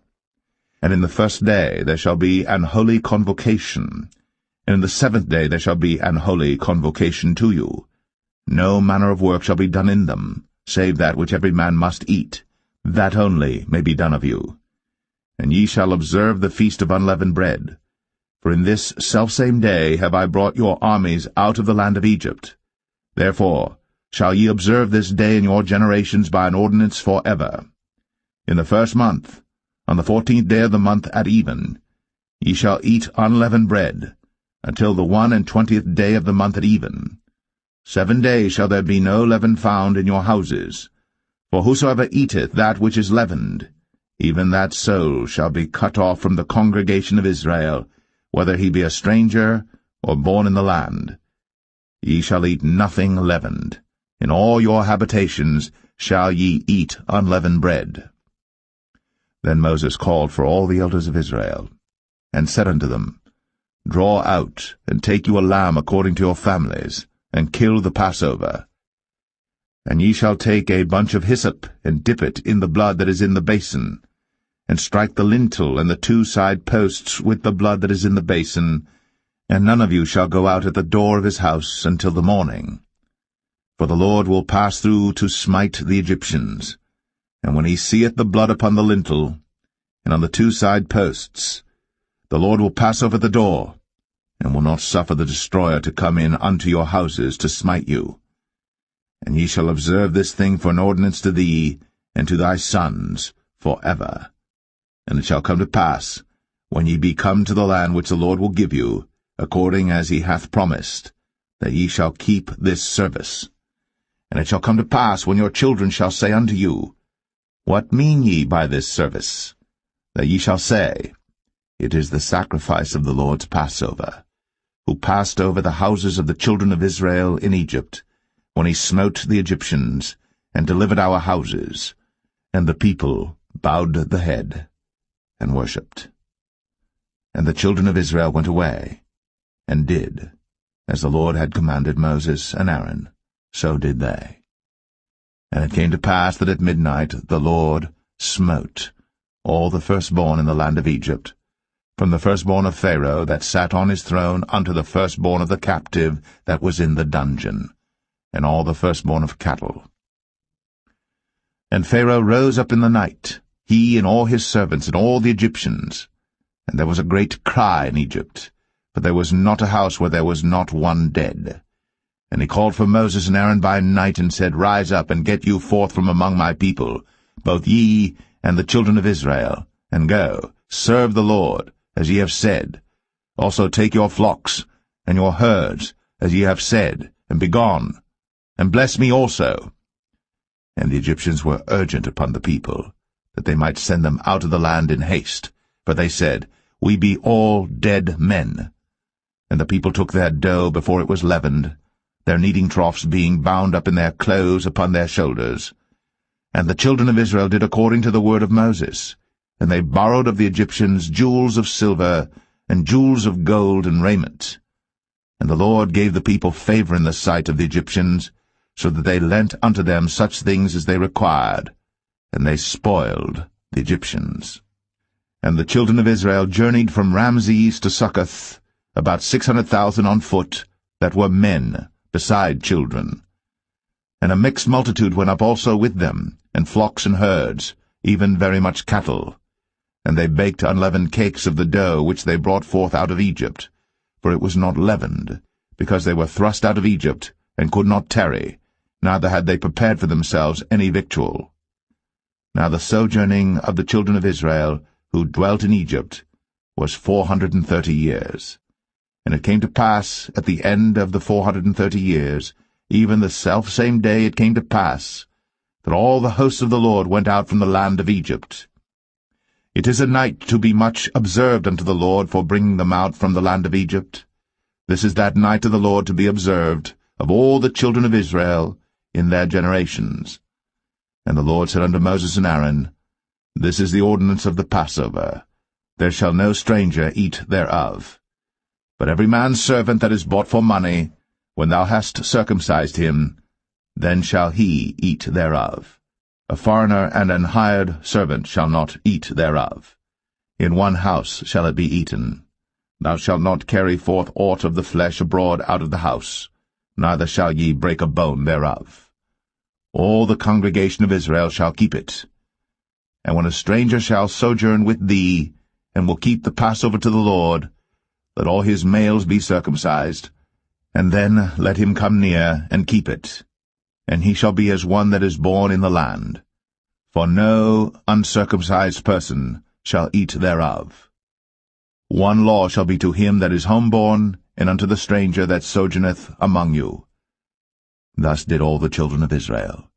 As the Lord commanded Moses and Aaron, so did they. And it came to pass the selfsame day, that the Lord did bring the children of Israel out of the land of Egypt by their armies.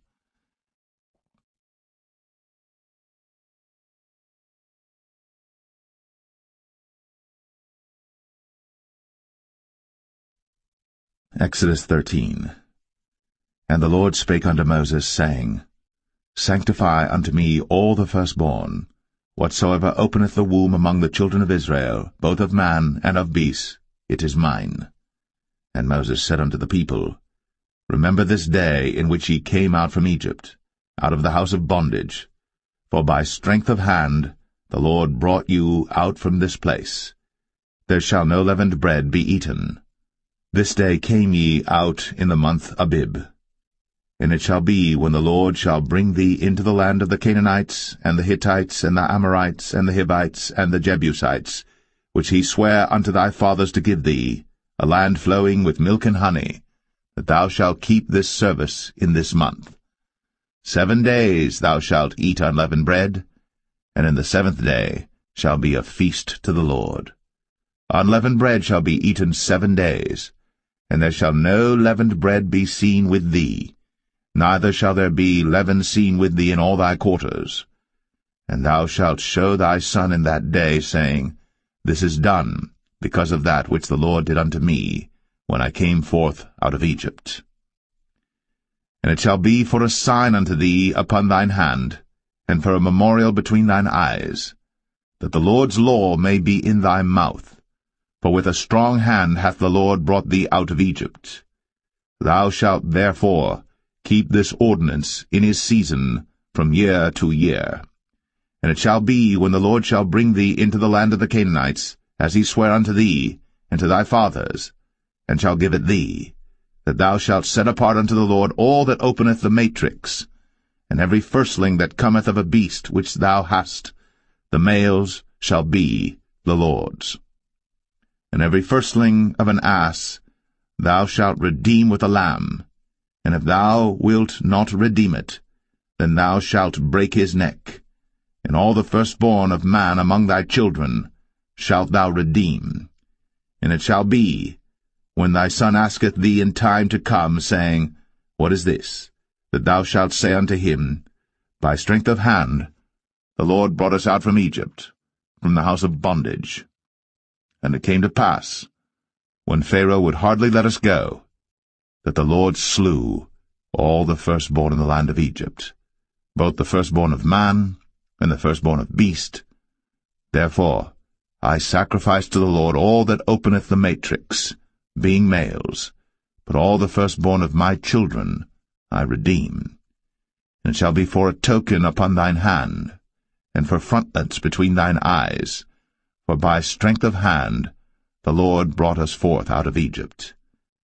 And it came to pass, when Pharaoh had let the people go, that God led them not through the way of the land of the Philistines, although that was near, for God said, Lest peradventure the people repent when they see war, and they return to Egypt. But God led the people about through the way of the wilderness of the Red Sea, and the children of Israel went up harnessed out of the land of Egypt. And Moses took the bones of Joseph with him, for he had straitly sworn the children of Israel, saying, God will surely visit you, and ye shall carry up my bones away hence with you. And they took their journey from Succoth, and encamped in Etham, in the edge of the wilderness. And the Lord went before them by day in a pillar of a cloud, to lead them the way, and by night in a pillar of fire, to give them light, to go by day and night. He took not away the pillar of the cloud by day, nor the pillar of fire by night, from before the people.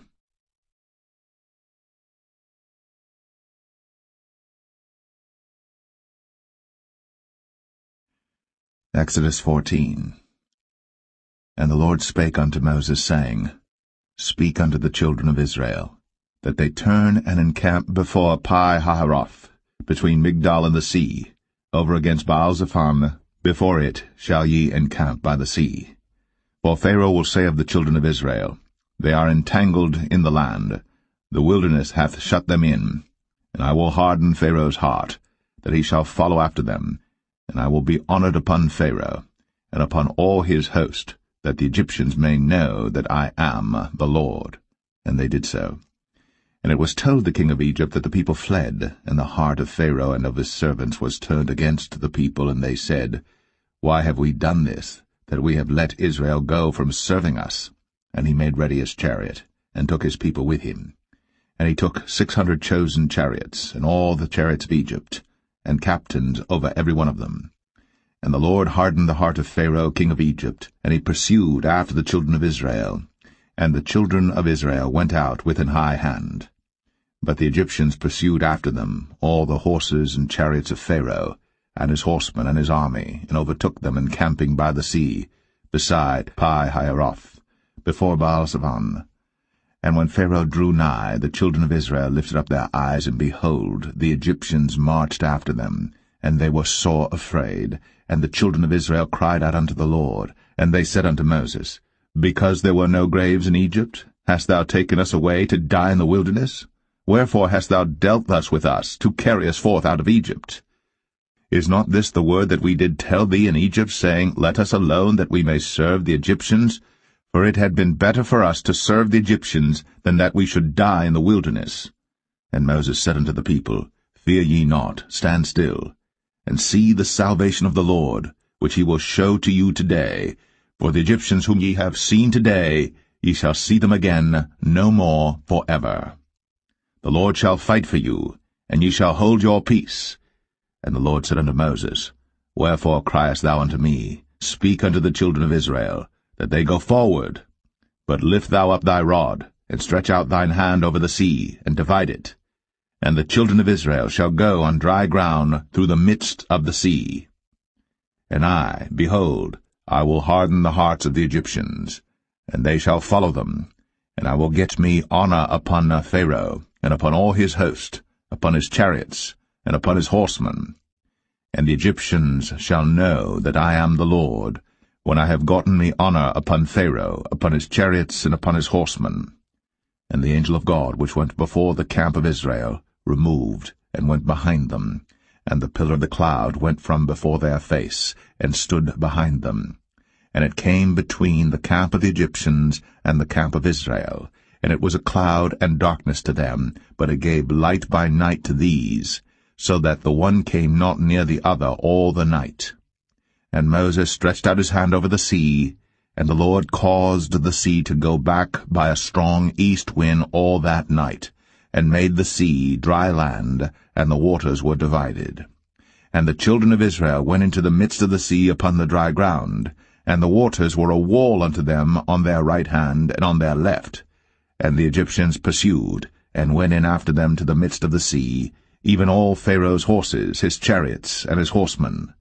And it came to pass that in the morning watch the Lord looked unto the host of the Egyptians through the pillar of fire and of the cloud, and troubled the host of the Egyptians, and took off their chariot wheels, that they drave them heavily, so that the Egyptians said, Let us flee from the face of Israel, for the Lord fighteth for them against the Egyptians.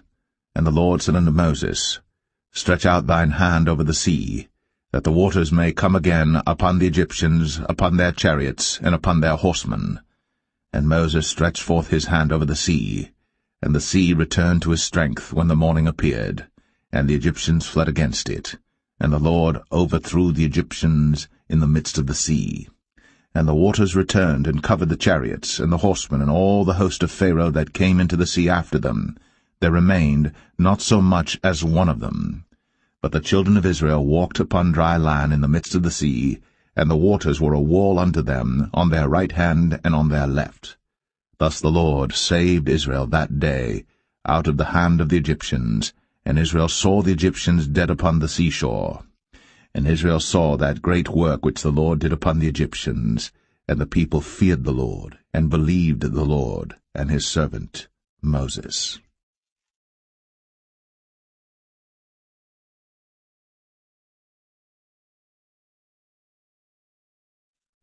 Exodus 15.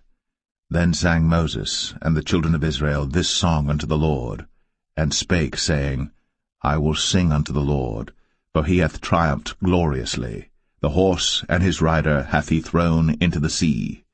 The Lord is my strength and song, and he is become my salvation.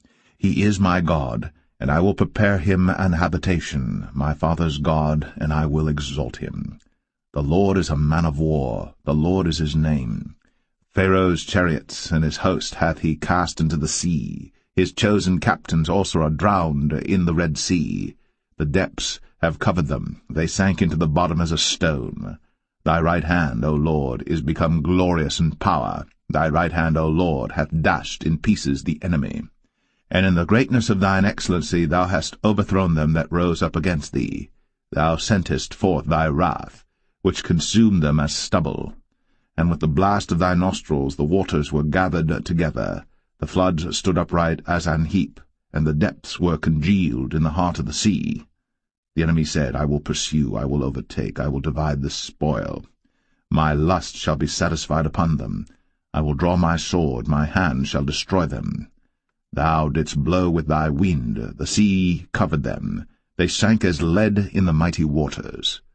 Who is like unto thee, O Lord, among the gods? Who is like thee, glorious in holiness, fearful in praises, doing wonders? Thou stretchest out thy right hand, the earth swallowed them. Thou in thy mercy hast led forth the people which thou hast redeemed.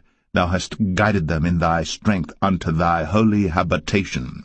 The people shall hear and be afraid. Sorrow shall take hold on the inhabitants of Palestina. Then the dukes of Edom shall be amazed. The mighty men of Moab, trembling, shall take hold upon them. All the inhabitants of Canaan shall melt away. Fear and dread shall fall upon them. By the greatness of thine arm they shall be as still as a stone, till thy people pass over, O Lord, till the people pass over, which thou hast purchased. Thou shalt bring them in, and plant them in the mountain of thine inheritance, in the place, O Lord, which thou hast made for thee to dwell in the sanctuary, O Lord, which thy hands have established.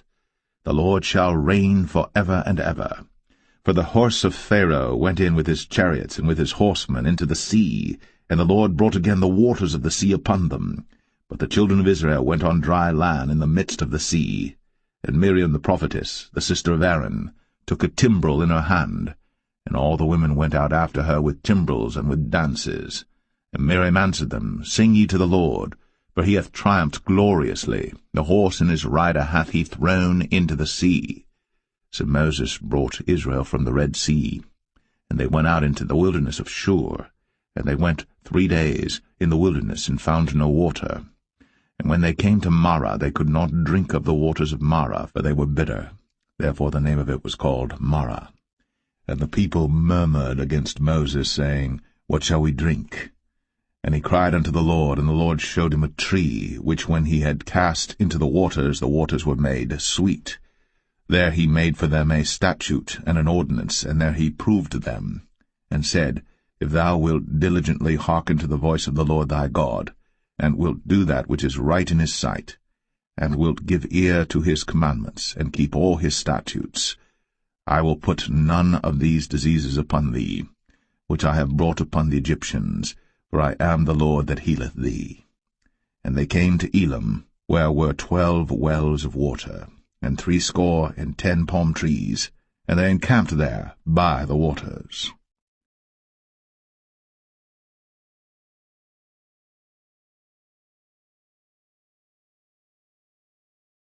Exodus 16. And they took their journey from Elim, and all the congregation of the children of Israel came unto the wilderness of Sin, which is between Elim and Sinai, on the 15th day of the 2nd month, after their departing out of the land of Egypt. And the whole congregation of the children of Israel murmured against Moses and Aaron in the wilderness. And the children of Israel said unto them, Would to God we had died by the hand of the Lord in the land of Egypt, when we sat by the flesh pots, and when we did eat bread to the full. For ye have brought us forth into this wilderness to kill this whole assembly with hunger. Then said the Lord unto Moses, Behold, I will rain bread from heaven for you, and the people shall go out and gather a certain rate every day, that I may prove them, whether they will walk in my law or no. And it shall come to pass that on the 6th day they shall prepare that which they bring in, and it shall be twice as much as they gather daily. And Moses and Aaron said unto all the children of Israel, At even then ye shall know that the Lord hath brought you out from the land of Egypt. And in the morning then ye shall see the glory of the Lord, for that he heareth your murmurings against the Lord. And what are we, that ye murmur against us? And Moses said, This shall be when the Lord shall give you in the evening flesh to eat, and in the morning bread to the full, for that the Lord heareth your murmurings, which ye murmur against him. And what are we? Your murmurings are not against us, but against the Lord. And Moses spake unto Aaron, Say unto all the congregation of the children of Israel, Come near before the Lord, for he hath heard your murmurings. And it came to pass, as Aaron spake unto the whole congregation of the children of Israel, that they looked toward the wilderness, and behold, the glory of the Lord appeared in the cloud. And the Lord spake unto Moses, saying, I have heard the murmurings of the children of Israel. Speak unto them, saying, At even ye shall eat flesh, and in the morning ye shall be filled with bread, and ye shall know that I am the Lord your God. And it came to pass that at even the quails came up and covered the camp, and in the morning the dew lay round about the host. And when the dew that lay was gone up, behold, upon the face of the wilderness there lay a small round thing, as small as the hoarfrost on the ground. And when the children of Israel saw it, they said one to another, It is manna, for they wist not what it was. And Moses said unto them, This is the bread which the Lord hath given you to eat. This is the thing which the Lord hath commanded. Gather of it every man according to his eating, an omer for every man according to the number of your persons. Take ye every man for them which are in his tents. And the children of Israel did so, and gathered some more, some less. And when they did mete it with an omer, he that gathered much had nothing over, and he that gathered little had no lack. They gathered every man according to his eating.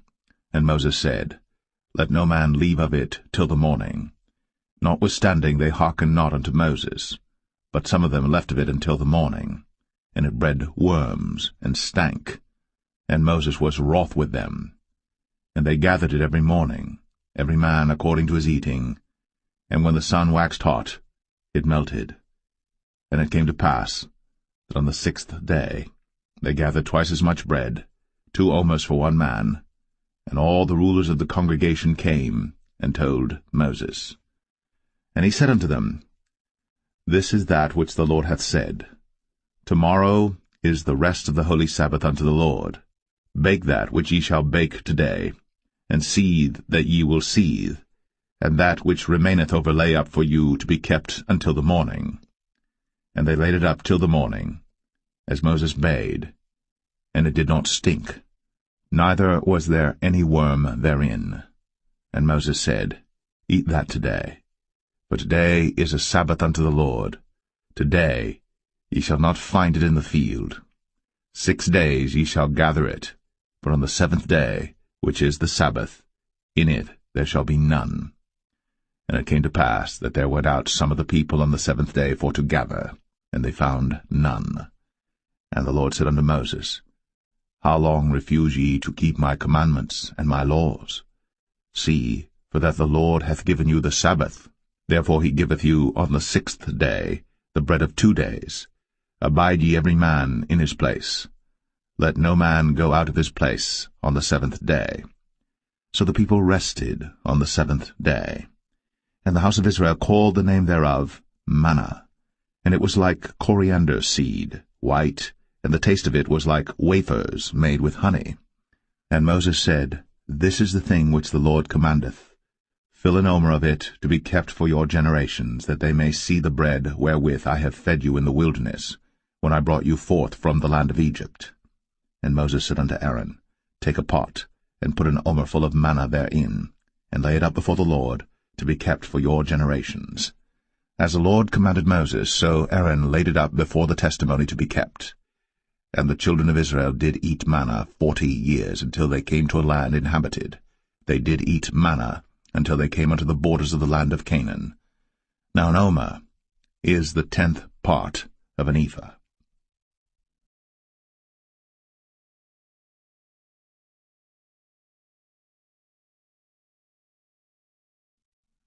Exodus 17. And all the congregation of the children of Israel journeyed from the wilderness of Sin after their journeys, according to the commandment of the Lord, and pitched in Rephidim. And there was no water for the people to drink. Wherefore the people did chide with Moses, and said, Give us water that we may drink. And Moses said unto them, Why chide ye with me? Wherefore do ye tempt the Lord? And the people thirsted there for water. And the people murmured against Moses, and said, Wherefore is this that thou hast brought us up out of Egypt, to kill us, and our children, and our cattle with thirst? And Moses cried unto the Lord, saying, What shall I do unto this people? They be almost ready to stone me. And the Lord said unto Moses, Go on before the people, and take with thee of the elders of Israel, and thy rod wherewith thou smotest the river, take in thine hand, and go. Behold, I will stand before thee there upon the rock in Horeb, and thou shalt smite the rock. And there shall come water out of it, that the people may drink. And Moses did so in the sight of the elders of Israel. And he called the name of the place Massah and Meribah, because of the chiding of the children of Israel, and because they tempted the Lord, saying, Is the Lord among us or not? Then came Amalek and fought with Israel in Rephidim. And Moses said unto Joshua, Choose us out men, and go out, fight with Amalek. Tomorrow I will stand on the top of the hill with the rod of God in mine hand. So Joshua did as Moses had said to him, and fought with Amalek. And Moses, Aaron, and Hur went up to the top of the hill. And it came to pass, when Moses held up his hand, that Israel prevailed. And when he let down his hand, Amalek prevailed. But Moses' hands were heavy, and they took a stone and put it under him, and he sat thereon. And Aaron and Hur stayed up his hands, the one on the one side, and the other on the other side. And his hands were steady until the going down of the sun. And Joshua discomfited Amalek and his people with the edge of the sword. And the Lord said unto Moses, Write this for a memorial in a book, and rehearse it in the ears of Joshua. For I will utterly put out the remembrance of Amalek from under heaven. And Moses built an altar, and called the name of it Jehovah Nissi. For he said, Because the Lord has sworn that the Lord will have war with Amalek from generation to generation.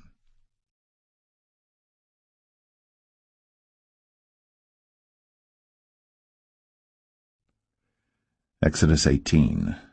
When Jethro, the priest of Midian, Moses' father-in-law, heard of all that God had done for Moses, and for Israel his people, and that the Lord had brought Israel out of Egypt, then Jethro, Moses' father-in-law, took Zipporah, Moses' wife, after he had sent her back, and her 2 sons, of which the name of the one was Gershom, for he said, I have been an alien in a strange land.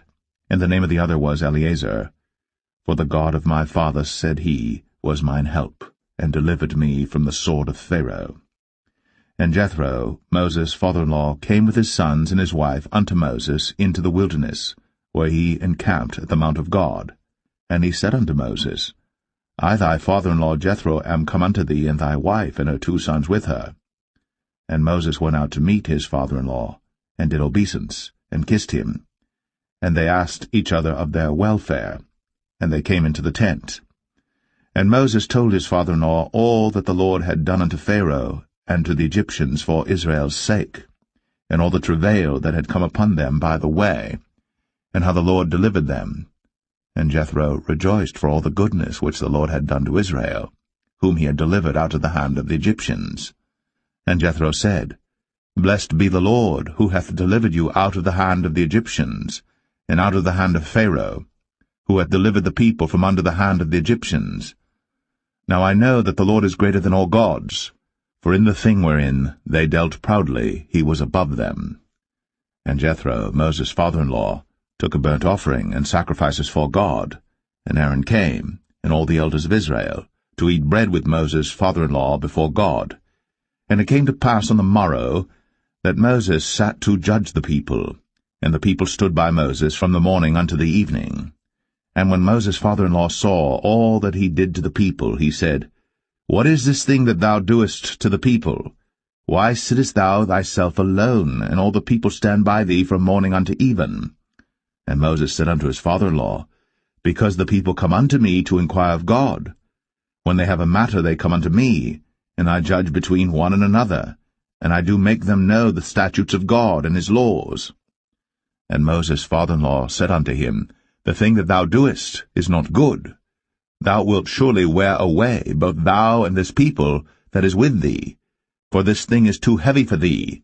Thou art not able to perform it thyself alone. Hearken now unto my voice. I will give thee counsel, and God shall be with thee. Be thou for the people to Godward, that thou mayest bring the causes unto God. And thou shalt teach them ordinances and laws, and shalt show them the way wherein they must walk, and the work that they must do. Moreover, thou shalt provide out of all the people able men, such as fear God, men of truth, hating covetousness, and place such over them to be rulers of thousands, and rulers of hundreds, rulers of 50s, and rulers of 10s.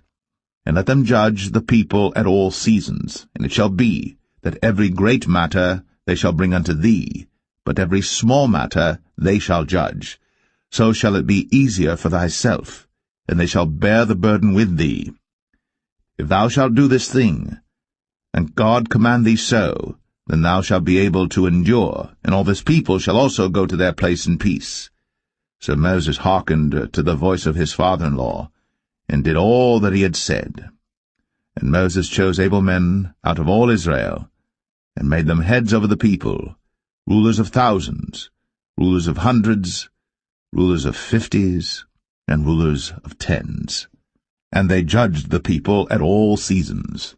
The hard causes they brought unto Moses, but every small matter they judged themselves. And Moses let his father-in-law depart, and he went his way into his own land.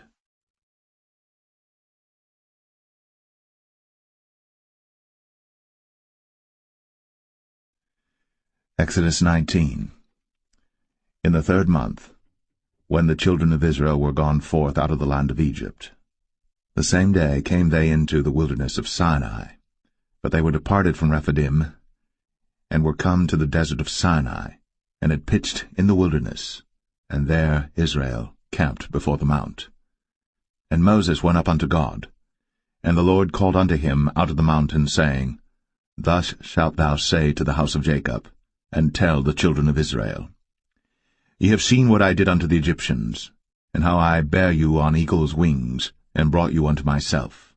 Now therefore, if ye will obey my voice indeed, and keep my covenant, then ye shall be a peculiar treasure unto me above all people. For all the earth is mine, and ye shall be unto me a kingdom of priests, and an holy nation. These are the words which thou shalt speak unto the children of Israel. And Moses came and called for the elders of the people, and laid before their faces all these words which the Lord commanded him. And all the people answered together, and said, All that the Lord hath spoken we will do. And Moses returned the words of the people unto the Lord. And the Lord said unto Moses, Lo, I come unto thee in a thick cloud, that the people may hear when I speak with thee, and believe thee for ever. And Moses told the words of the people unto the Lord. And the Lord said unto Moses, Go unto the people, and sanctify them today and tomorrow, and let them wash their clothes, and be ready against the 3rd day. For the 3rd day the Lord will come down in the sight of all the people upon Mount Sinai. And thou shalt set bounds unto the people round about, saying, Take heed to yourselves, that ye go not up into the mount, or touch the border of it. Whosoever toucheth the mount shall be surely put to death. There shall not an hand touch it, but he shall surely be stoned, or shot through, whether it be beast or man, it shall not live. When the trumpet soundeth long, they shall come up to the mount. And Moses went down from the mount unto the people, and sanctified the people, and they washed their clothes. And he said unto the people, Be ready against the 3rd day, come not at your wives. And it came to pass on the 3rd day in the morning, that there were thunders and lightnings, and a thick cloud upon the mount, and the voice of the trumpet exceeding loud, so that all the people that was in the camp trembled. And Moses brought forth the people out of the camp to meet with God. And they stood at the nether part of the mount. And Mount Sinai was altogether on a smoke, because the Lord descended upon it in fire, and the smoke thereof ascended as the smoke of a furnace, and the whole mount quaked greatly. And when the voice of the trumpet sounded long, and waxed louder and louder, Moses spake, and God answered him by a voice. And the Lord came down upon Mount Sinai, on the top of the mount, and the Lord called Moses up to the top of the mount, and Moses went up. And the Lord said unto Moses, Go down, charge the people, lest they break through unto the Lord to gaze, and many of them perish.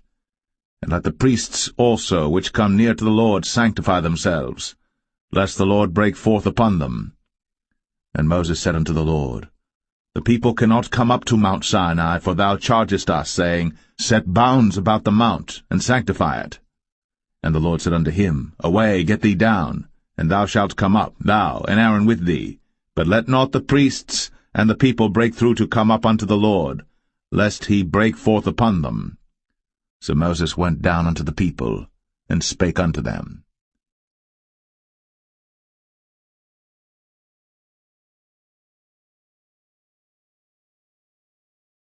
Exodus 20. And God spake all these words, saying, I am the Lord thy God, which have brought thee out of the land of Egypt, out of the house of bondage. Thou shalt have no other gods before me. Thou shalt not make unto thee any graven image, or any likeness of any thing that is in heaven above, or that is in the earth beneath, or that is in the water under the earth. Thou shalt not bow down thyself to them, nor serve them.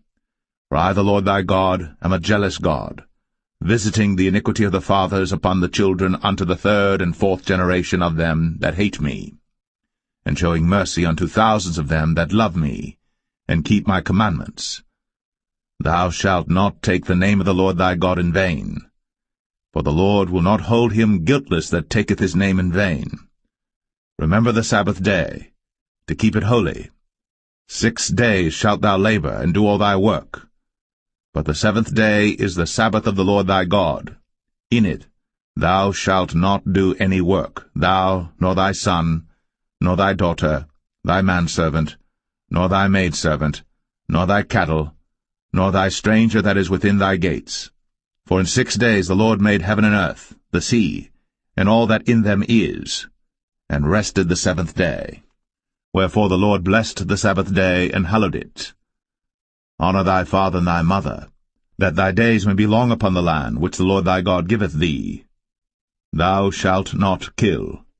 Thou shalt not commit adultery. Thou shalt not steal. Thou shalt not bear false witness against thy neighbor. Thou shalt not covet thy neighbor's house. Thou shalt not covet thy neighbor's wife, nor his manservant, nor his maidservant, nor his ox, nor his ass, nor anything that is thy neighbor's. And all the people saw the thunderings, and the lightnings, and the noise of the trumpet, and the mountain smoking. And when the people saw it, they removed, and stood afar off. And they said unto Moses, Speak thou with us, and we will hear, but let not God speak with us, lest we die. And Moses said unto the people, Fear not, for God is come to prove you, and that his fear may be before your faces, that ye sin not. And the people stood afar off. And Moses drew near unto the thick darkness where God was. And the Lord said unto Moses, Thus thou shalt say unto the children of Israel, Ye have seen that I have talked with you from heaven. Ye shall not make with me gods of silver, neither shall ye make unto you gods of gold. An altar of earth thou shalt make unto me, and shalt sacrifice thereon thy burnt offerings, and thy peace offerings, thy sheep and thine oxen. In all places where I record my name I will come unto thee, and I will bless thee. And if thou wilt make me an altar of stone, thou shalt not build it of hewn stone, for if thou lift up thy tool upon it, thou hast polluted it. Neither shalt thou go up by steps unto mine altar, that thy nakedness be not discovered thereon.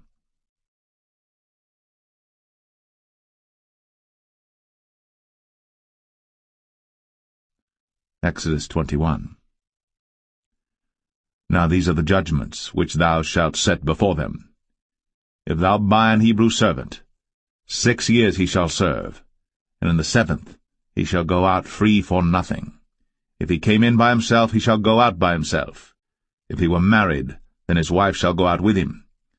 If his master have given him a wife, and she have borne him sons or daughters, the wife and her children shall be her master's, and he shall go out by himself.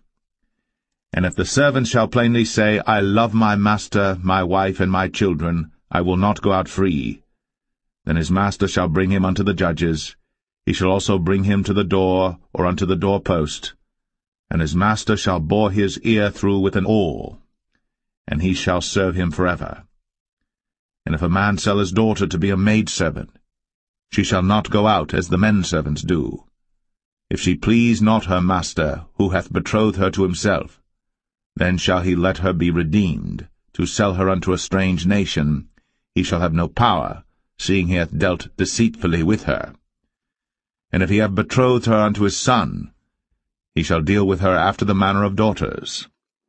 If he take him another wife, her food, her raiment, and her duty of marriage, shall he not diminish? And if he do not these three unto her, then shall she go out free without money. He that smiteth a man so that he die shall be surely put to death.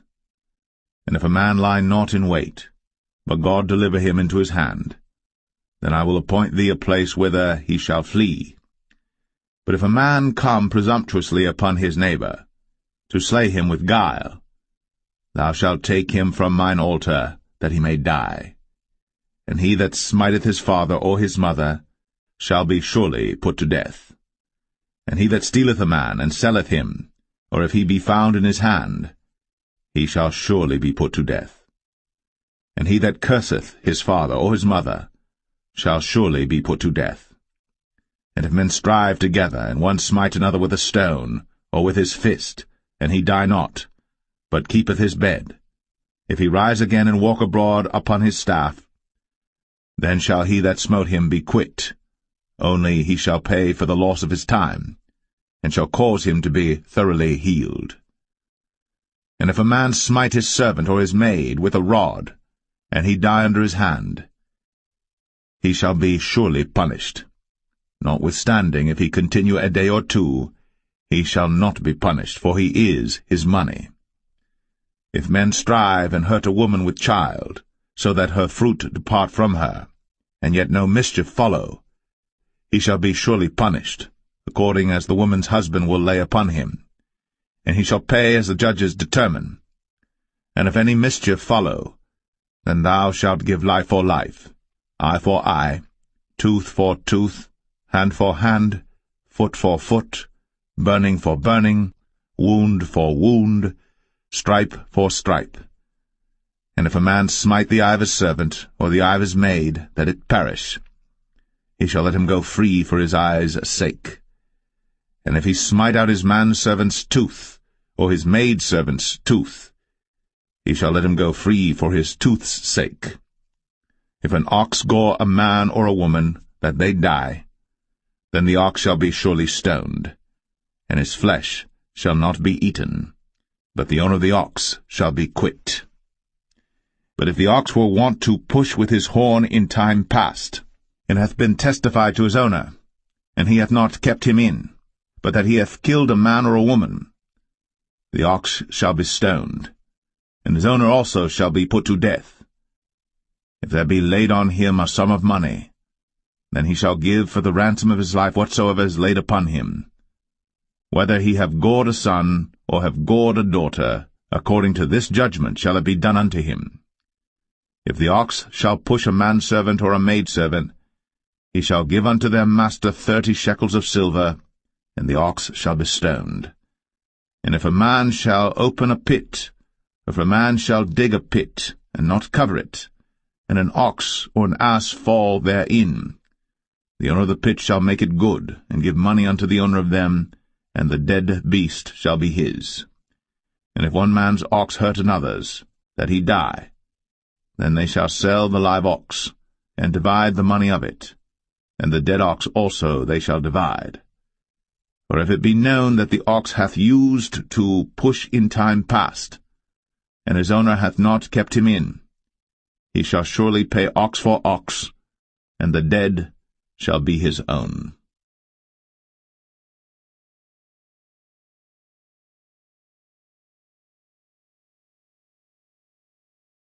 Exodus 22. If a man shall steal an ox, or a sheep, and kill it, or sell it, he shall restore 5 oxen for an ox, and 4 sheep for a sheep. If a thief be found breaking up, and be smitten that he die, there shall no blood be shed for him. If the sun be risen upon him, there shall be blood shed for him, for he should make full restitution. If he have nothing, then he shall be sold for his theft. If the theft be certainly found in his hand alive, whether it be ox or ass or sheep, he shall restore double. If a man shall cause a field or vineyard to be eaten, and shall put in his beast, and shall feed in another man's field, of the best of his own field and of the best of his own vineyard shall he make restitution. If fire break out and catch in thorns, so that stacks of corn or the standing corn of the field be consumed therewith, he that kindled the fire shall surely make restitution. If a man shall deliver unto his neighbor money or stuff to keep, and it be stolen out of the man's house, if the thief be found, let him pay double. If the thief be not found, then the master of the house shall be brought unto the judges to see whether he have put his hand unto his neighbor's goods. For all manner of trespass, whether it be for ox, for ass, for sheep, for raiment, or for any manner of lost thing, which another challengeth to be his, the cause of both parties shall come before the judges, and whom the judges shall condemn, he shall pay double unto his neighbor. If a man deliver unto his neighbor an ass, or an ox, or a sheep, or any beast to keep, and it die, or be hurt, or driven away, no man seeing it, then shall an oath of the Lord be between them both, that he hath not put his hand unto his neighbor's goods, and the owner of it shall accept thereof, and he shall not make it good. And if it be stolen from him, he shall make restitution unto the owner thereof. If it be torn in pieces, then let him bring it for witness, and he shall not make good that which was torn. And if a man borrow aught of his neighbor, and it be hurt or die, the owner thereof being not with it, he shall surely make it good.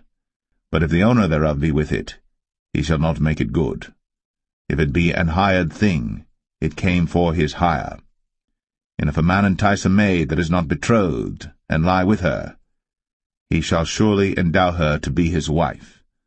If her father utterly refuse to give her unto him, he shall pay money according to the dowry of virgins. Thou shalt not suffer a witch to live. Whosoever lieth with a beast shall surely be put to death. He that sacrificeth unto any god, save unto the Lord only, he shall be utterly destroyed. Thou shalt neither vex a stranger nor oppress him, for ye were strangers in the land of Egypt. Ye shall not afflict any widow or fatherless child. If thou afflict them in any wise, and they cry at all unto me, I will surely hear their cry, and my wrath shall wax hot, and I will kill you with the sword, and your wives shall be widows, and your children fatherless. If thou lend money to any of my people that is poor by thee, thou shalt not be to him as an usurer, neither shalt thou lay upon him usury. If thou at all take thy neighbor's raiment to pledge, thou shalt deliver it unto him by that the sun goeth down. For that is his covering only, it is his raiment for his skin, wherein shall he sleep.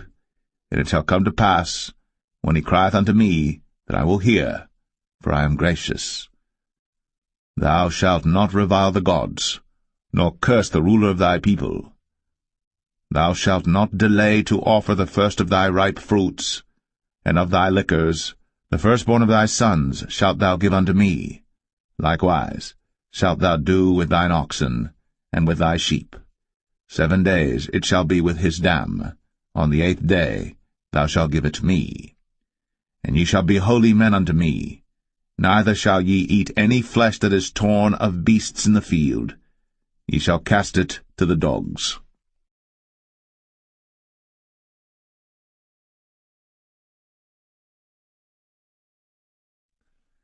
Exodus 23. Thou shalt not raise a false report. Put not thine hand with the wicked to be an unrighteous witness. Thou shalt not follow a multitude to do evil. Neither shalt thou speak in a cause to decline after many to wrest judgment. Neither shalt thou countenance a poor man in his cause. If thou meet thine enemy's ox or his ass going astray, thou shalt surely bring it back to him again. If thou see the ass of him that hateth thee lying under his burden, and wouldest forbear to help him, thou shalt surely help with him. Thou shalt not wrest the judgment of thy poor in his cause. Keep thee far from a false matter. and the innocent and righteous slay thou not, for I will not justify the wicked.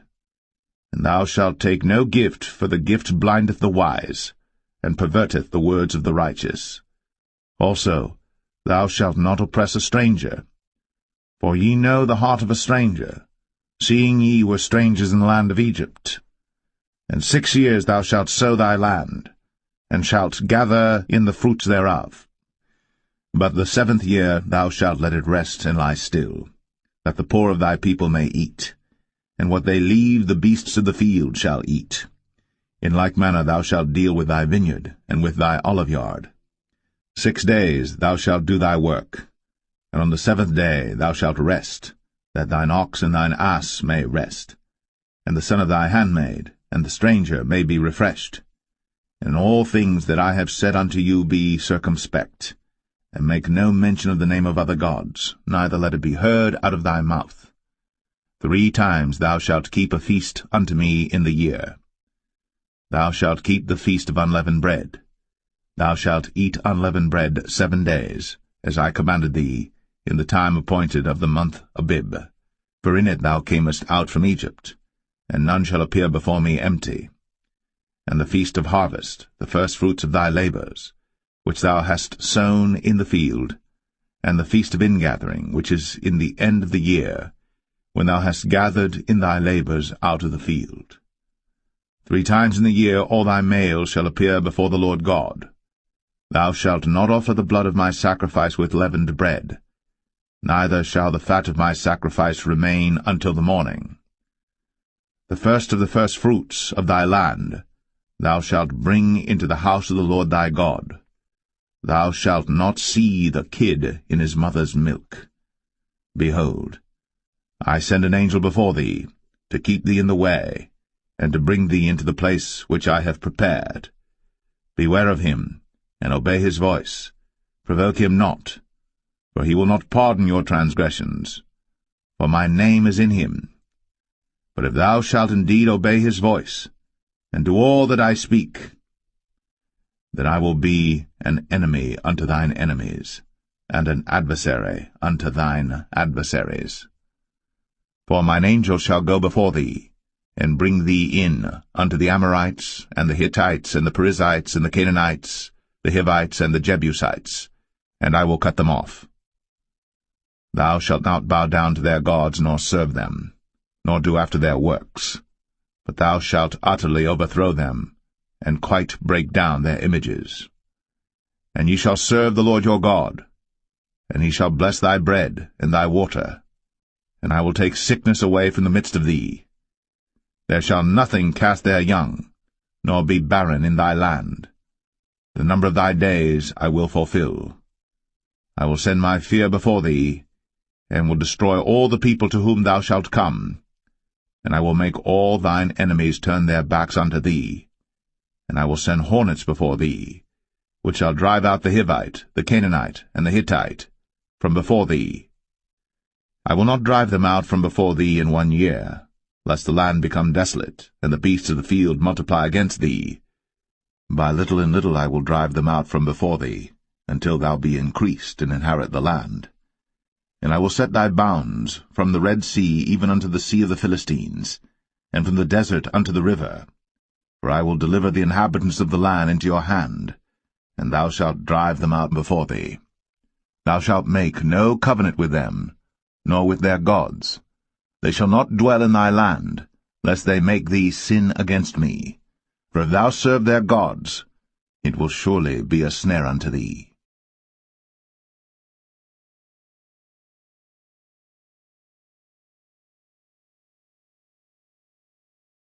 Exodus 24. And he said unto Moses, Come up unto the Lord, thou, and Aaron, Nadab, and Abihu, and 70 of the elders of Israel, and worship ye afar off. And Moses alone shall come near the Lord, but they shall not come nigh, neither shall the people go up with him. And Moses came, and told the people all the words of the Lord, and all the judgments, and all the people answered with one voice, and said, All the words which the Lord hath said will we do. And Moses wrote all the words of the Lord, and rose up early in the morning, and builded an altar under the hill, and 12 pillars according to the 12 tribes of Israel.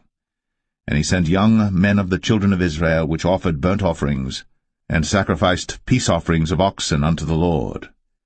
And Moses took half of the blood, and put it in basins, and half of the blood he sprinkled on the altar. And he took the book of the covenant, and read in the audience of the people, and they said, All that the Lord hath said will we do, and be obedient. And Moses took the blood, and sprinkled it on the people, and said, Behold, the blood of the covenant which the Lord hath made with you concerning all these words. Then went up Moses, and Aaron, Nadab and Abihu, and 70 of the elders of Israel. And they saw the God of Israel. And there was under his feet, as it were, a paved work of a sapphire stone, and as it were the body of heaven in his clearness. And upon the nobles of the children of Israel he laid not his hand. Also they saw God, and did eat and drink. And the Lord said unto Moses, Come up to me into the mount, and be there. And I will give thee tables of stone, and a law and commandments which I have written, that thou mayest teach them. And Moses rose up, and his minister Joshua. And Moses went up into the mount of God. And he said unto the elders, Tarry ye here for us, until we come again unto you. And behold, Aaron and Hur are with you. If any man have any matters to do, let him come unto them. And Moses went up into the mount, and a cloud covered the mount. And the glory of the Lord abode upon Mount Sinai, and the cloud covered it 6 days. And the 7th day he called unto Moses out of the midst of the cloud. And the sight of the glory of the Lord was like devouring fire on the top of the mount in the eyes of the children of Israel. And Moses went into the midst of the cloud, and gat him up into the mount. And Moses was in the mount 40 days and 40 nights.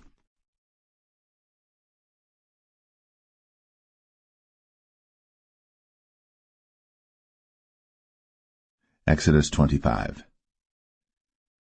And the Lord spake unto Moses, saying, Speak unto the children of Israel, that they bring me an offering of every man that giveth it willingly with his heart. Ye shall take my offering.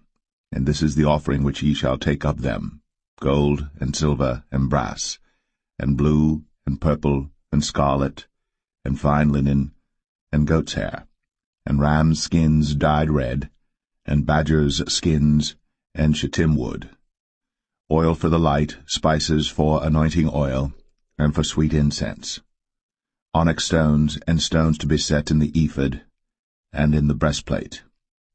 And let them make me a sanctuary, that I may dwell among them, according to all that I show thee, after the pattern of the tabernacle, and the pattern of all the instruments thereof, even so shall ye make it. And they shall make an ark of shittim wood. 2 cubits and a half shall be the length thereof, and 1 cubit and a half the breadth thereof, and 1 cubit and a half the height thereof. And thou shalt overlay it with pure gold, within and without shalt thou overlay it, and shall make upon it a crown of gold round about. And thou shalt cast 4 rings of gold for it, and put them in the 4 corners thereof, and 2 rings shall be in the one side of it, and 2 rings in the other side of it. And thou shalt make staves of shittim wood, and overlay them with gold. And thou shalt put the staves into the rings by the sides of the ark, that the ark may be borne with them. The staves shall be in the rings of the ark, they shall not be taken from it. And thou shalt put into the ark the testimony which I shall give thee. And thou shalt make a mercy seat of pure gold. 2 cubits and a half shall be the length thereof, and 1 cubit and a half the breadth thereof. And thou shalt make 2 cherubims of gold. Of beaten work shalt thou make them, in the 2 ends of the mercy seat. And make 1 cherub on the one end, and the other cherub on the other end. Even of the mercy seat shall ye make the cherubims on the 2 ends thereof. And the cherubims shall stretch forth their wings on high, covering the mercy seat with their wings, and their faces shall look one to another. Toward the mercy seat shall the faces of the cherubims be. And thou shalt put the mercy seat above upon the ark, and in the ark thou shalt put the testimony that I shall give thee. And there I will meet with thee, and I will commune with thee from above the mercy seat. from between the two cherubims which are upon the ark of the testimony, of all things which I will give thee in commandment unto the children of Israel. Thou shalt also make a table of shittim wood.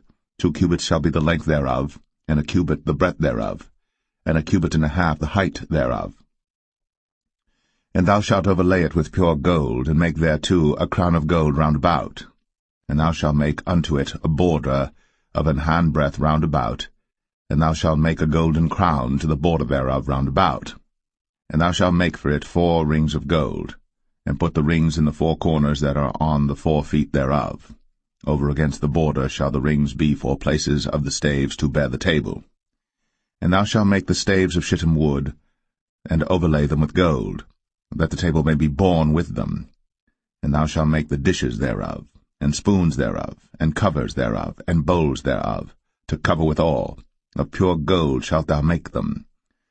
And thou shalt set upon the table showbread before me always. And thou shalt make a candlestick of pure gold. Of beaten work shall the candlestick be made. His shaft, and his branches, his bowls, his knobs and his flowers shall be of the same.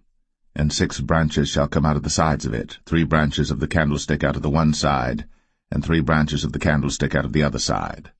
3 bowls made like unto almonds, with a knob and a flower in one branch, and 3 bowls made like almonds in the other branch, with a knob and a flower. So in the 6 branches that come out of the candlestick. And in the candlestick shall be 4 bowls made like unto almonds, with their knobs and their flowers. And there shall be a knob under 2 branches of the same, and a knob under 2 branches of the same, and a knob under 2 branches of the same, according to the 6 branches that proceed out of the candlestick. Their knobs and their branches shall be of the same. All it shall be one beaten work of pure gold. And thou shalt make the 7 lamps thereof, and they shall light the lamps thereof, that they may give light over against it. And the tongs thereof, and the snuff dishes thereof, shall be of pure gold. Of a talent of pure gold shall he make it with all these vessels. And look that thou make them after their pattern, which was shown thee in the mount.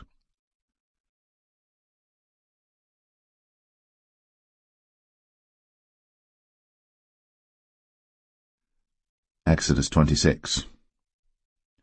Moreover, thou shalt make the tabernacle with 10 curtains of fine twined linen, and blue, and purple, and scarlet. With cherubims of cunning work shalt thou make them. The length of one curtain shall be 28 cubits, and the breadth of one curtain 4 cubits, and every one of the curtains shall have one measure. The 5 curtains shall be coupled together one to another, and other 5 curtains shall be coupled one to another. And thou shalt make loops of blue upon the edge of the one curtain, from the selvage in the coupling. And likewise shalt thou make in the uttermost edge of another curtain, in the coupling of the second. 50 loops shalt thou make in the one curtain, and 50 loops shalt thou make in the edge of the curtain that is in the coupling of the second, that the loops may take hold one of another. And thou shalt make 50 taches of gold, and couple the curtains together with the taches, and it shall be one tabernacle. And thou shalt make curtains of goat's hair to be a covering upon the tabernacle. 11 curtains shalt thou make. The length of one curtain shall be 30 cubits, and the breadth of one curtain 4 cubits, and the 11 curtains shall be all of one measure. And thou shalt couple 5 curtains by themselves, and 6 curtains by themselves, and shalt double the 6 curtain in the forefront of the tabernacle. And thou shalt make 50 loops on the edge of the one curtain that is outmost in the coupling, and 50 loops in the edge of the curtain which coupleth the second. And thou shalt make 50 taches of brass, and put the taches into the loops, and couple the tent together, that it may be one. And the remnant that remaineth of the curtains of the tent, the half curtain that remaineth, shall hang over the backside of the tabernacle, and a cubit on the one side, and a cubit on the other side of that which remaineth in the length of the curtains of the tent. It shall hang over the sides of the tabernacle on this side, and on that side to cover it. And thou shalt make a covering for the tent of ram's skins dyed red, and a covering above of badger's skins. And thou shalt make boards for the tabernacle of shittim wood standing up. 10 cubits shall be the length of a board, and a cubit and a half shall be the breadth of one board.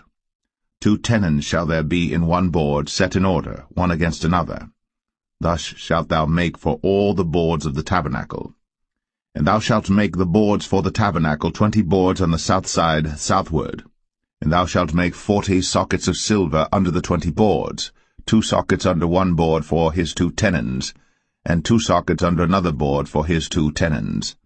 And for the second side of the tabernacle on the north side there shall be 20 boards, and there 40 sockets of silver, 2 sockets under one board, and 2 sockets under another board. And for the sides of the tabernacle westward thou shalt make 6 boards. And 2 boards shalt thou make for the corners of the tabernacle in the 2 sides. And they shall be coupled together beneath, and they shall be coupled together above the head of it unto one ring. Thus shall it be for them both. They shall be for the 2 corners. And they shall be 8 boards, and their sockets of silver 16 sockets, 2 sockets under one board, and 2 sockets under another board.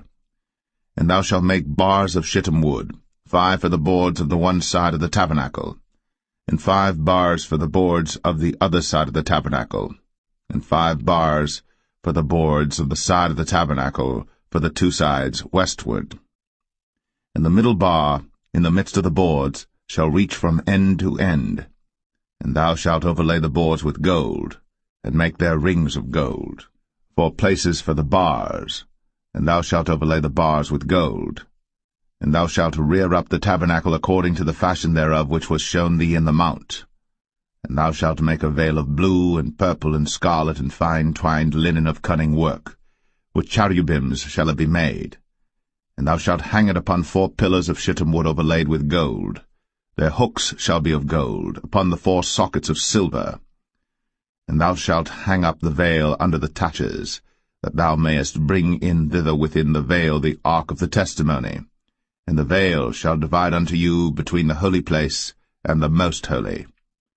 And thou shalt put the mercy seat upon the ark of the testimony in the most holy place.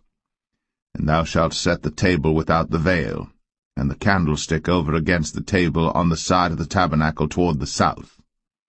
And thou shalt put the table on the north side. And thou shalt make an hanging for the door of the tent, of blue and purple and scarlet, and fine twined linen, wrought with needlework.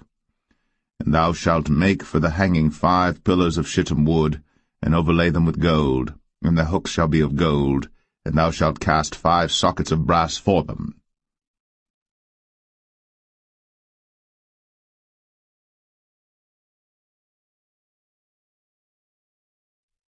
Exodus 27.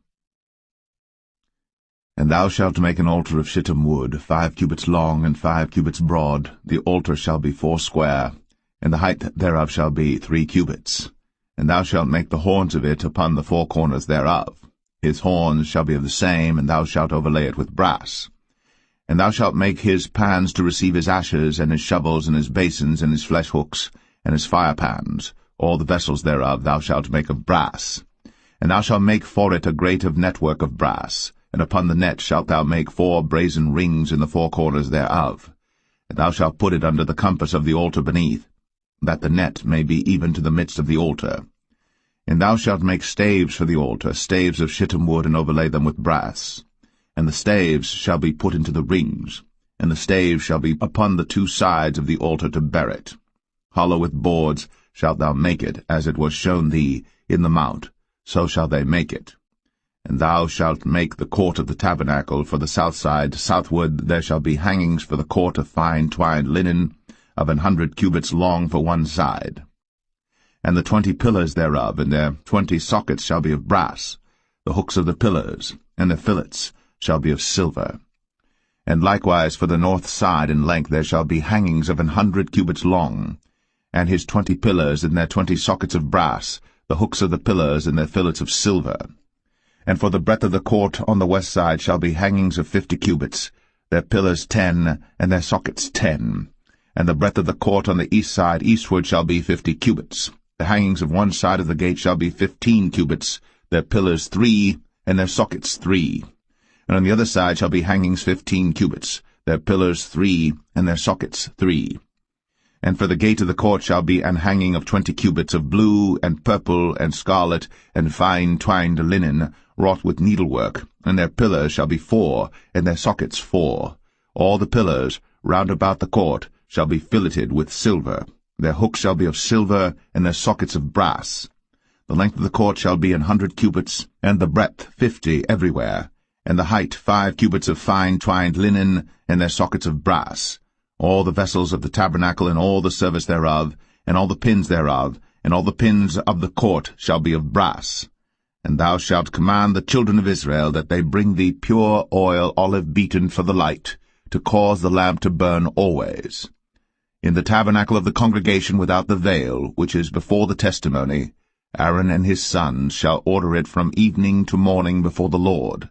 It shall be a statute for ever, unto their generations, on the behalf of the children of Israel.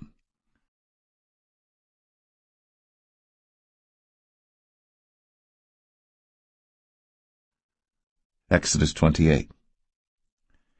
And take thou unto thee Aaron thy brother, and his sons with him, from among the children of Israel, that he may minister unto me in the priest's office, even Aaron, Nadab, and Abihu, Eleazar, and Ithamar, Aaron's sons. And thou shalt make holy garments for Aaron thy brother, for glory and for beauty. And thou shalt speak unto all that are wise-hearted, whom I have filled with the spirit of wisdom, that they may make Aaron's garments to consecrate him, that he may minister unto me in the priest's office.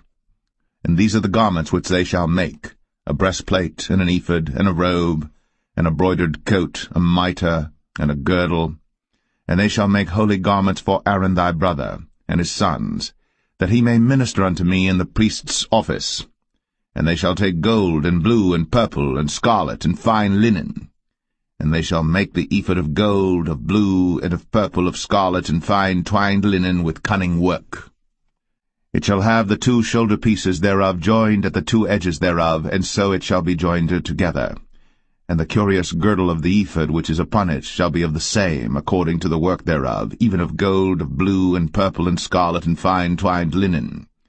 And thou shalt take 2 onyx stones, and grave on them the names of the children of Israel, 6 of their names on one stone, and the other 6 names of the rest on the other stone, according to their birth. With the work of an engraver in stone, like the engravings of a signet, shalt thou engrave the 2 stones with the names of the children of Israel. Thou shalt make them to be set in ouches of gold. And thou shalt put the 2 stones upon the shoulders of the ephod for stones of memorial unto the children of Israel. And Aaron shall bear their names before the Lord upon his 2 shoulders for a memorial. And thou shalt make ouches of gold, and 2 chains of pure gold at the ends. Of wreathen work shalt thou make them, and fasten the wreathen chains to the ouches. And thou shalt make the breastplate of judgment with cunning work. After the work of the ephod thou shalt make it, of gold, of blue, and of purple, and of scarlet, and of fine twined linen shalt thou make it. 4 square it shall be, being doubled. A span shall be the length thereof, and a span shall be the breadth thereof. And thou shalt set in it settings of stones, even 4 rows of stones. The first row shall be a sardius, a topaz, and a carbuncle. This shall be the first row. And the second row shall be an emerald, a sapphire, and a diamond. And the third row a ligure, an agate, and an amethyst. And the 4th row a beryl, and an onyx, and a jasper. They shall be set in gold in their enclosings. And the stones shall be with the names of the children of Israel, 12 according to their names, like the engravings of a signet. Every one with his name shall they be according to the 12 tribes. And thou shalt make upon the breastplate chains at the ends of wreathen work of pure gold. And thou shalt make upon the breastplate 2 rings of gold, and shalt put the 2 rings on the 2 ends of the breastplate. And thou shalt put the 2 wreathen chains of gold in the 2 rings which are on the ends of the breastplate. And the other 2 ends of the 2 wreathen chains thou shalt fasten in the 2 ouches, and put them on the shoulder pieces of the ephod before it. And thou shalt make 2 rings of gold, and thou shalt put them upon the 2 ends of the breastplate, in the border thereof, which is in the side of the ephod inward. And 2 other rings of gold thou shalt make, and shalt put them on the 2 sides of the ephod underneath, toward the forepart thereof, over against the other coupling thereof, above the curious girdle of the ephod. And they shall bind the breastplate by the rings thereof unto the rings of the ephod with a lace of blue, that it may be above the curious girdle of the ephod, and that the breastplate be not loosed from the ephod. And Aaron shall bear the names of the children of Israel in the breastplate of judgment upon his heart, when he goeth in unto the holy place for a memorial before the Lord continually. And thou shalt put in the breastplate of judgment the Urim and the Thummim, and they shall be upon Aaron's heart, when he goeth in before the Lord. And Aaron shall bear the judgment of the children of Israel upon his heart before the Lord continually. And thou shalt make the robe of the ephod all of blue. And there shall be an hole in the top of it, in the midst thereof. It shall have a binding of woven work round about the whole of it, as it were the whole of an habergeon, that it be not rent.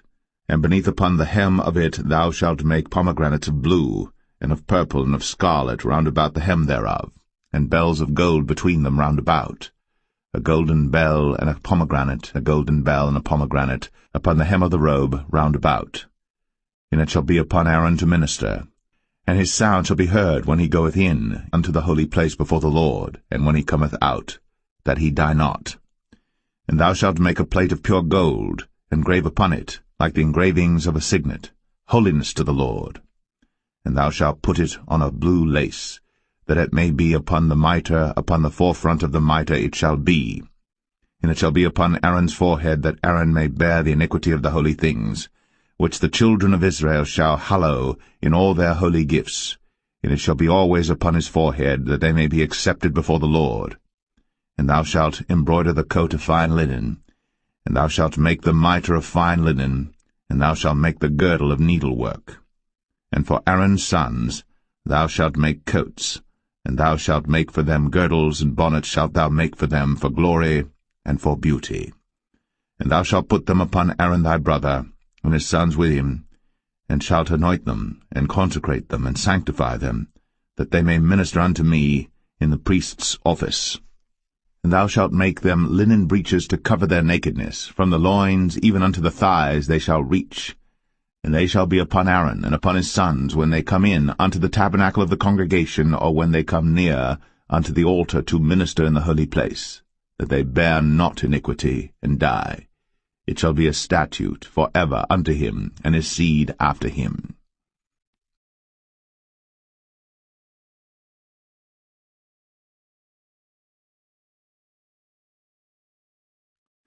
Exodus 29.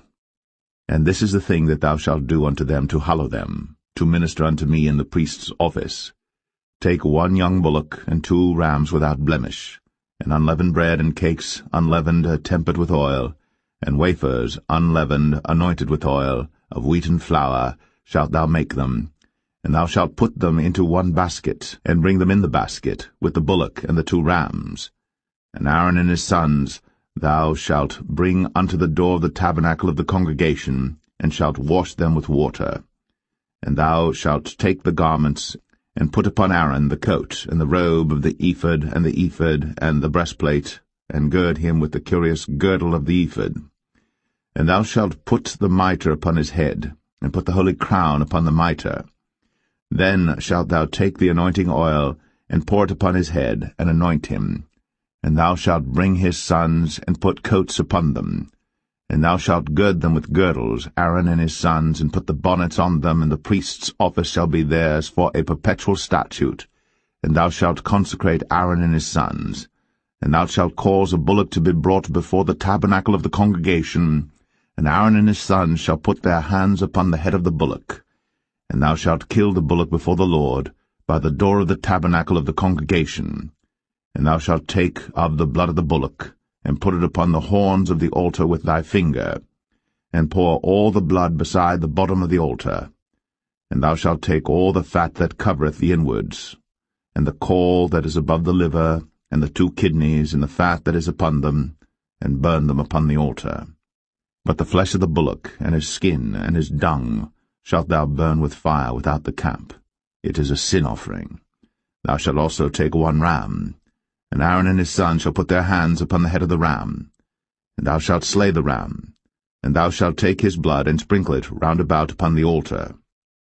And thou shalt cut the ram in pieces, and wash the inwards of him and his legs, and put them unto his pieces and unto his head. And thou shalt burn the whole ram upon the altar, It is a burnt offering unto the Lord. It is a sweet savour, an offering made by fire unto the Lord.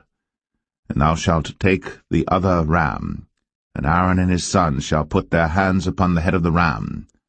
Then shalt thou kill the ram, and take of his blood, and put it upon the tip of the right ear of Aaron, and upon the tip of the right ear of his sons, and upon the thumb of their right hand, and upon the great toe of their right foot, and sprinkle the blood upon the altar round about. And thou shalt take of the blood that is upon the altar, and of the anointing oil, and sprinkle it upon Aaron, and upon his garments, and upon his sons, and upon the garments of his sons with him. And he shall be hallowed, and his garments, and his sons' garments with him. Also thou shalt take of the ram the fat and the rump, and the fat that covereth the inwards, and the caul above the liver, and the 2 kidneys, and the fat that is upon them, and the right shoulder, for it is a ram of consecration. And 1 loaf of bread, and 1 cake of oiled bread, and 1 wafer out of the basket of the unleavened bread that is before the Lord. And thou shalt put all in the hands of Aaron, and in the hands of his sons, and shalt wave them for a wave offering before the Lord. And thou shalt receive them of their hands, and burn them upon the altar for a burnt offering, for a sweet savour before the Lord. It is an offering made by fire unto the Lord. And thou shalt take the breast of the ram of Aaron's consecration, and wave it for a wave offering before the Lord, and it shall be thy part. And thou shalt sanctify the breast of the wave offering, and the shoulder of the heave offering which is waved, and which is heaved up, of the ram of the consecration, even of that which is for Aaron, and of that which is for his sons. And it shall be Aaron's and his sons by a statute for ever from the children of Israel. For it is an heave offering, and it shall be an heave offering from the children of Israel of the sacrifice of their peace offerings, even their heave offering unto the Lord. And the holy garments of Aaron shall be his sons after him, to be anointed therein, and to be consecrated in them. And that son that is priest in his stead shall put them on 7 days, when he cometh into the tabernacle of the congregation to minister in the holy place.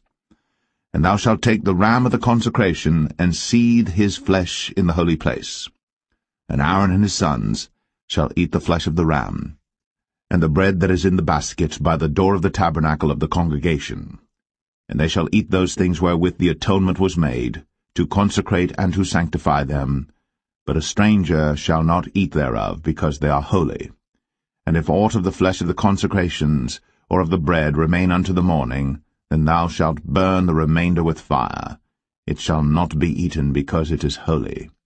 And thus shalt thou do unto Aaron and to his sons, according to all things which I have commanded thee. 7 days shalt thou consecrate them. And thou shalt offer every day a bullock for a sin offering, for atonement, and thou shalt cleanse the altar, when thou hast made an atonement for it, and thou shalt anoint it, to sanctify it.